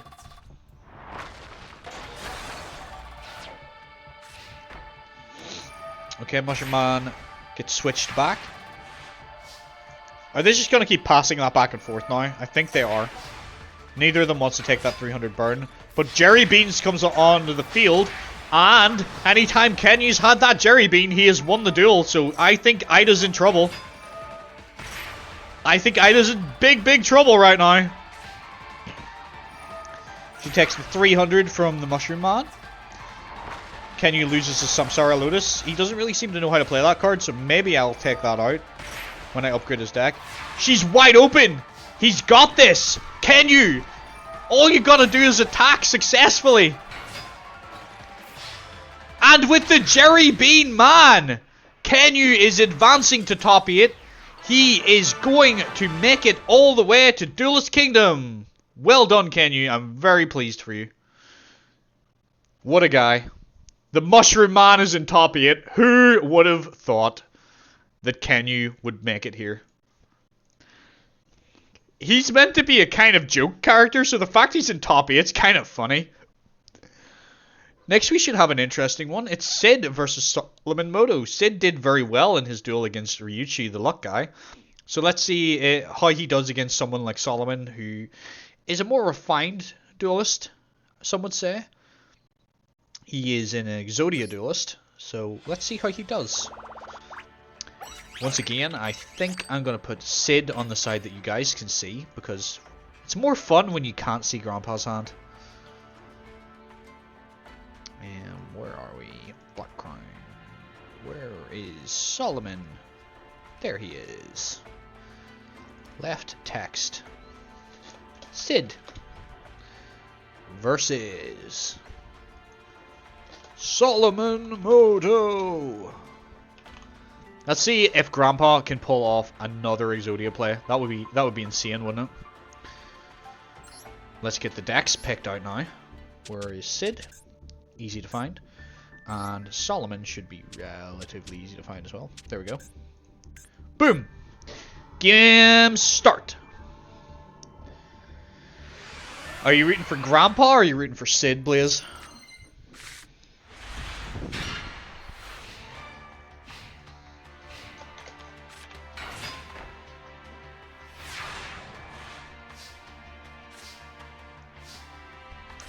Oh, Sid's got like all of the burn in his hand. Unfortunately, it doesn't really matter against Grandpa because as long as Grandpa has 1 hit point left, he is good. Let's go, Grandpa. Alright, we're Team Grandpa. I'm rooting for Grandpa. I would love to see Grandpa make it to Duelist Kingdom, especially if he gets the match against Kaiba, and especially if he beats Kaiba. That would be hilarious. Come on, Solomon. Show him what you got.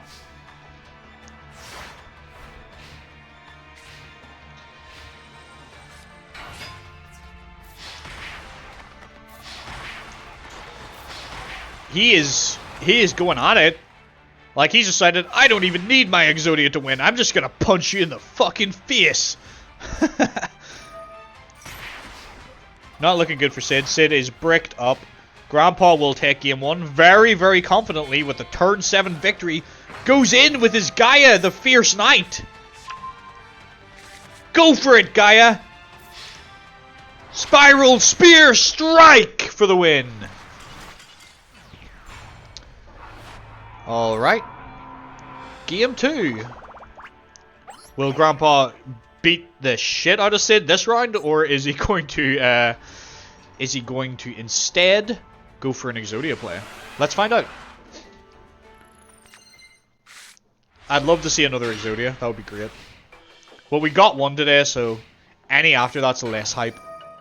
At least we got to see Exodia. That's the main thing. This is not a particularly terrible start from Sid. There's a lot of power in his hand right now. Yeah, Grandpa, you're gonna need to draw that Exodia brave and quick this round. That's not gonna do it. Oh dear.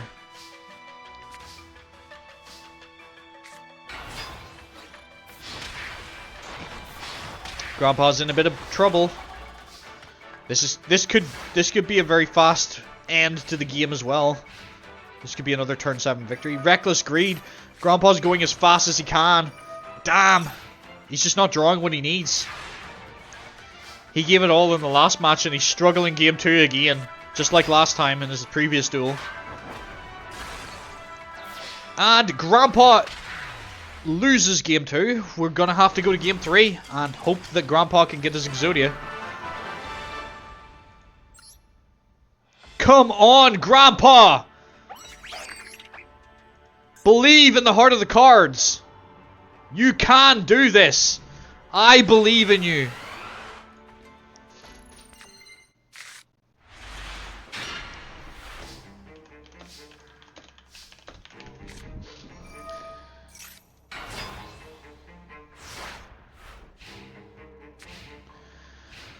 Okay, that's a good start from Sid. The problem is, if Sid manages to get something over 2,000 as quickly as he is right now, Grandpa's in a lot of bother. Come on, Grandpa. Let's hope this Heart of the Underdog goes off. It goes off. Can he chain it? Can it keep going? Ah, he only gets the one draw off it. Alright. He's defending. That's something. Oh no, that's an MST. That's good. That's fine. We don't want her to hit the Heart of the Underdog. She can hit the Reckless Greed. You still get your 2 cards. That's good. She hit the wrong card.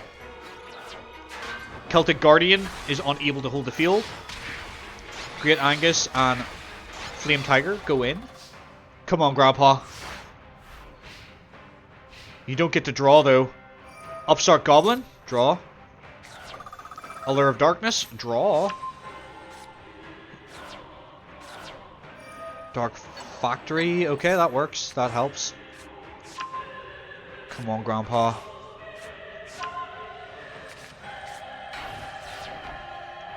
I don't think it's it. I think Grandpa's out. Trap Hole gets rid of the little Chimera, but it's not enough. Sid has more than enough damage on board to end Grandpa. Grandpa's Sangon goes off, gets the head of Exodia. Sad to see it, but Grandpa is not advancing to Duelist Kingdom. He is out. But a very, very solid performance from the old man. But unfortunately, Sid takes him out, and Sid will now advance, the first of his friends to advance and make it to Duelist Kingdom.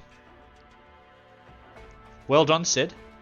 Your deck's very, very basic, but it does its job well. Now, let's see if Bones is also going to be able to go.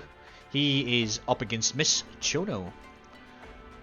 So, let's get the decks and all set up and see which of these 2 characters will be making it to Duelist Kingdom. Bones and Miss Chono, who's down near the bottom somewhere, isn't she? Where are you, Miss Chono? Why can I not see your deck?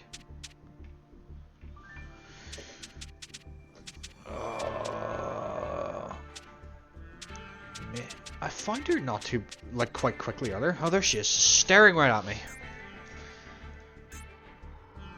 I'll get this transferred over. I'm rooting for Bones this time, 100%. Not a doubt on my mind. I'm rooting for Bones. I want him to win. The hell with Miss Chono.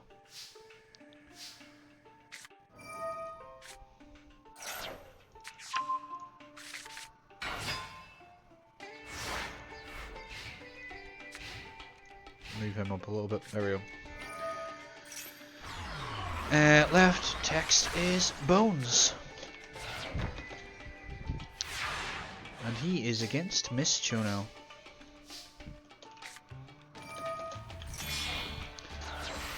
Come on, my buddy Bones. Do it for the zombie guys and all of us. Do it for the zombie guys. He goes in with his Reaper of the Night on the Nightmare and rips a card from Miss Chono's hand. That's good. He got rid of her polymerization. MST will deal with his Call of the Haunted. That's a bit sucky. But at least he still has his Reaper of the Nightmare on the field. And she's bricked, apparently. She had got nothing. Castle of Dark Illusions goes in. She's going to lose another card from her hand. Polymerization. Sakaratsu Armor gets rid of the Castle of Illusions. Why did she not do that on this? That's weird. I don't know why she didn't Sakaratsu Armor the Reaper on the Nightmare. That's weird. Okay. I guess technically it's a case of Black Illusion had more attack and that's why she chose it. But the Reaper on the Nightmare is going to be a bigger problem for her. Because it can attack directly, it rips cards from her hands, and she cannot destroy it by battle. He is going to slowly and surely beat her down with this card. Cannon the Sword Mistress attacks. He's taking damage, but it's fine. He can just switch it to defense mode and he's good. There you go. He's got a solid defense now. She won't be able to get over that for some time. I'm going to be right back. Because I think this duel is going to go on for a while. So I will be right back. 1 second.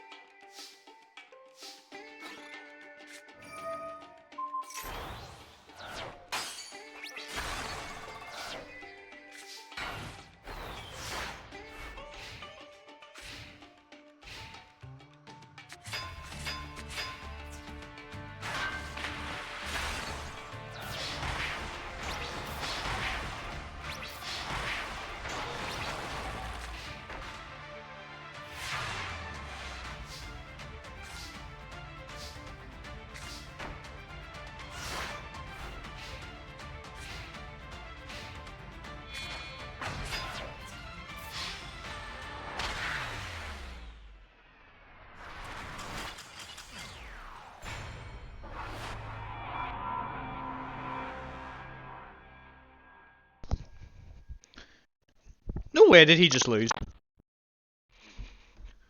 I can hear it in my headset. Like, I could hear that the whole time. How did he just lose? Did she dark hole him? She must have. Alright. Fair enough. Game 2.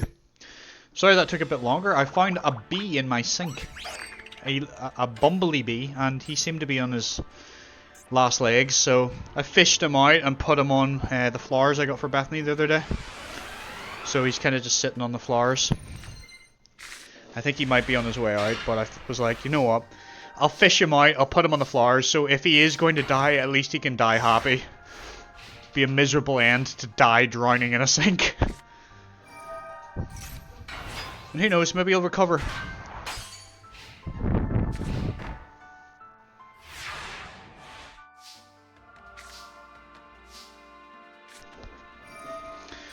Alright, the Spirit Reaper will keep Bones safe. Are you OMGing the fact that I was talking about the bee, or the fact that Bones lost? I'm assuming it's the bee.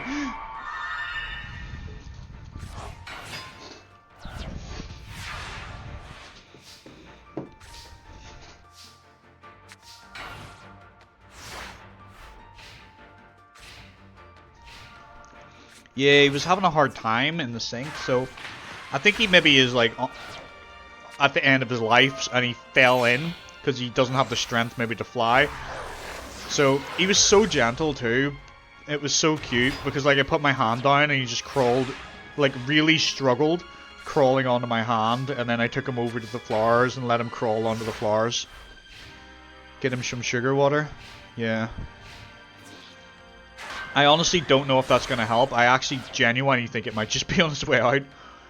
But at least I put him on a flower, so you know, he can die better than drowning in a sink. Although there wasn't like water in the sink or anything, he was just stuck in the sink and he just couldn't get out. So I don't know how long he'd been in there. He was a little wet. So hopefully he will survive. You killed him trying to get him some sugar water? Damn. That's sad. I try to save them because like they're in danger now, like, so. You flipped him over with the spoon somehow. Did you squish him?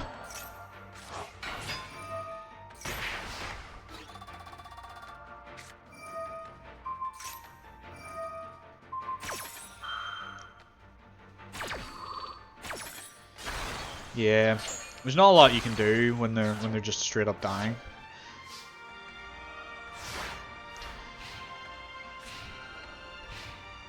You knocked him over. Poor guy.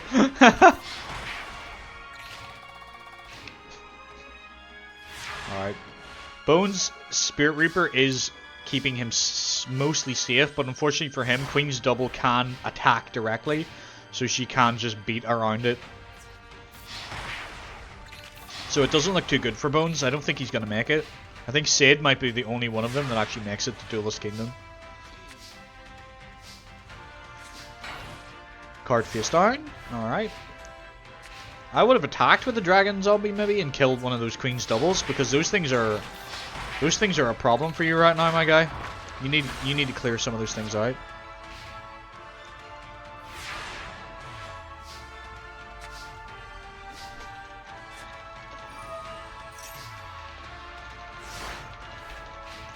Alright.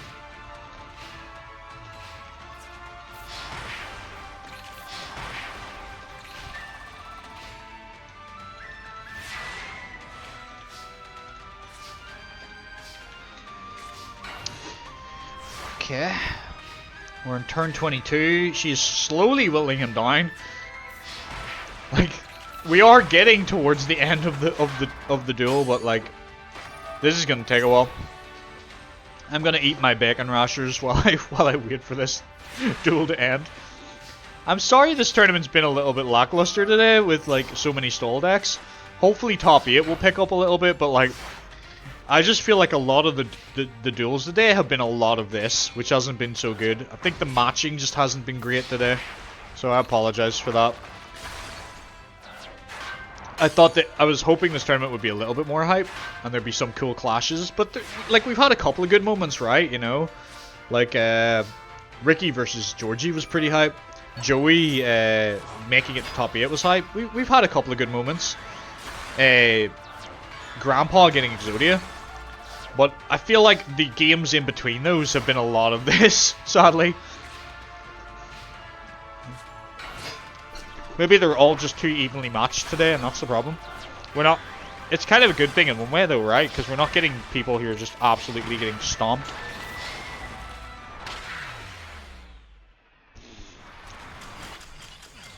And with that final attack, Empress Judge takes the last of Bones' life points. He is knocked out. He is not going to Duelist Kingdom, sadly. Breaks my heart to say it, but he will not be there. Miss Chono, however, will advance. She is getting her paid leave from work, and she will be going on a cruise ship vacation to Pegasus' Island, where she will take part in Duelist Kingdom. Oh, I didn't even... Yeah, I did. Never mind. We're almost there. Next, we have Eileen Rao versus Gecko Tenma. Kaiba Corp versus Industrial Illusions. Let's see who will win this match. So, left head, we will get probably Eileen. And right head, we will get Gecko. Gecko Tenma. Where are you? Awesome. So, left text, we will have Eileen. Oh. Rao. Versus Gecko Tenma. Alright. That should be the faces all set up. Now I just need to go in and get their decks. You can come with me on this journey while I find these characters. They should be near the top. Eileen Rao. Well, there's Gecko. Oh, they're right on top of each other. Awesome. Perfect. And Gecko. Begin! Let's see who will win.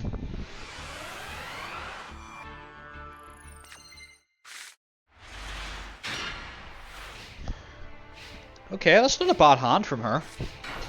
She can burn with a Poison Fang, she can stall with Threatening Roar, and she has a couple of decent monsters. MST says no to Poison Fangs. Okay. Poison Fangs comes down. The second Poison Fangs comes down, sorry. Flame Tiger hits the field, 1800. Cannot beat a Giant Soldier of Stone, though. So she is walled off right now. Gemini Elf comes out. Threatening Roar says no. No combat today, sir. And when that fierce Tiger Monk who hits the field, her monsters will be devastated by it. Fierce Tiger Monk goes in and destroys it. Very, very, very good play there. Getting rid of all of her monsters. Sacrificing one of your own, but it's worth it. Ooh, Dark Hole gets rid of Fierce Tiger Monk. Mystical Elf goes in, equipped with the Elf's Light.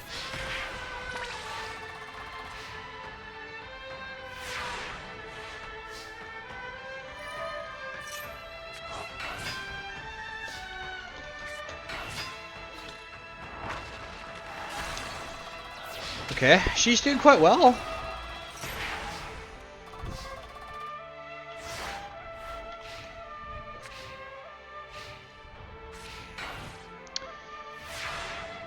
She has Gecko on the back pedal.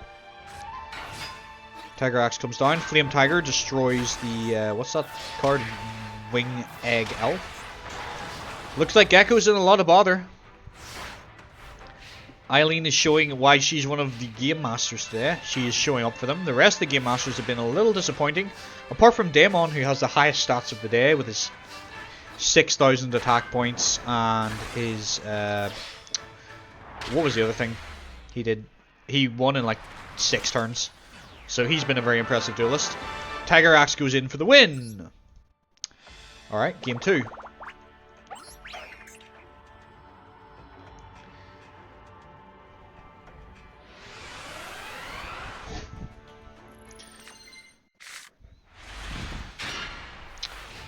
Not a bad starting hand from her. Pot of Greed opens up a lot of possibilities.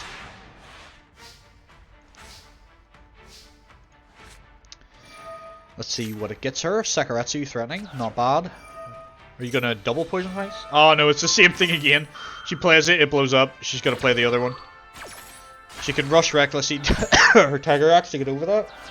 I think that's the play. Oh, she's gonna wait for you.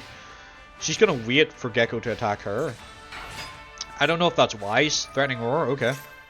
I think you would have been better just letting him attack and rush recklessly and set your Sakaretsu armor. I don't think she played that correctly. Alright, she's not willing to attack for some reason. She's waiting for him to walk into it. She's not willing to engage. Threatening Roar. She's just stalling at this point. But it's not really doing a lot for her. She could deal with these cards on the field. If only she played her cards the right way.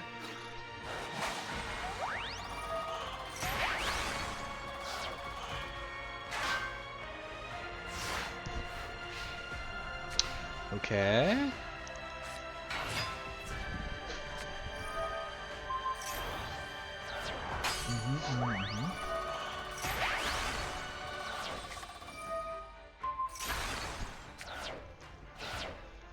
Just out of curiosity, because I've noticed you guys haven't said it a lot recently, Blaze, but can you still hear God?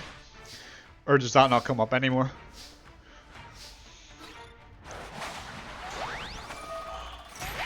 Poison Fang destroys 500 of her life points. Gecko, once again, is in trouble. Nikon. Turtle Tiger is going to go defensive, maybe? Or is she going to go aggressive with it? Okay, defensive, that's fine.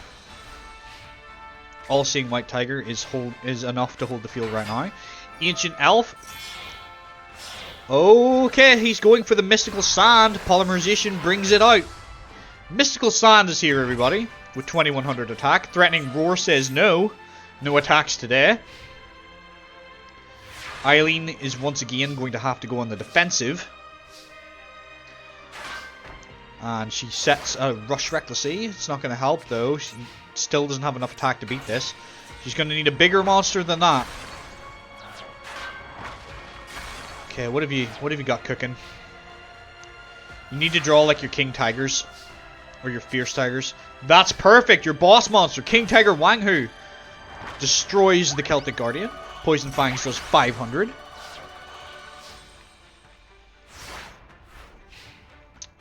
Okay. Mystical Sand goes in. Rush Recklessly boosts the attack power of the King Tiger Wanghu. Mystical Sand is destroyed! King Tiger Wanghu holds the field. Looks like Gecko's running out of options. And if his monsters don't have more than 1400 attack, he can't summon them. But Giant Soldier Stone with its 2000 defense will hold the field. She's going aggressive? Really? Why? Why are you going aggressive with that? You had the defense. You've just thrown the game on yourself, you silly guy. Smashing Ground. Excellent. Gift the Mystical Elf. Might as well get a bit of life points back. Smashing Ground will clear that Giant Soldier Stone. Wanghu goes in for 1700. 500 burn from Poison Fangs. It looks like this is all but over for Gecko. Excuse me. Okay. Yeah, it's as good as over. Flame Tiger goes in for the win. And she beats him with exact damage. Eileen Rao knocks out Gecko Tenma. She will be advancing to Duelist Kingdom. Gecko Tenma will not. Window capture. Let's go and update our ladder. We're getting there. We're almost through top 16. That's a very good game from her. I think she's dangerous. I think we could end up seeing Eileen in top 4. You're munching your Sunday dinner. Ooh, what are you having? Anything nice? Like a turkey dinner, roast beef? What we eating, fam? Next we have Ricky versus Tristan, which I think should be a pretty quick match, personally. If Ricky struggles against Tristan, I'd be a bit worried about him. He should really absolutely destroy Tristan. So, I'm going to start the match. It's another Domino High showdown. We've had quite a few of them today. Go on, Ricky. Against mash, roasties, carrots, and broccoli with gravy. No meat? No?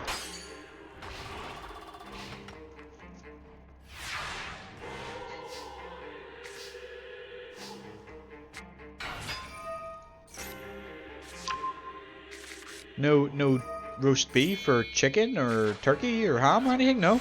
Just the veggies?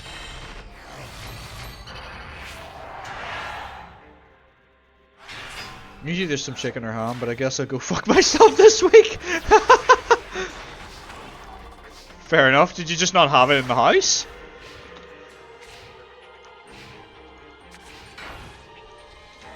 Has John went and ate it all, or?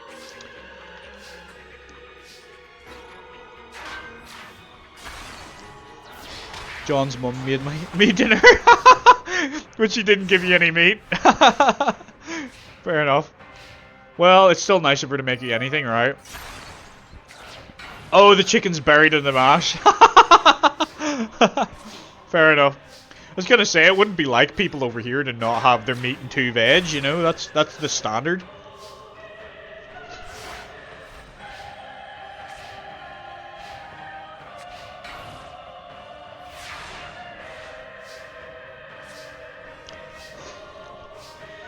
If you're just joining the stream at all, welcome. Welcome to the stream. We are currently watching Ricky face against Tristan Taylor. These matches that we're in at the minute are deciding who gets to go to top 8, and whoever gets to top 8 gets a ticket to Duelist Kingdom, which will be the next tournament in 2 weeks' time. Right now, Ricky is doing quite well. He's going in with his Hercules Beetle, equips it with his Insect Armor. He is, with this next attack, defeats Tristan Taylor in Game 1. We are going to go to Game 2 and see if Tristan can pull this back. But realistically, Tristan already has the greatest victory because he got himself a date with Miho Nasaka, which has been his objective this whole time. All the tournaments he's entered, apart from the last one where he was trying to save Joey, he's achieved his goals, you know? Tristan's good. He's done well. Everything he set out to do so far, he's done. He's got a date with Tristan. He managed to beat some sense into Joey, so fair play to him. Everything beyond this point for Tristan is just a bonus. He could care less if he gets to go to Duelist Kingdom. He's got himself a date. I feel like I'm friggin' Paddy McGuinness from, what was that friggin' show? I can't remember. I can remember all the catchphrases, but I can't remember the name of the show. You know, no like, no like. Single man, reveal yourself. I can't remember the name of that show, but I know like all the catchphrases from it, but I can't remember the name of the show. I remember my mum used to watch it all the time. Oh, you've got yourself a date! You're heading to the wonderful Fernando! You know what I'm talking about, Blaze, right? Do you not know what I'm talking about? You don't know what I'm talking about. The dating show that Paddy McGuinness did, where there was a bunch of like single women and then a single man would come down and he would talk about all those likes and they would either turn their light on or turn their light off. No, you don't know what I'm talking about. Wild. Wild that you don't know what I'm talking about. It was standard like BBC programming. It was on like on probably on a Saturday night at like 7 or 8 o'clock or something. Oh, I can't remember what that friggin' show is. I'm gonna have to look it up. Hold on. Take Me Out, the British game show. You don't remember Take Me Out? Like it wasn't that. It's. Hold on, I'm not gonna say that. How long ago was that? It doesn't feel like it was that long ago. Okay, that was a while ago. That was 15 years ago that show was going. It ended in 2019. Take me out. Ah, you've heard of it, but you never watched it? Fair enough. No, my mum used to watch it. That's how I'm familiar with it. And then Paddy McGuinness, obviously, with his big sort of...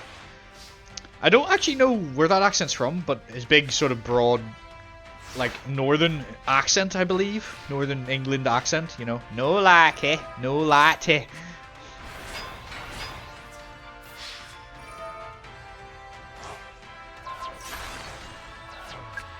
I used to like watching that show with my mum. The dating show I remember is Blind Date with Celia Black.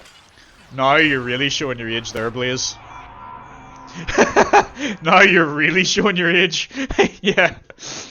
I remember Blind Date as well, though. Did I just see that right? Did Ricky just lose? Hold the phone. Did I just... I didn't hear the victory music. Ricky lost, right? No way. How'd that happen? No way. Hold on. Here. Did he just lose that match? Hold on. I was distracted by talking about Take Me Out. I need to watch that playback. Hold on. I'm going towards the end of the tournament. I want to see if I'm right. Because I reckon I... But realistically, Tristan already has the greatest victory. Because... Okay, there's Ricky winning. Instead, where there was a bunch of like single women and then a single... 15 years ago that show. Oh my word, he bricked hard by the looks of it.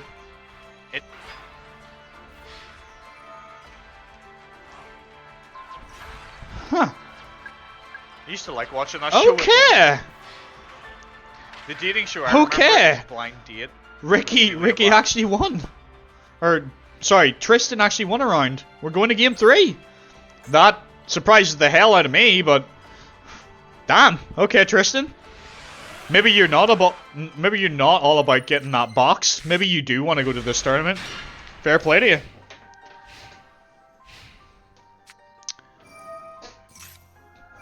Alright, Tristan gets double machine assembly line. That'll boost all his machine monsters by 400. Come on, Ricky. You did so well in your duel against Georgie.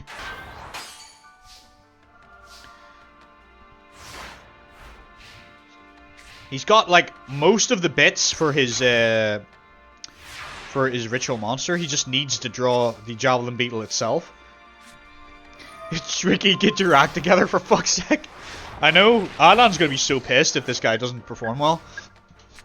It would be nice if Adnan would show up to watch the tournament, but he, like we said, he's probably lying in his freaking kit.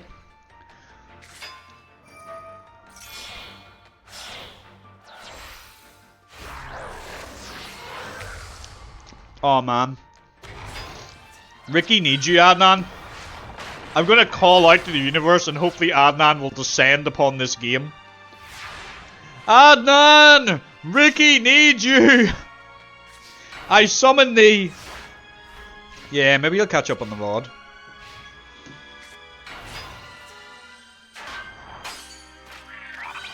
Oh. Yeah, this is not looking good for Ricky. Which is really surprising, because he should absolutely 100% of the time be beating Tristan. Tristan has surprised me in this series so much. Like, I really have, like, Tristan notoriously in the show, like, he doesn't duel, and anytime he does, he loses. He's not considered a duelist, but in our series, he's actually pretty damn solid. Like, he doesn't have the best of cards, but he makes it work. Are we gonna go into a timeline where Tristan becomes a pro duelist? Is that where we're going? Because right now, good lord, somebody stop him! Alright, his Gadget Soldier comes out. Switching it out for Super Robo Lady. Okay, that's fair enough. No. No way. Ricky. Oh my word. You need something, my guy. No! Ricky loses! Tristan's gonna beat him! What a guy! Tristan is going to Duelist Kingdom. He's like, Miho, sweetie, I love you, but I'm going on a cruise. See you later. Damn! I am so surprised. Well done, Tristan. Holy crap. That is shocking. That is genuinely shocking. Flippin' heck. All his training with Joey's done him well. He's made it to top 8. Where he's going to have to either fight Demon or Taya Gardner. I will get those characters prepared for us now. Let's see if Taya can make it to top 8 with her deck, which she has not changed from the first tournament she was in. She's made no upgrades, no changes. Exactly the same as it was before, and it's still serving her well, right? So, just shows you how strong a deck she started with. Alright, I'm going to start this duel, and then I'll start getting the heads.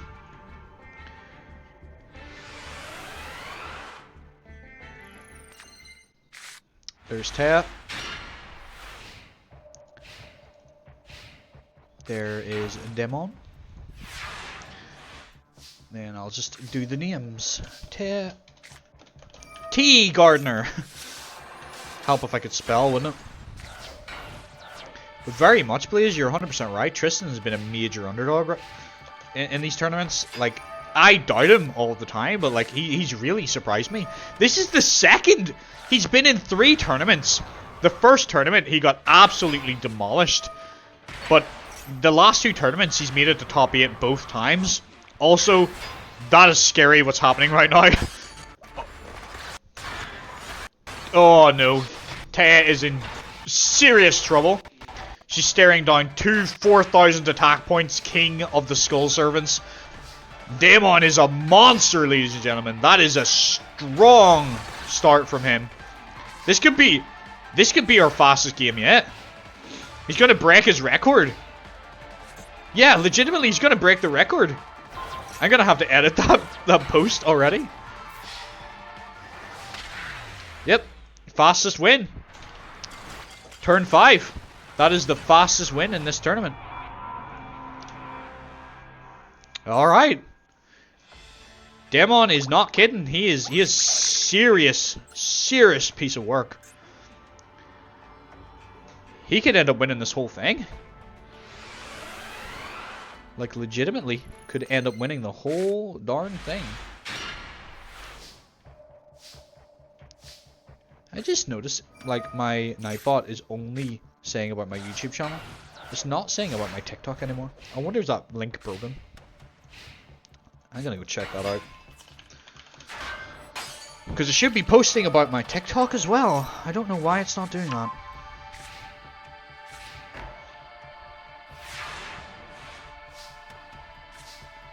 I mean, I guess I can do it for it, but I shouldn't have to. It's supposed to do it on a timer.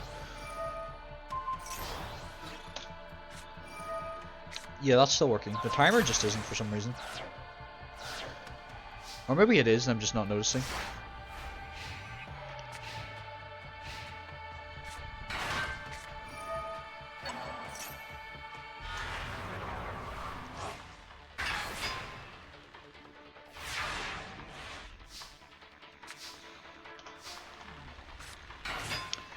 Okay, maybe that'll do it now.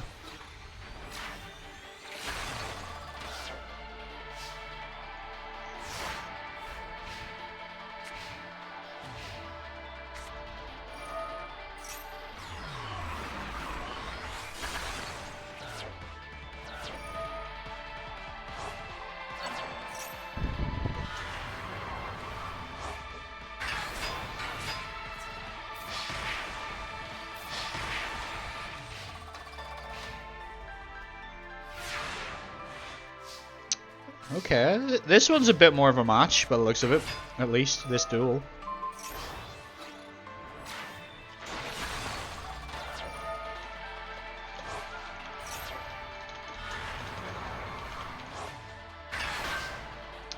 Okay, I think I just haven't put the link in right. That's what I've done.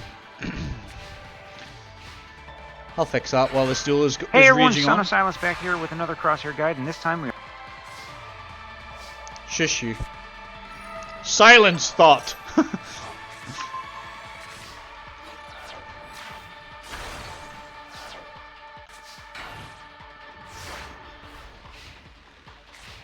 There we go. That should hopefully be that sorted, so that should post in 30 minutes. Alright, what are we looking at? I opened TikTok and it automatically loaded a video. Sorry. I forgot that my audio would record that as well. Ignore it. It was nothing. An audio bug.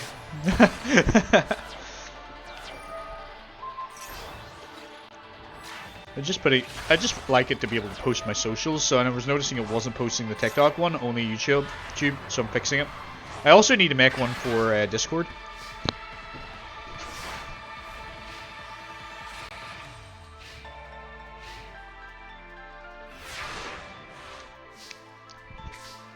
This is a bit more of a balanced game. The last one was an absolute stomping, but this one, like, it's actually a little bit more back and forth, right? Okay.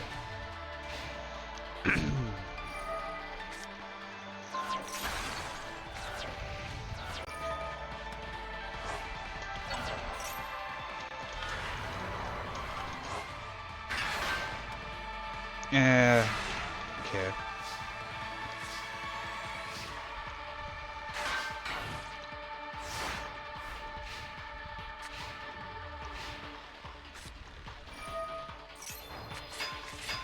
Just sorting a couple more commands.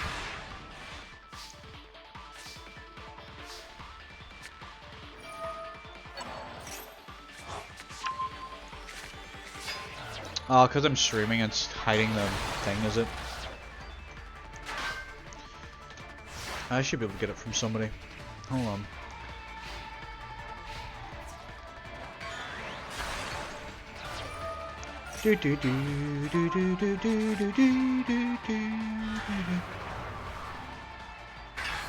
That doesn't matter.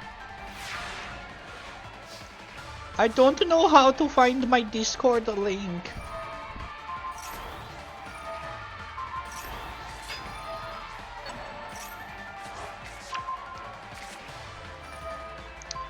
Huh. I don't actually know how to do that then. It says the link expires in 7 days. Is there a Discord link that, like, just stays permanently then? Or am I gonna, if I do a timer for that, am I gonna have to put a different fucking Discord link every goddamn time? Because that's kind of a bit of a nuisance. Alright, Taya takes game 2. She's not finished yet. Here we go. Game 3. Taya versus Demon. Surely I don't have to do it every time. I'll sort it later. I'm not worried about it right now. It's not a big deal. You can make it so it doesn't ever expire. Hi Nathan! Hello! I thought you'd left. I'd like you in the Discord. You're one of the people I'd like to send the link to. Yeah, for sure. You can join. I'm just trying to figure out how to put it in the friggin' chat. You've been lurking? Fair enough. Fair enough. Yeah, I would love to send you a link.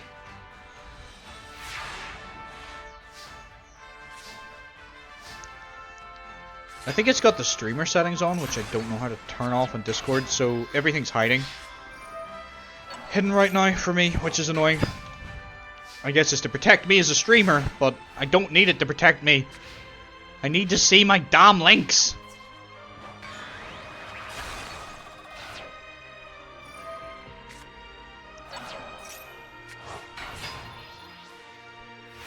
You can give Nightbug, yeah, I know, that's what I was trying to do. But I think I'm gonna have to fix it later, but I do have a Discord, I will... Yeah, that's what I want to do. You're describing literally what I was trying to do there. But, like, the Discord link is just coming up as hidden, I think, because I'm trying to do it while I'm streaming, so I'll have to sort that out later. But there is a, oh yeah, I can set it to no limit, right enough. Expire after never. Generate a new link. Yeah, it's just hiding my Discord link. I think it's because I'm streaming. I don't know if there's a way you can turn off the streaming thing.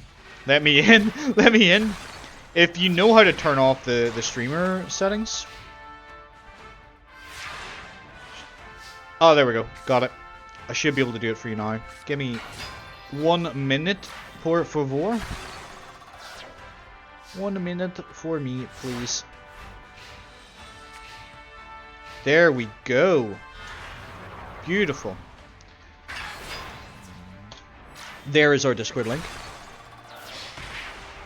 Oh, you naughty boy. You got caught spamming by the Nightbot.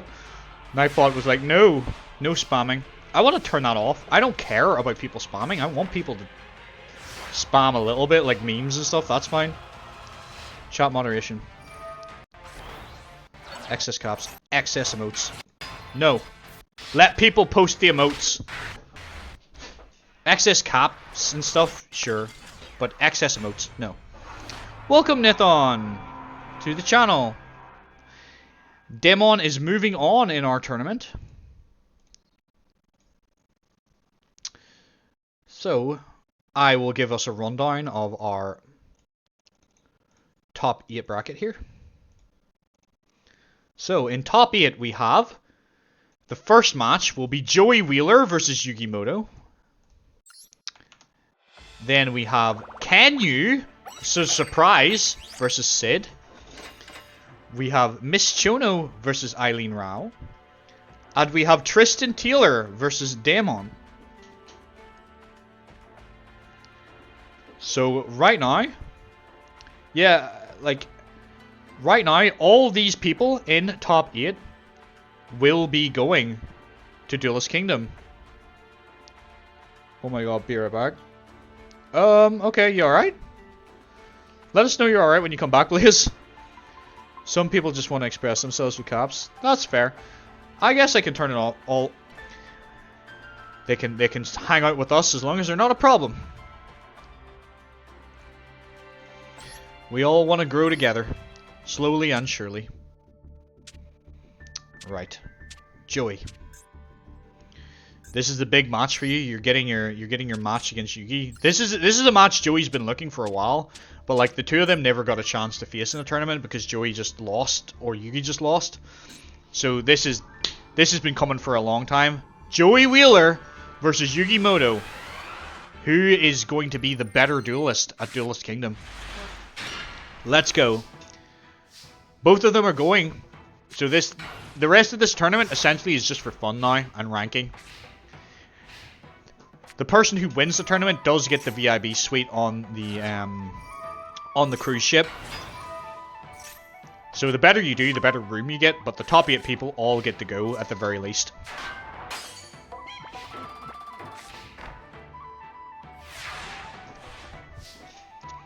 Glad to hear you're back, Blaze. I hope you're okay.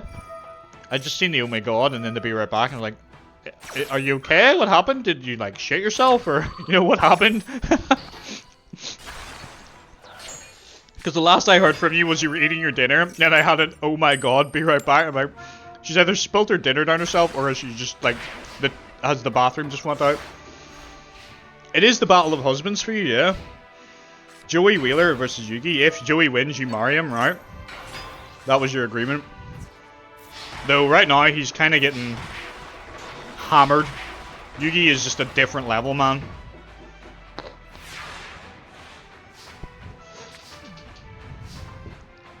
Oh my god, man, I said Joey versus Yugi, okay.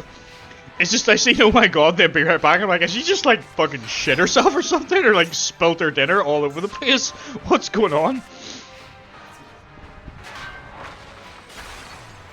But, yes. That's good. We've got the Discord thing set up.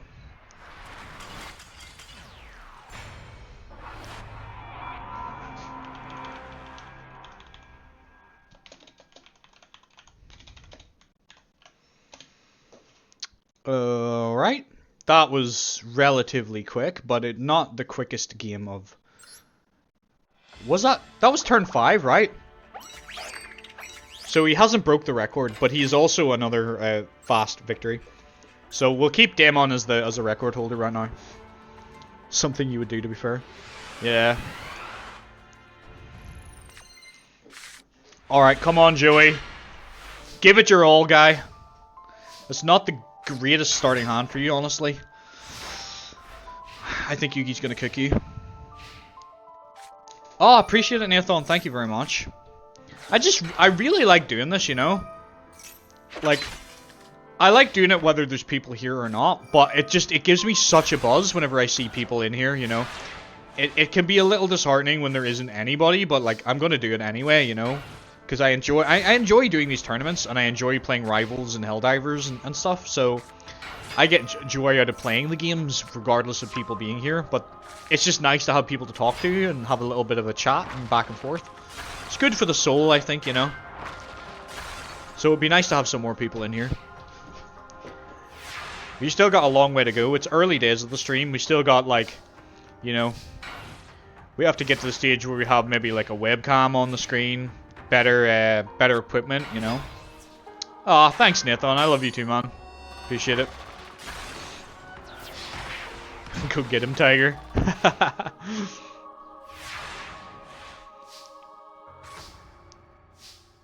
Okay. Fisher, that's good. That neutralizes Yugi's board right now. That is a good move. Oh, but his board's back online. Joey, you're cooked. I'm sorry, kid. Yugi doesn't have quite enough to close out the match, but Joey is going to need an absolute miracle draw to turn this around. You read online that maybe a webcam can help. I think if you have like, my opinion is, I don't personally care less about a webcam whenever I'm watching somebody, but I think the reason why people do like it, do you think it is more discoverability? Like, does it boost you up if you have a webcam? Fair enough, but like, my thoughts on it is, if you have a webcam, it means that people don't think you're like just an AI or like a fake. It makes it more real, and it also gives people a better connection, which is something that I would like to achieve. So I definitely think a webcam is something that I'm going to have to consider in the future, but it's still early days, so we'll get there in time. My next purchase for myself, I'm going to get myself a graphics card and upgrade my actual computer slightly, and then I'm going to get like a mic, and then I'm going to get a webcam. But I'm here for the long haul, so stick with me and I will stick with you. Unfortunately, I never seem to be able to make your streams, but you opted for a VTuber. Do you think even just having a VTuber is enough? Because I do have somebody who is said they are going to potentially do that for me, but as for when, I don't know.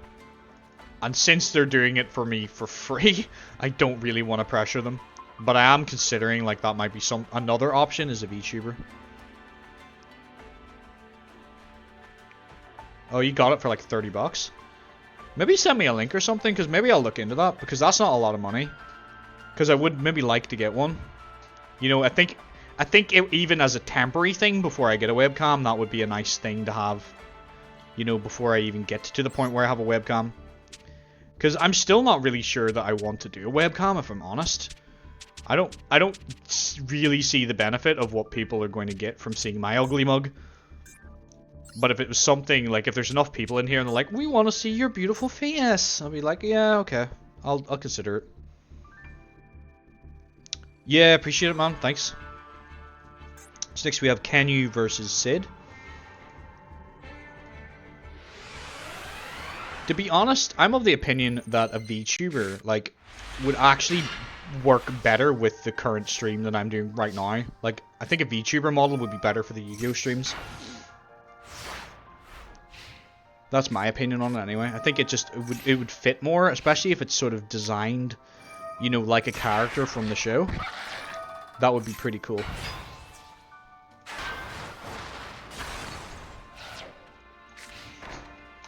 Okay, we have Kenyu and we have Sid going at it.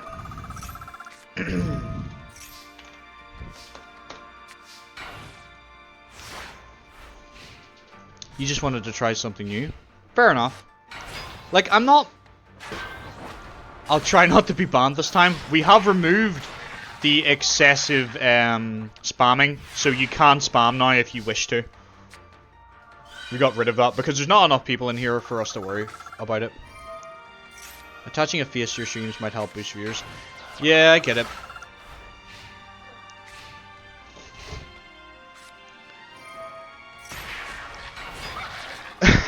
She was getting banned for spamming. Like, the chat kept timing her out. Oh my word, Sid is absolutely destroying Kenyu! Well done, you did the octopus. Congratulations. That's all you ever wanted.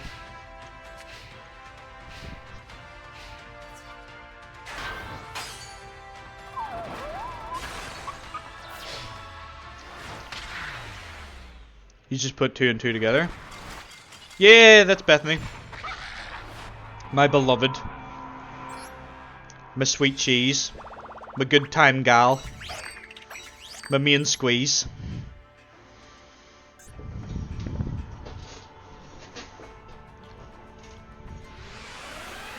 You can spam emotes. Go ahead, go nuts. I did it for you guys, because ultimately, these streams are for you. They're for your entertainment. I would like to create a nice little space where people can come hang out and have a little bit of fun. Have a good laugh. Nice, nice. You died. I get it. That's a game I don't think I'm ever going to play on stream. I don't think I'm going to play any Souls games or Elden Ring. I crash out so hard at those games. I'm terrible at them. I'm no good at them. I get really, really pissed off. And did you miss the entire battle of Joey Yugi? Did you leave? Did you leave? Yugi won. Yugi absolutely destroyed Joey. Like it wasn't even close. You've been shuffling around the room. That's a little weird, Nathan.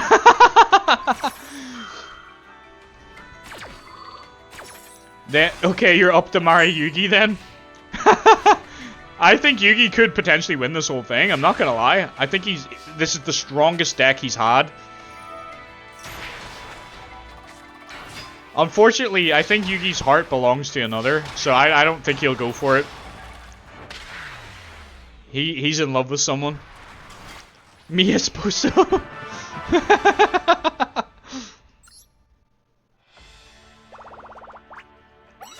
Oh, Sugar, who just won that? Was that Sid just won that? Did anyone catch that? I was too distracted by talking about weddings. It's okay though, I can check it if nobody did catch it, but I'm pretty sure I didn't hear the victory music, so I think Kenyu lost. No worries, I will double check. You'd my do I prefer Yami Yugi or Yugimoto? That's a very loaded question. I like both of them. I like Lil Yugi's cards. You know, like I like his deck and stuff. But like Yami Yugi, like come on. The guy's a beast. It's hard not to like him. But I do think of the two characters, Yugi's probably more interesting. Just for the simple fact that like, you know, he doesn't have some godly powers that allows him to always win. Just Yami Yugi is Spicy Yugi. Oh, okay, Kenyu won that match. I could have swore I didn't hear the victory music, but okay. We're going to game 3. It's all to play for. Daddy Yugi, if you will. Yami Bakura is a good choice. More like Yummy Bakura, am I right, Beth?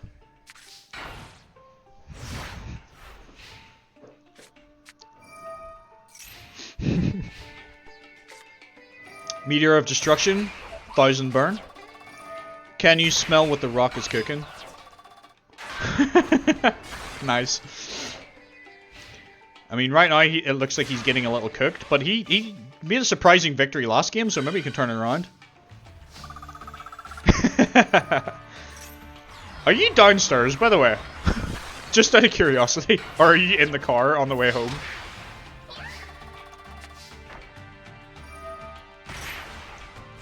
You'd never watched anything past OG Yu-Gi-Oh, so you don't know characters from 5Ds or whatever it's called. Oh, you're downstairs. Fair enough. Fair enough, Nathan. Like, a lot of people kind of dropped it after school, I guess. I obviously didn't. But I would say I'm most familiar with GX and the first series. 5Ds and beyond, it gets a little bit less clear because I haven't watched all the other shows to completion. Apart from Arc 5, I did watch the completion. Beth, for a second. She falls asleep to the likes of that, like serial killer shows. I'm actually genuinely concerned. And with that, Firewing Pegasus takes the win for Sid. You played the PSP game? Fair. Fair. I think 5Ds is a pretty good series. It's not bad. It's a little darker in tone. I don't think I particularly like Zexal, which is the fourth one. Zexal was a bit... it had some interesting moments, but 5Ds was good. Arc 5 is probably one of my favorites next to like GX and the original. And then Yu-Gi-Oh! Reigns is pretty good. Yu-Gi-Oh! 7s is completely its own thing, so I don't really recommend it at all, if I'm honest. Not that it's like bad, it's just it's a completely different thing. Evan Peters is daddy.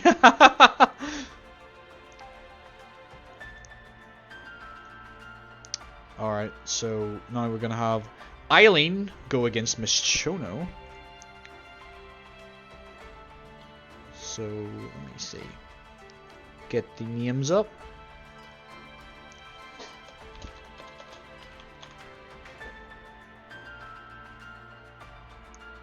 I did play the season that the cards had like 2 symbols on each set. Oh yeah, that's Arc 5. That's those would be pendulum monsters.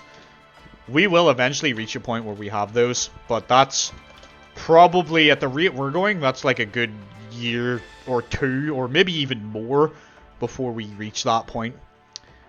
Because I want to take my time with it because I am concerned, like I love doing this series, but I am concerned that it is going to eventually maybe have an end point for us. And that's something I don't want to think about right now, so I want to take my time and just enjoy the series while it lasts. So let's get into the next duel. So we have Miss Shono versus Eileen. Where is Eileen? There we go. You don't know how pendulum monsters work? I don't know if you want me to explain it or not, but I will if you want me to. If you don't care and don't want to hear me explain it, then I won't waste my time doing it for you.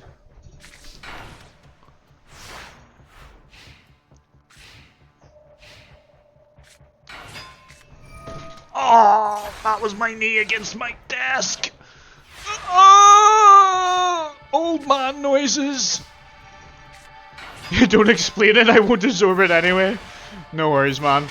You'll get to see it later on when we get there. We're a good way off. We're only just like after this tournament. Stick around, by the way, because there is going to be a teaser for the next teaser trailer for the next tournament, and there's also a surprise at the end for you guys for being such loyal viewers to me. I appreciate you all.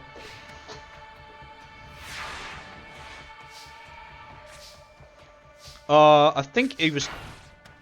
I'm trying to work out if Nathan was asking. Oh, by Evan Peters. There. He did all the like American horror show stuff as well, didn't he? Like he was in that, wasn't he? Or am I thinking of somebody completely different and getting confused again? Which wouldn't be like me, by the way. Okay. Heavy Storm clears the Soggin and the face down reinforcements. That is so dumb that you put that in attack mode, Eileen. You are playing like trash. What are you doing? Was he in Kick-Ass? I don't remember him in Kick-Ass.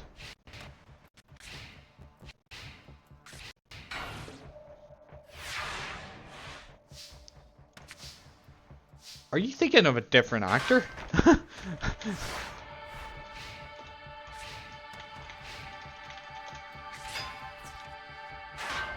He's friend 2 in Kick-Ass.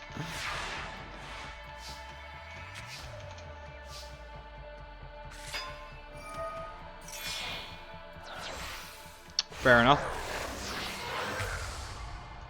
I didn't even know he was in that. But then again, I didn't even know who Evan Peters was when I watched Kick-Ass. That's how long ago that was. Ah, so he is. He is in it. You're 100% right. I'd completely forgot he was in that movie. He is Quicksilver, yeah.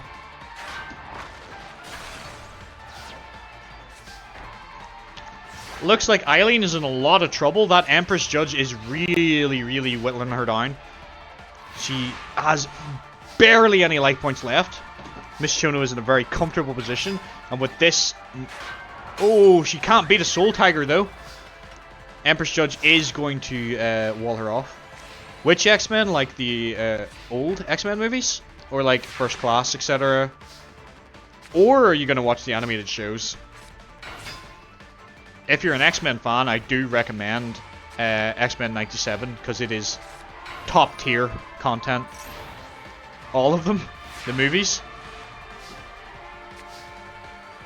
Mystical Space Typhoon is going to get rid of the Beast Fangs. That's a good... That's smart play. Threatening Roar was wasted there, honestly. That was unnecessary. Just all the films. Fair enough. I like the films, you know, like they're a little corny and a little cheesy, and some of the writing is bad, but like in the older ones. But I like them for what they are. You gonna play Helldivers? No worries, Beth. Maybe when I finish my stream, if you're still playing, I might join you. I think I don't know if Andrew's on that or not. He might be. Tell him hello if he is. Just make sure if you are keeping it in the background that you don't mute it and you keep it open. Because otherwise it doesn't count as a viewer. I'm not invited. Fair enough. I'll go fuck myself then. And with that, Miss Chono takes game number 1 in a very heated back and forth 25 turn battle. We've been having a lot of long games today. Lord almighty. We're going to game 2. I'm going to take a quick bathroom break and I will be right back, but I will leave the game going.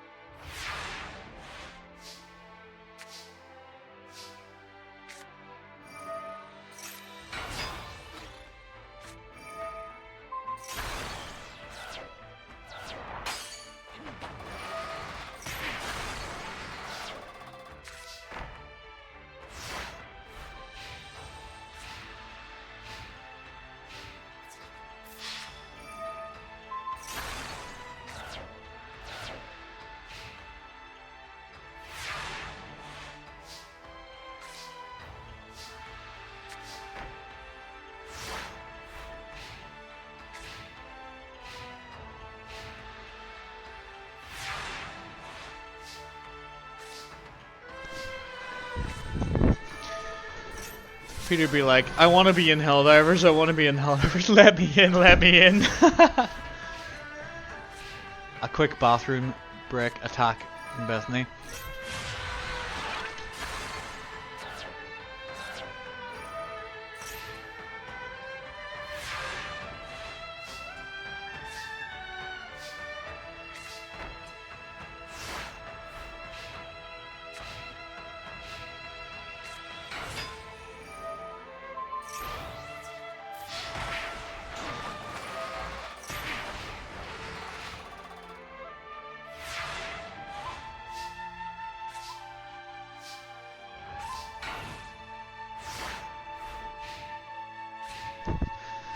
I may or may not have went and give Bethany a little head kiss, a little mwah, just to show my affection for my sweet love.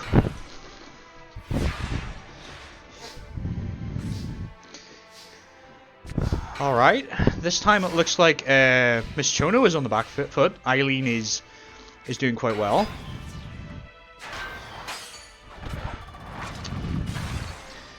Then you got a flick in the balls. Absolutely, yeah. Nothing like that to wake you up in the morning, guys. Am I right?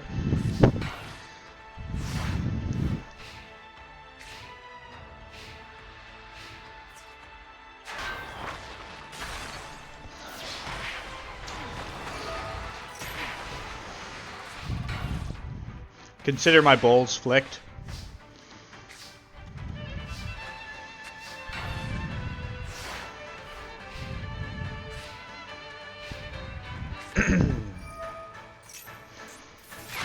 Regeki seems a bit excessive, but that is going to give Eileen the win. We're going to game 3. This has happened a lot. Like, these duelists are pretty damn stacked. Like, everyone today has put on a stellar performance. Like, nobody's... Apart from the only person I think was really just awful was Gorgon. Like, everybody else in this tournament today, like, they've really brought their A game. Like, we've had a lot of game 3s. That's why this tournament went on so long. Like, we started at 12. Like, the actual tournament itself probably started closer to maybe half 12. But, like, we've been dueling for, like, 4.5 hours. It's a long while. I love him in my own time, not when he wants it. Wow. Thanks, Beth. Feeling love, sweetheart. Absolutely. I have never felt so loved in my life.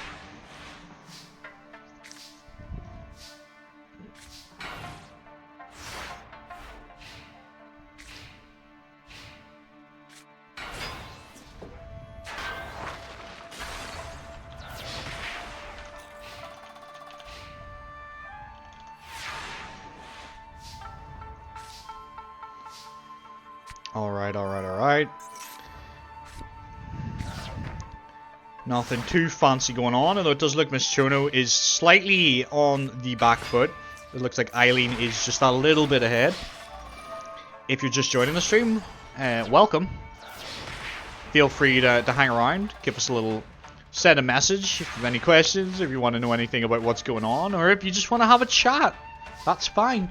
That's what we're here for. We're here for a good time. Brighten up everybody's Sunday evenings, Sunday afternoons, whatever time it is, wherever you are. And with that, Eileen Rao defeats Miss Chono in Game 3. She is moving on to top 4, leaving Miss Chono to eat her dust.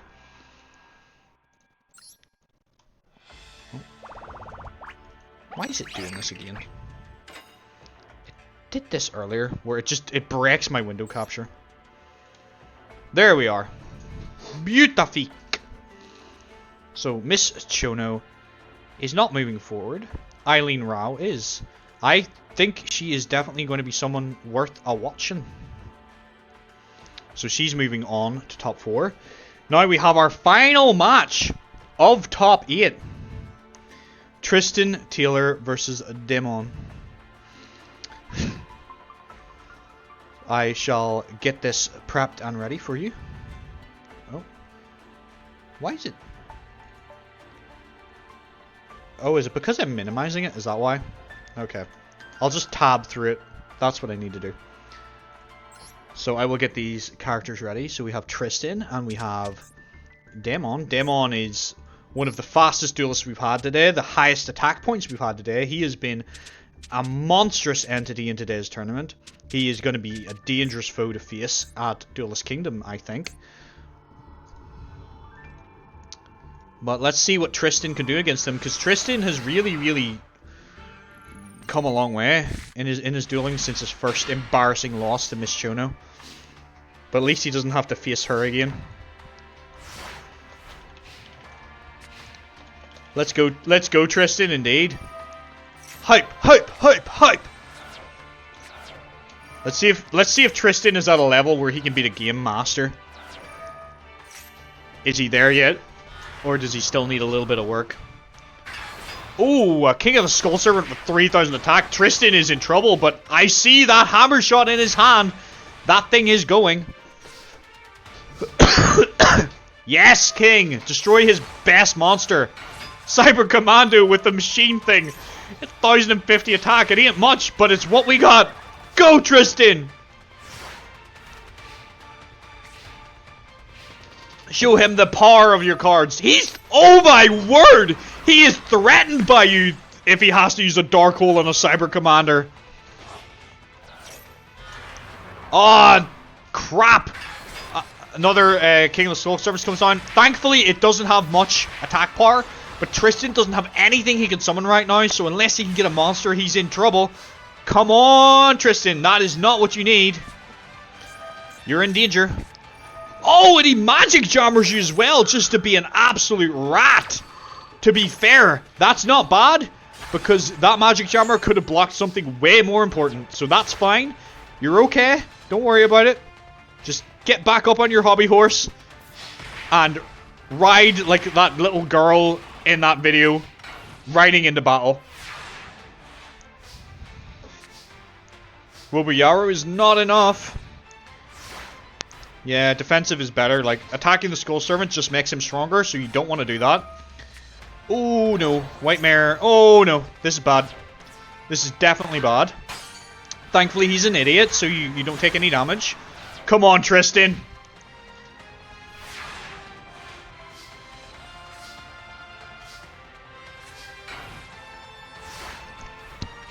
He's just not drawing anything useful. He's scared. Tristan's in danger. Come on, Tristan.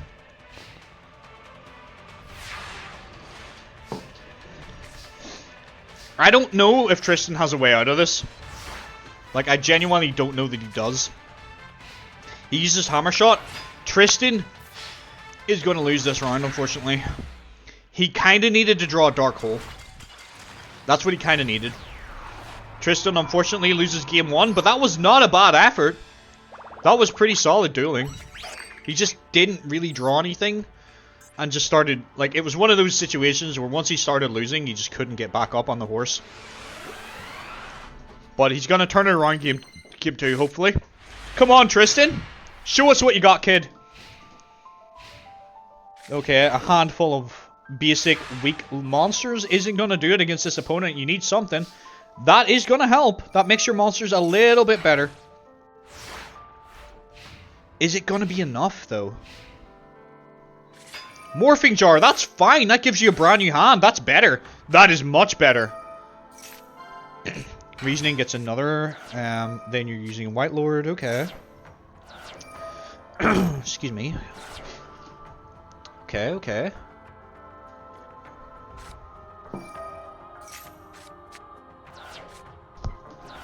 I don't agree with what you just did, Tristan. That was silly. You should have kept your machine assembly line. Got rid of one of your gadget soldiers, because then you could monster reborn it or something, potentially. Where now, you're... Oh, good gravy. You're in a lot of trouble right now. Tristan needs to draw Dark Hole.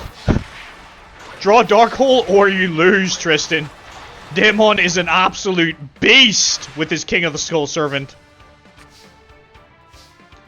That's not gonna do it, man. That just doesn't do it. It's not enough. He's given up. He's given up. Tristan has given up. Hope is lost. That's the highest attack point of the day. 6,000. Fastest match of the day. Turn 5 as well. I think we've already had a turn 5 victory. Turn 5 seems to be the number. 6,000 attack is... Yep. He hasn't broken any records, but he made his record again. Daemon defeats Tristan Taylor, knocking out our underdog champion of the poop. King of the poop is gone. Sad to see it. But honestly, it was kind of a matter of time. He had a miracle run, but once he made it to an opponent like Daemon, there was no way Tristan was going any further. Daemon moves forward. So now we have our top 4 bracket. We have Eileen Rao versus Daemon. 2 Game Masters pairing up. We'll find out which of them is better. We have Yugioh versus Sid. Let's see who will make it to Grand Finals and who will be our champion of the Black Crown Gauntlet and win the VIP lounge on the Duel Cruise. So next match will be Yugimoto versus Sid. So let's get this prepared. Yugimoto versus Sid. Come on, Esposo Yugi.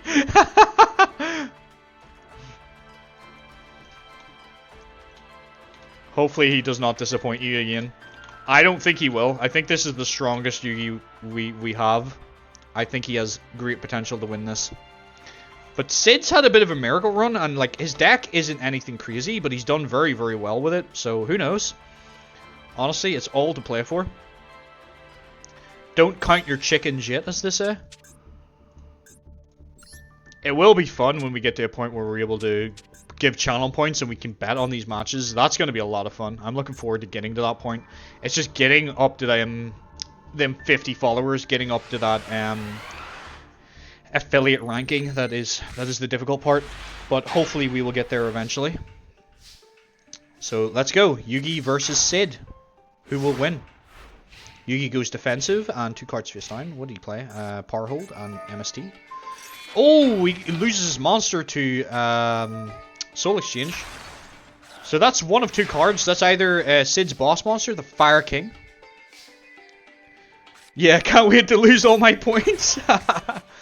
It'll be fun though, right? Like, I'm looking forward to it. That's one of the reasons, like, I don't even care about, like, earning money or anything like that. I want to get to the point where I get channel points and emotes, and we can just make the stream better, you know?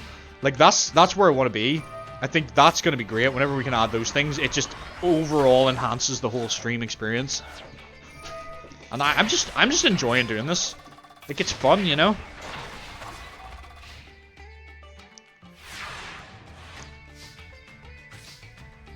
I like going through my footage looking for clips and good moments and stuff, you know? It's nice, it's fun.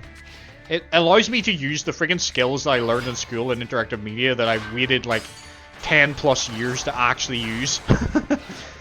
So now I'm actually getting to use those skills. So I'm having fun. And I'm not concerning myself about being the best at anything. I'm just having a good time. And that's what matters. 7 completed on the yellow gadget is not enough to beat the Great Angus, but it does destroy the little Chimera.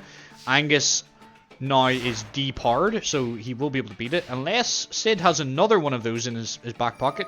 Fisher, however, does get rid of the yellow gadget. And he goes in. Defense draw. Good card. Lets him draw a card. Takes no damage. Flame Tiger does 18.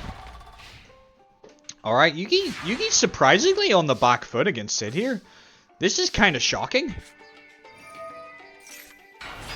Green gadget gets red gadget.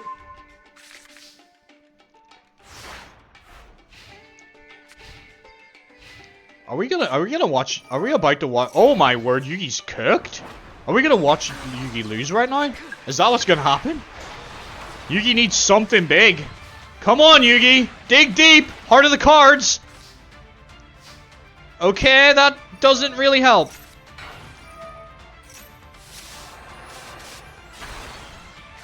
Okay. That's not enough. I don't think this increases defense. It only increases attack. Damn. Alright, that's the first loss Yugi has suffered all day. Once again, he chokes when he gets into the top 4 in the finals. He starts to struggle. Come on, Yugi. Pull yourself together. Don't be beaten by Sid. You can do this. I believe in you.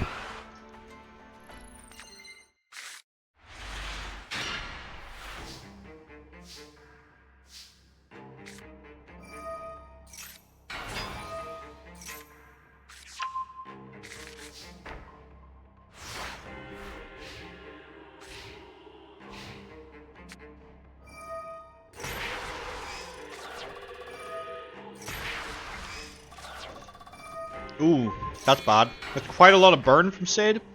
And another one of his Soul Exchange sets.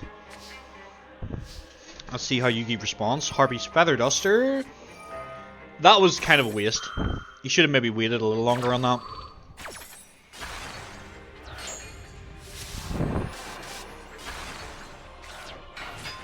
Red gadget searches for yellow gadget. Alright, that works. 7 completed. That's good. As long as he can keep that on the field, I think he has a very, very good chance to win this.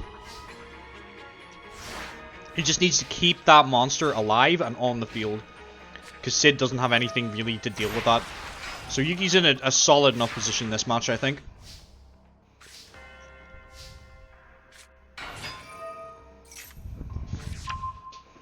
Alright, yellow gadget searches for green gadget. Alright, Sid is running out of resources. Yugi is beating him down. He has massive, massive card advantage. Sid doesn't really have much going for him. He needs a big board wipe or something to get rid of all this. Regeki or Dark Hole, something like that. And then Yugi has Mirror Force in the back as well. That's great. I don't think he'll play it because he's no real room. He's got the cylinder, so he doesn't need to. Yugi has everything this time. Yugi's in a very strong position. Fisher gets rid of the yellow gadget, but that's not enough. Yep. All Yugi has to do is attack. Hey, thank Piano Chords for the follow. Appreciate it. Welcome to the stream. Hope you're having a good time and you're enjoying what you see. And with that, Boot Up Corporal destroys Sid's life points, and Yugi takes game 2. We now go to game 3. And just like that, ladies and gentlemen, with the follow of Piano Chords, we have just hit 20 followers! Woo! Milestone met. Next goal? I guess we could aim for 30. Did I see 30 in the crowd there? Alright, we're going to game 3. Thanks for the follow, man. Appreciate it. Or woman. You're all welcome here. Everybody's welcome. Thank you for the follow. I'm over talking now. I'm sorry. I get very excited. I apologize. Alright. That's kind of dangerous, Yuki. If he harpies you, you're in big trouble. Okay, Meteor of Destruction. Oh, but Magic Jammer. He's like, nah, I don't feel like taking 1,000. If it was me, I probably would have just took that 1,000, right? Because you're at 8,000 life points. It's not really that bad. Hinotama, 500. Oh, yeah, I would have saved the Magic Jammer for the Molten Destruction, honestly. You're in a much, much worse position now because you've done that, Yugi. Swords will help. Oh, he has the power hold face down. I didn't realize. That's perfect. Yep. Beat over the Flame Tiger. Why didn't you use that one when you were in battle? Oh, you are. Never mind. Excuse the fuck out of me, sir. You go in, King. Yugi's got 3,000 attack point monsters. He is determined not to choke again. Yugi in our series so far has been in like 2 tournaments. This is our 3rd tournament in this series, and he's lost in both of them. The first one he choked in the finals, the second one he couldn't make it past the first round, but he is determined now to get into the finals. He is not willing to back down. Go in, King. I believe in you. Come on. All he gotta do is attack. Power hold, the moving battery goes in! Yugi has made it to grand finals! Yugi has won this match. Well done, Yugi. Well done, my guy. I'm very proud of you. You had a hard time, like with everything that was going on in your story, but you have made it into finals. And everybody, this is our bracket. Your marriage is on the horizon. That is true. That is true. You did say you would marry him if he wins. So right now, Piano Chords, if you're here and you're following, just to give you a little context, this is a narrative sort of story that we're telling through these tournaments. And right now, these people here who have made it to top 8, all of them will be guests at Duelist Kingdom, where they will compete for the title of King of Games in our next tournament on in 2 weeks' time on a Sunday. We do this every 2 weeks on a Sunday. So basically the top spot is for who gets the VIP lounge. So currently Yugi's a contender. I will move on with the next match where we have Eileen Rao versus Damon. So let me get the heads ready for you.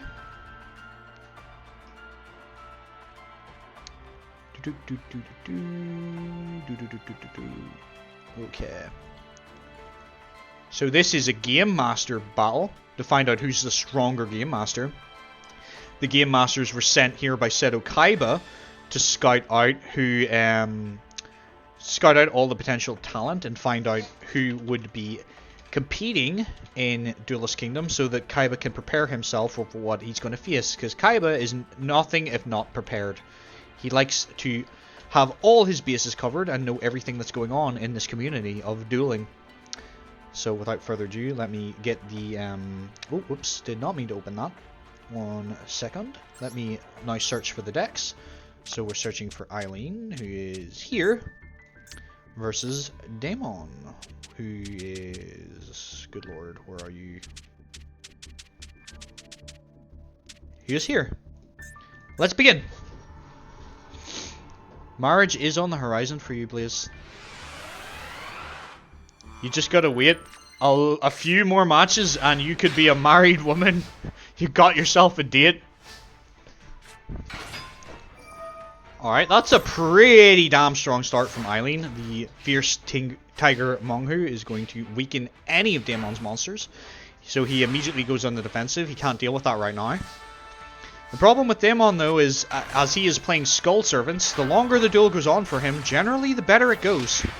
So if he can just keep pumping those monsters in the grave, eventually attack points won't matter to him. Alright, he discards the White Lord and a couple of other cards. Alright, he is summoning his, oh, what do you call it, Lady in White. I don't know why he played the Skull Servant, unless this is some kind of a trap. But it doesn't matter, because Fierce Tiger Wanghu has a fantastic effect. Everything gets destroyed. Damon is not doing too good in this duel. Zombie Master comes out. Alright, out comes his Lady in White. Skull Prince goes to the graveyard, or White Prince goes to the graveyard. This is not gonna be enough. Like, you need to do something about this Tiger, because she's just gonna use its effect and everything's gone again. Why would she? What? Why would you switch that to defense mode? That makes zero sense. Okay, I mean, sure, unless she's just flexing on him at this point, or maybe she sees something that we don't. This is like, I don't get it. Now this thing's gonna keep growing in power. His King of the Skull Servant gets stronger and stronger with every passing move. Why would you rush recklessly that and not the Flame Tiger? That makes no sense. Magic Jammer though, so it doesn't even matter. I lost any idea what's going on in this particular match. This is just chaotic. Alright. Okay. You're in trouble now, Eileen. You pretty much had that in the bag, and I think you're throwing now. Maybe there's a hierarchy going on here, and maybe she's bowing down to Damon's power. Maybe he is supposed to be the higher up to her, and she's surrendering to him, you know. Because right now, he's in a very, very strong position with a 4,000 attack point monster. We are in very early days of Yugioh, so, you know, 4,000 attack points is very, very hard to deal with. Even in modern Yugioh, that's kind of a lot. Oh, we've hit the record again. We've hit 6,000 attack. Can he break it? Are we going to hit 7 or 8?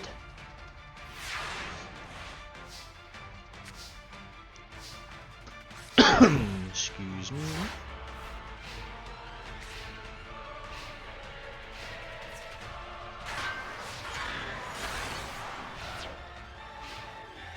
Okay.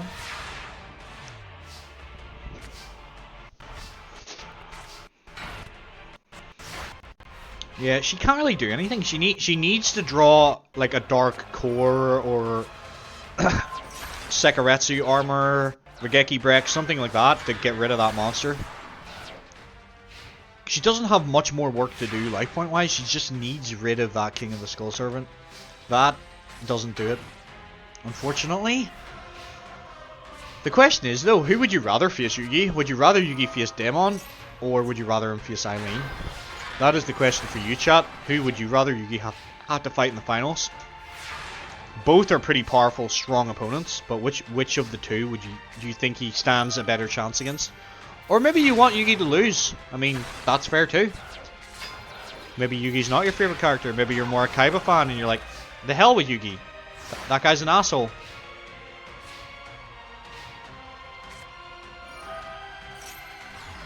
Okay, so things have changed a lot.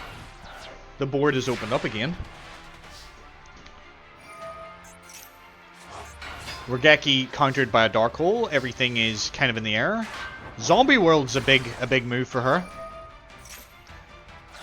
That's going to turn everything into zombie. That's going to be kind of bad for her.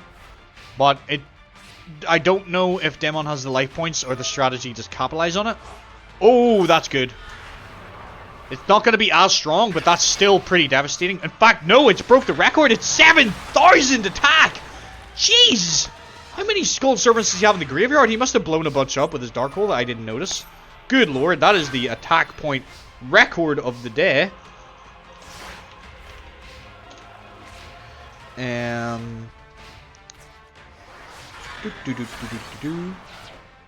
am going to update that in our Discord channel.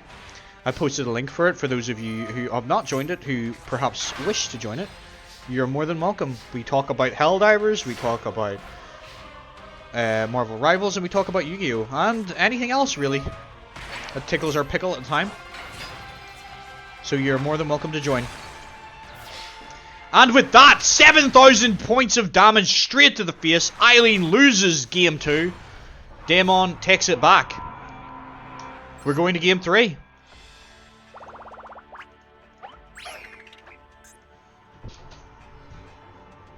That's the thing, Eileen, you need to beat him quick. As I said at the start, the longer the duel goes on for him, the better he gets. You need to finish him fast. I love Skull Servants. They're like one of my favorite decks because they're not anything crazy, but they're so much fun to play. Like, it's just fun to have big monster go boom, you know?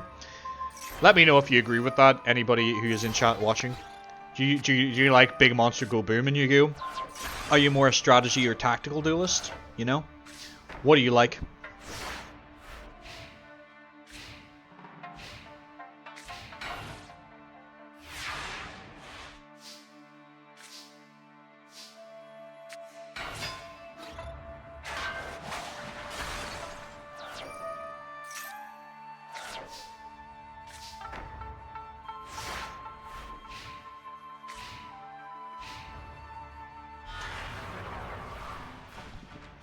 Ooh, 2 Skull Servants. That's bad. Threatening Roar says no attacks. Okay, okay.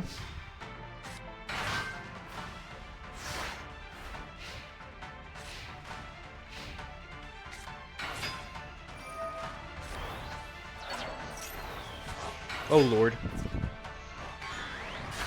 I don't know why I wanted that back. That's kind of weird, but you do you. They just not have any other targets.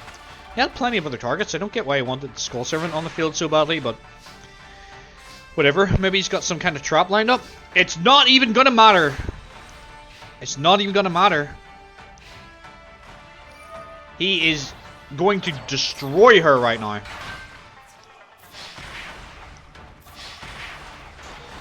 The Skull Servant will hit a Sakuretsu armor, but that is perfectly fine. He has another King of the Skull Servants. King of the Skull Servants with 4,000 attack points wipes out the rest of Eileen Rao's life points. Eileen, you stay right there. We're going to have our 3rd place match. Damon, you are moving on to Grand Finals, where you will face against Little Yugi. Little Yugi Mogo, who's finally made it into finals again. Alright. That was an interesting enough duel to see the two of them go at it. So now we have our 3rd place breather match between Sid and Eileen Rao. So we have Eileen on the left side, so we're going to put Sid on the other side right now. Bear with me, it should not take too long to do that. I should find his face relatively quickly. There we go, and we just change the text. Lickety split, just like that. Okay, now all I gotta do is find the decks. And that should not take too long either. Because they should be both near...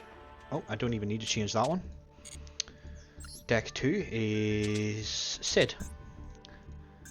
So let's get our third place breather match started. Between Eileen Rao and Sid. Let's find out who is the stronger of the two duelists. Who deserves that third place bronze medal. That's a pretty decent hand from her. It could do with a little bit more monsters, but like, there's a lot of support there. Hidotama for 500, okay. Great Angus. Matches her point for point, not enough to break her board. However, she can now burst through that easily. Alright, Sid. How will you respond?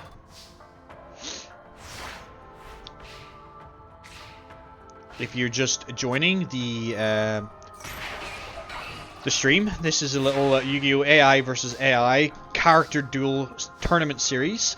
This is the third episode in our series that we've called the Duelverse.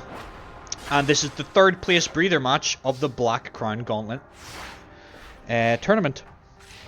The top 8 of this tournament are qualified to go to Duelist Kingdom, which will be our next major tournament. So right now we're just seeing who deserves the third place bronze medal. And after that we have grand finals with Yugioh versus Daimon. Daimon has been an absolute menace all day. So it'll be interesting to see if Yugi has power enough to stop him, or if Daimon is going to steamroll the rest of the tournament and take the crown. He is a game master after all, so we did expect big things from him today, and he's certainly delivered. Alright, once again we're in a situation where the two duelists here are matching point for point.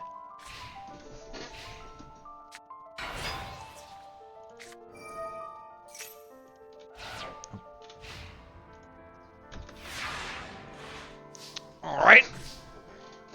We're having a bit of a stalemate.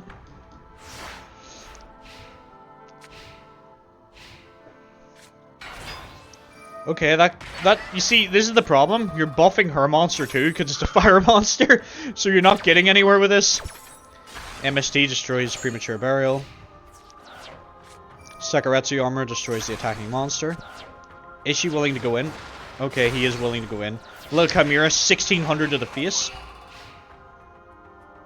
Eileen has no monsters in her hand, but she is due a draw. That's fine. She can Sakaretsu and set. Yep, that works.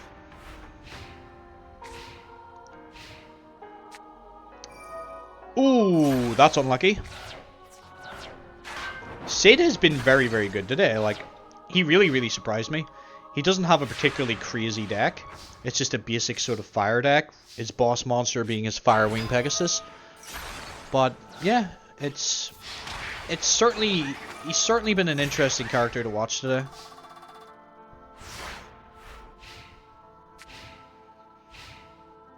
Oh, no, he has nothing left.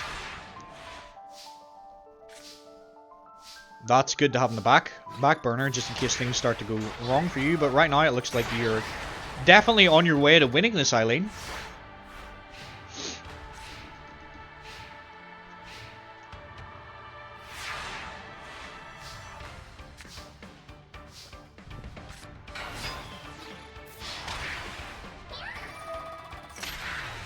And with that, Eileen burns Sid out of this game with her poison fangs. Alright. We're going to game 2.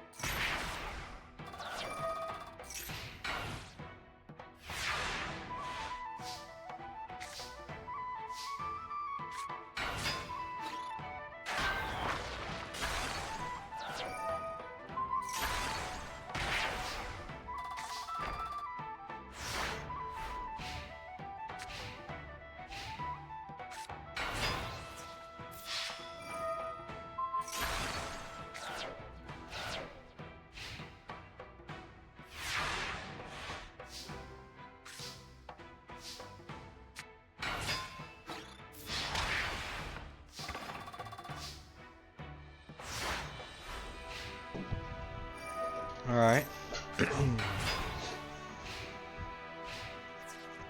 Flame Tiger overpowers King Tiger Wang Hu.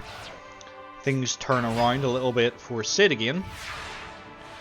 But can Eileen find a way around this? Not with any of those cards. She's going to have to get rid of that Molten Destruction. It just makes him too powerful. That's the problem. Oh, that's bad. That card can attack twice. Yep. Yep. I get the sneaking suspicion we are going to go to game 3.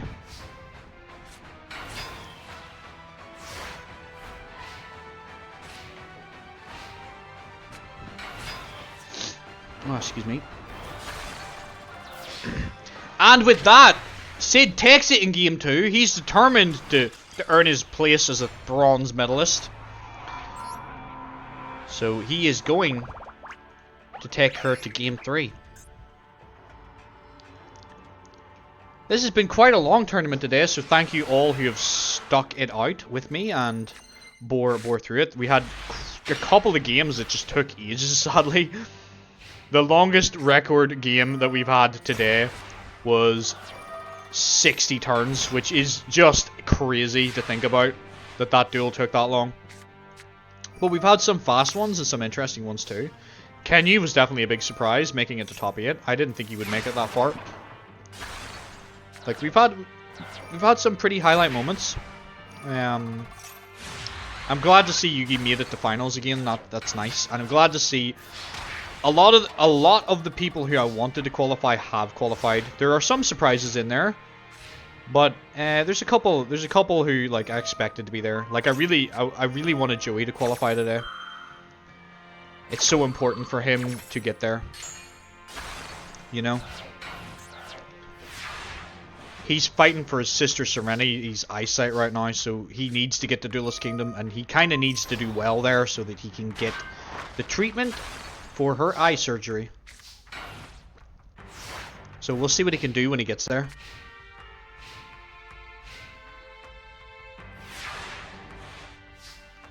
King Tiger Wang Hu is solid with 2,000 attack points. Flame Tiger goes in. Tiger Wang Hu goes in. Looks like Sid is not so lucky in this round. But, I mean, the fact that he beat a Game Master in a duel at all is quite impressive. That changes things a little bit. But is it going to be enough? Flame Tiger comes down again. Nah, it doesn't make a difference because that Flame Tiger came back because of its effect, which I'd forgotten about. It's over! Sid loses and Eileen earns the bronze medal in today's Black Crown Gauntlet tournament. So let me update the bracket. So this is interesting. I wonder if they'll maybe they'll get a rematch at Duelist Kingdom and maybe Sid will turn it around. Maybe there'll be some upgrades in these characters' futures in their decks. But last but not least, we have the final match of the day. Please stick around after because there will be a little teaser for the next tournament in 2 weeks' time, as well as a little treat for those of you who have been so patient to stick this out with me, and it's a little surprise for you all. So now we have the match we're all waiting for. Yugioh versus Demon. Will Yugi finally win a tournament in this series, defeating Demon, or will he choke like he did against Tetsuro Trudge at the Domino High tournament almost a month ago now? In fact, exactly a month ago. Alright, let me get their decks and everything ready and the faces ready, and we will have this duel. Yugi versus Demon, who is probably the toughest of the... well, evidently he is the strongest of the Game Masters. And I think he's going to be a very, very, very difficult match for Yugi. So let's start the duel, and I will get the faces ready. We're rooting for him. We're hoping he does well. Come on, little Yugi. We believe in you. You're fighting all of this battle on your own without the Pharaoh, without the spirit in your puzzle. He kind of scared you a little bit in the last tournament, so you've left that all behind. You're fighting on your own 2 feet. Let's see what you can do, kid.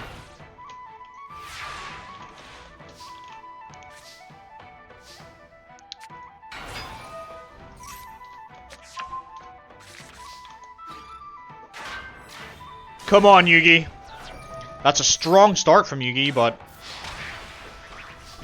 you always have to be worried when you're fighting against Demon, because all he needs is to get that King of the Skull Servant with just enough attack points.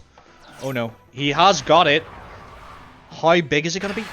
That's a waste. He wasted that. That's perfect for you, Yugi. You go in, King. You go get him. Graceful Charity. Awesome. I kind of like this battle music that we have for this duel as well. It's kind of cool. Monster Reborn. Bring back the Red Gadget. I mean, that's an acceptable play. I don't think it was necessary, but it works. MST is going to destroy one of the machine assembly lines.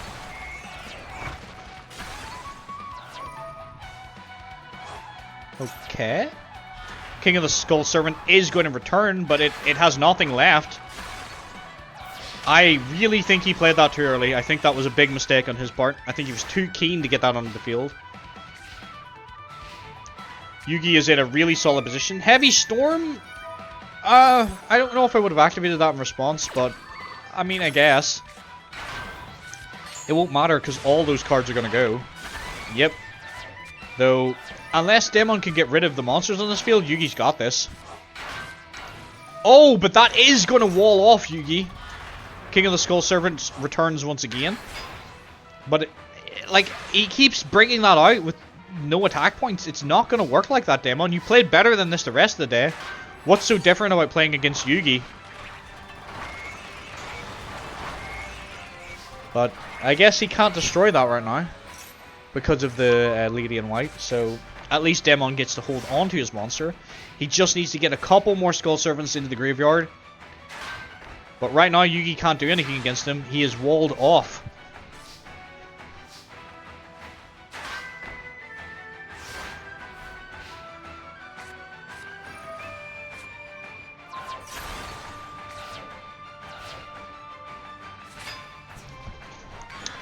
Oh no, this is turning around a bit for Demon. He's got a 2000 attack point monster. Yugi has nothing to deal with that right now, but he does have his power hold in the back. Yeah, go in, Yugi. That's the way to do it. That's the way to do it, Yugi. Go all in. Don't be shy now.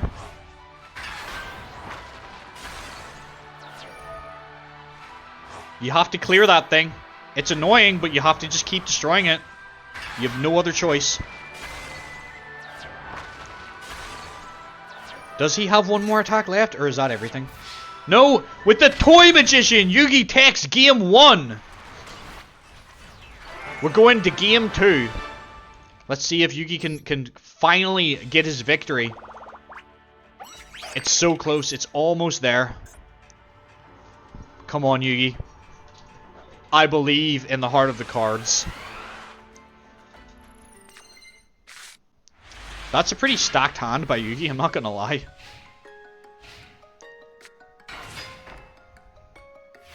Come on, Yugi, what have you got? Okay, let's see what he gets. That's okay, I guess you can throw those away. Get a green gadget.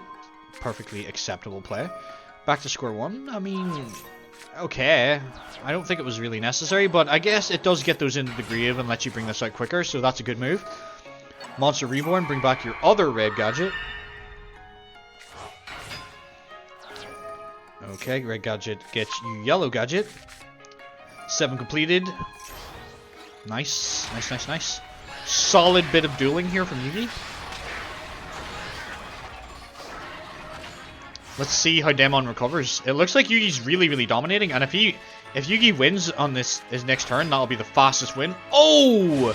That is really devastating. Heavy Storm is such a hard counter to everything Yugi had there. Demon is not going home yet. But Yugi is here.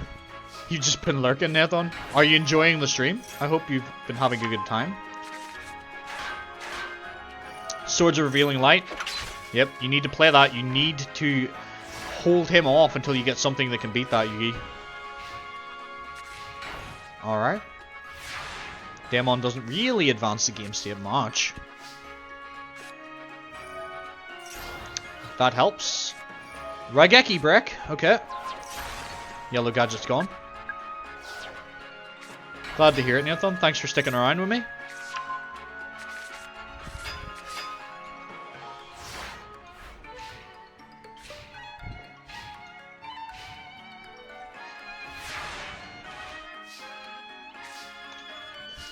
Just for any of you people that are lurking, just a wee reminder, you know. If you are, just leave the tab open and volume on. That way you can continue supporting me while you're away. Appreciate you all being here. Thank you very much for joining, and I hope you're enjoying it, because if you're not, then let me know. And I'll do my best to try and help and make it even better, because I'm still learning. We're all learning and improving. But I hope that you have enjoyed what you've seen so far, and you continue to stick around with me.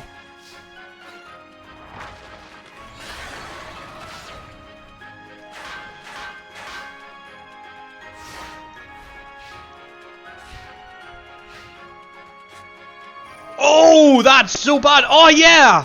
He's got the magic jammer. Dark hole is not going to work. Magic jammer says no, sir. Not today. I would like my monsters on the field, thank you.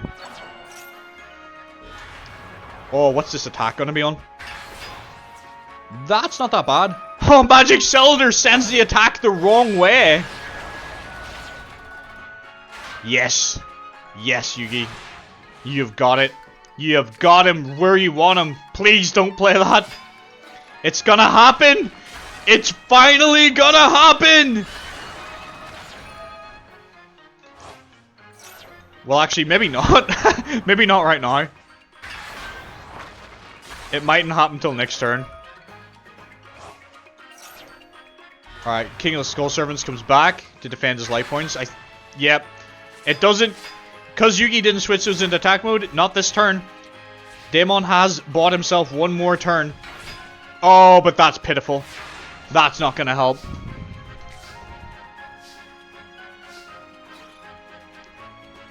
And like that, Yugimoto takes the win. We have our champion of today's tournament. It's time to update the tournament bracket. Yugi has finally won his first tournament. After 3 tournaments, he's finally won. He is getting the VIP lounge on the Duel Cruise on the way to Duelist Kingdom.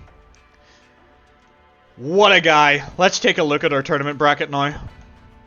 Yugimoto confidently defeats Daemon. You're getting married to Yugi? I guess you are. I guess you are. I guess I did promise that I would do you a wedding tournament, so I'm gonna have to do that now. I don't know how I feel about it. But it won't be the next tournament. It'll happen later. I'll have to think about it, but I'll do it for you, I promise. But let's end the tournament. Thanks for sticking with me. This has been a long-ass tournament. It's been a haul, but we got there. You have a husbando, indeed. You're married to Yugi. I was gonna have Yugi be shipped with Taya because that's the thing that makes sense. But I guess we're gonna change that piece of canon and lore now. Alright, let's take a look at all our characters and how they did today. At least our top sort of bracket. So, very solid performance from Yugimoto. Really brought it home today. Absolutely phenomenal to see him doing so well. And he will be a VIP lounge on his way to Duelist Kingdom. Yeah, there's not much more to say about it. Like, I'm just so happy for him. Sorry if I'm a little a little lost for words. It's just I've been waiting for him to win for a while. You know, so I'm glad to see that he did. Daemon, very strong first appearance in the series. Same could be said for Eileen. Fantastic performance from these top 3. Sid, really surprising performance today. Like, I think his deck's pretty basic, but making it to the finals like that was wonderful. Sensational duelist. Tristan Taylor, another shocking top 8 entry. I was really surprised that he made it. That's 2 tournaments in a row he's made the top 8. So maybe Tristan's somebody's worth watching. Miss Chono, solid. Kenyu, what a guy. Joey Wheeler, well done to Joey. I'm so proud that he's actually getting to go to Duelist Kingdom, and hopefully he can make it a little bit further. Maybe make himself some extra cash. You know, maybe upgrade his deck a little bit and just get that top 3 that he needs in order to save his sister's sight. And everybody else, yeah, absolutely solid. Great tournament. A little bit stally at times, but we made it in the end, and I appreciate you all sticking with me, all of you, and thank you to everybody who's joined or like followed recently there. I appreciate you. So now I have a couple of little surprises for you. So we'll close the game. First things first, maybe I shouldn't have turned the audio off. Let me put some different audio on for you. We are going to put on lo-fi Yu-Gi-Oh beats while we chill for a little bit before we completely end the tournament. Let me get rid of these faces. Let me put the let's put the background back up. I put episode 2 on this. It's supposed to be episode 3. I just mucked that up, so I apologize for that.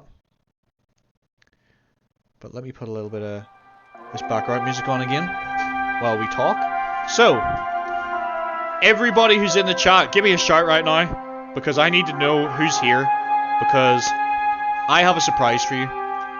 The next tournament will be Duelist Kingdom, as you're all aware.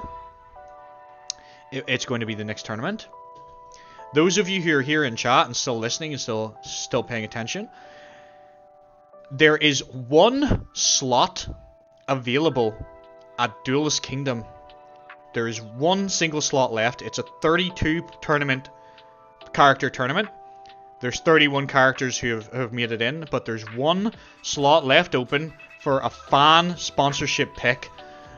So, this is your chance now to put your speak in of who you would like to be in that tournament. If you want, I can start listing the characters if you've forgotten who is available, or if you have someone in mind, please shout it out. Now's your chance. Who would you like to see in the next tournament who hasn't already qualified? Kaiba is already there. Kaiba will be there, don't you worry. It's somebody who you've seen in the tournament so far who hasn't made it to that tournament. I'll give you a little bit. I don't want to give you all the characters. Alt win condition. Okay. Oh, thanks for speaking up. Alt win condition. So what do you want? I'll give you a list of some characters. All right. Here is the people who you have seen so far who will be in the tournament. So everyone who got top 8 today. Then we're going to have Tetsuo Trudge will be there. Kuro will be there. They're the 2 that you know. So everybody else is open, and then the top 8 from today. If you need to see the bracket, I will bring it up here and remind you. I will read it out.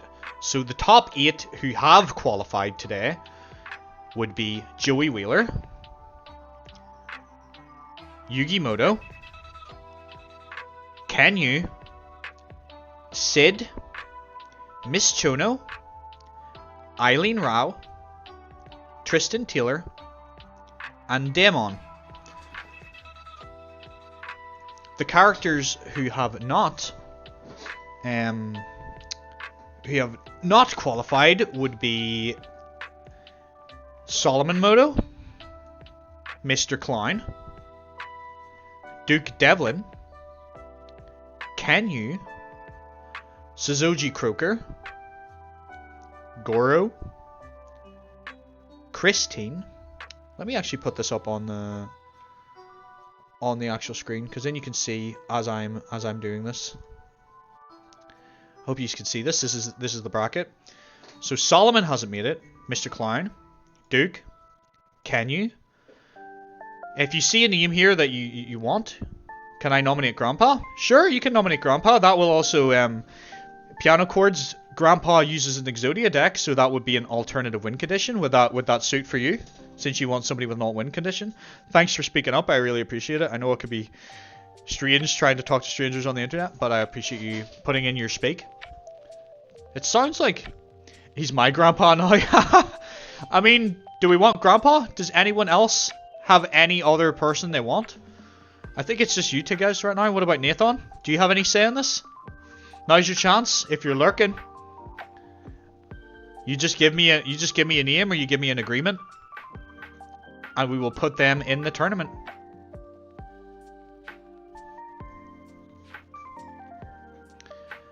It looks like it's going to be grandpa. Nobody else is saying against it.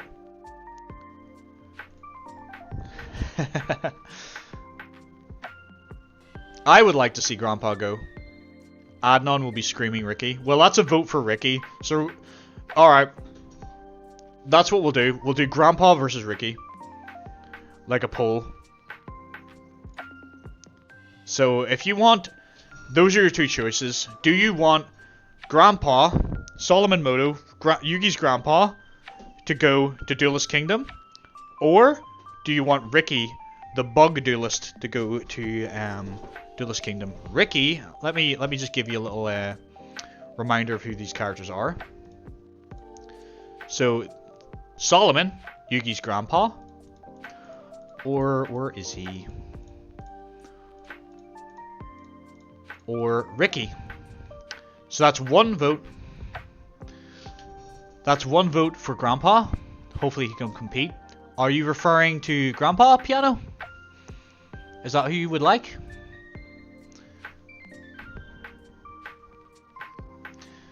Just shout grandpa in the chat, and that'll be it. Currently it's one vote each, I imagine, because Adnan will probably want this guy to go. So you can either have this guy, Ricky, or you can have grandpa.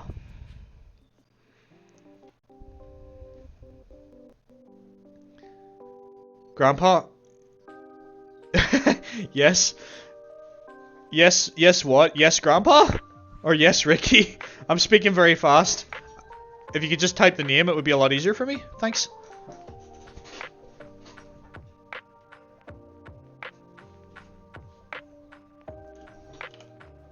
I just want to give you the option, make sure I'm picking it. I'm imagining you're probably saying Grandpa. But just type Grandpa if it's Grandpa, or Ricky if it's Ricky, please.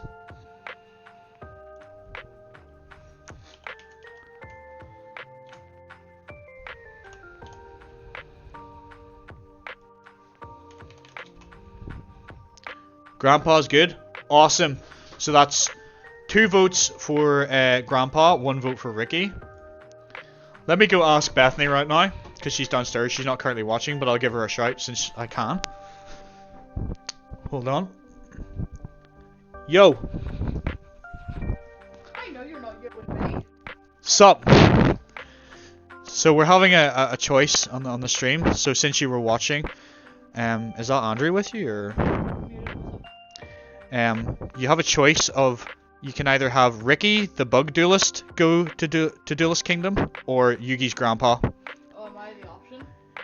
Those are the options. Okay, well I'll put it with you now Okay. Currently, it's 2 votes for grandpa and 1 vote for Ricky. then. 1 each? 1 each, or two to grandpa and 1 to Ricky. Alright.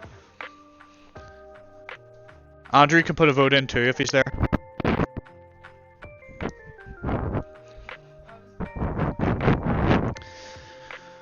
We'll just get these votes. I hope you're having a nice sort of time just chilling here with me. Team Grandpa. Okay, so that's 3 for Grandpa. So it sounds to me like Grandpa is the choice.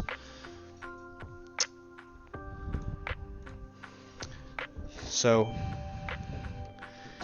Team Grandpa it is. My Gramps-in-law. Let me stop this music.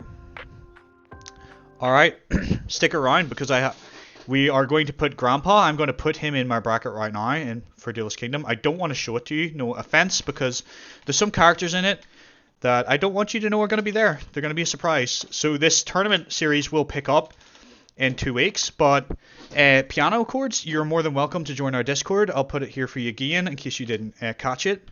So you can hang out with us. We stream during the week playing like Helldivers or Marvel Rivals or other games during the week. So you can check that out too. And if you want to join the Discord and have a chat with us and, you know, hang out, you're more than welcome to. And without further ado, I would like to play my final surprise for you. It's a little teaser trailer for the next tournament, so I hope you enjoy it. Thank you all for coming today. I really appreciate it. And here's the trailer. I'm going to be signing off now, so I'm going offline. But I'll play this little teaser trailer for you just before I go. So I hope you enjoy it, and thanks for turning up tonight.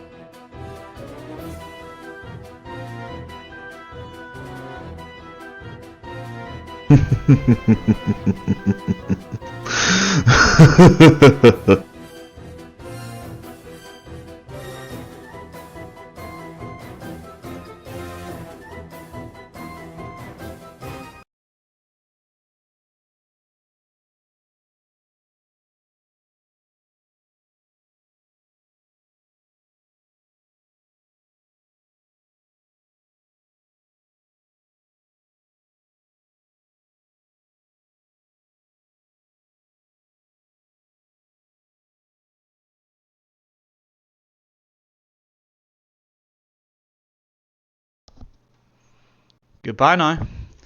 I hope you enjoyed that little teaser. Goodbye now. I hope you enjoyed that little teaser. And I will see you in the in 2 weeks for the next tournament. Thank you for joining me, and I hope you have a wonderful weekend and have a nice little time between tournaments. Stay in touch. Love you all. Bye.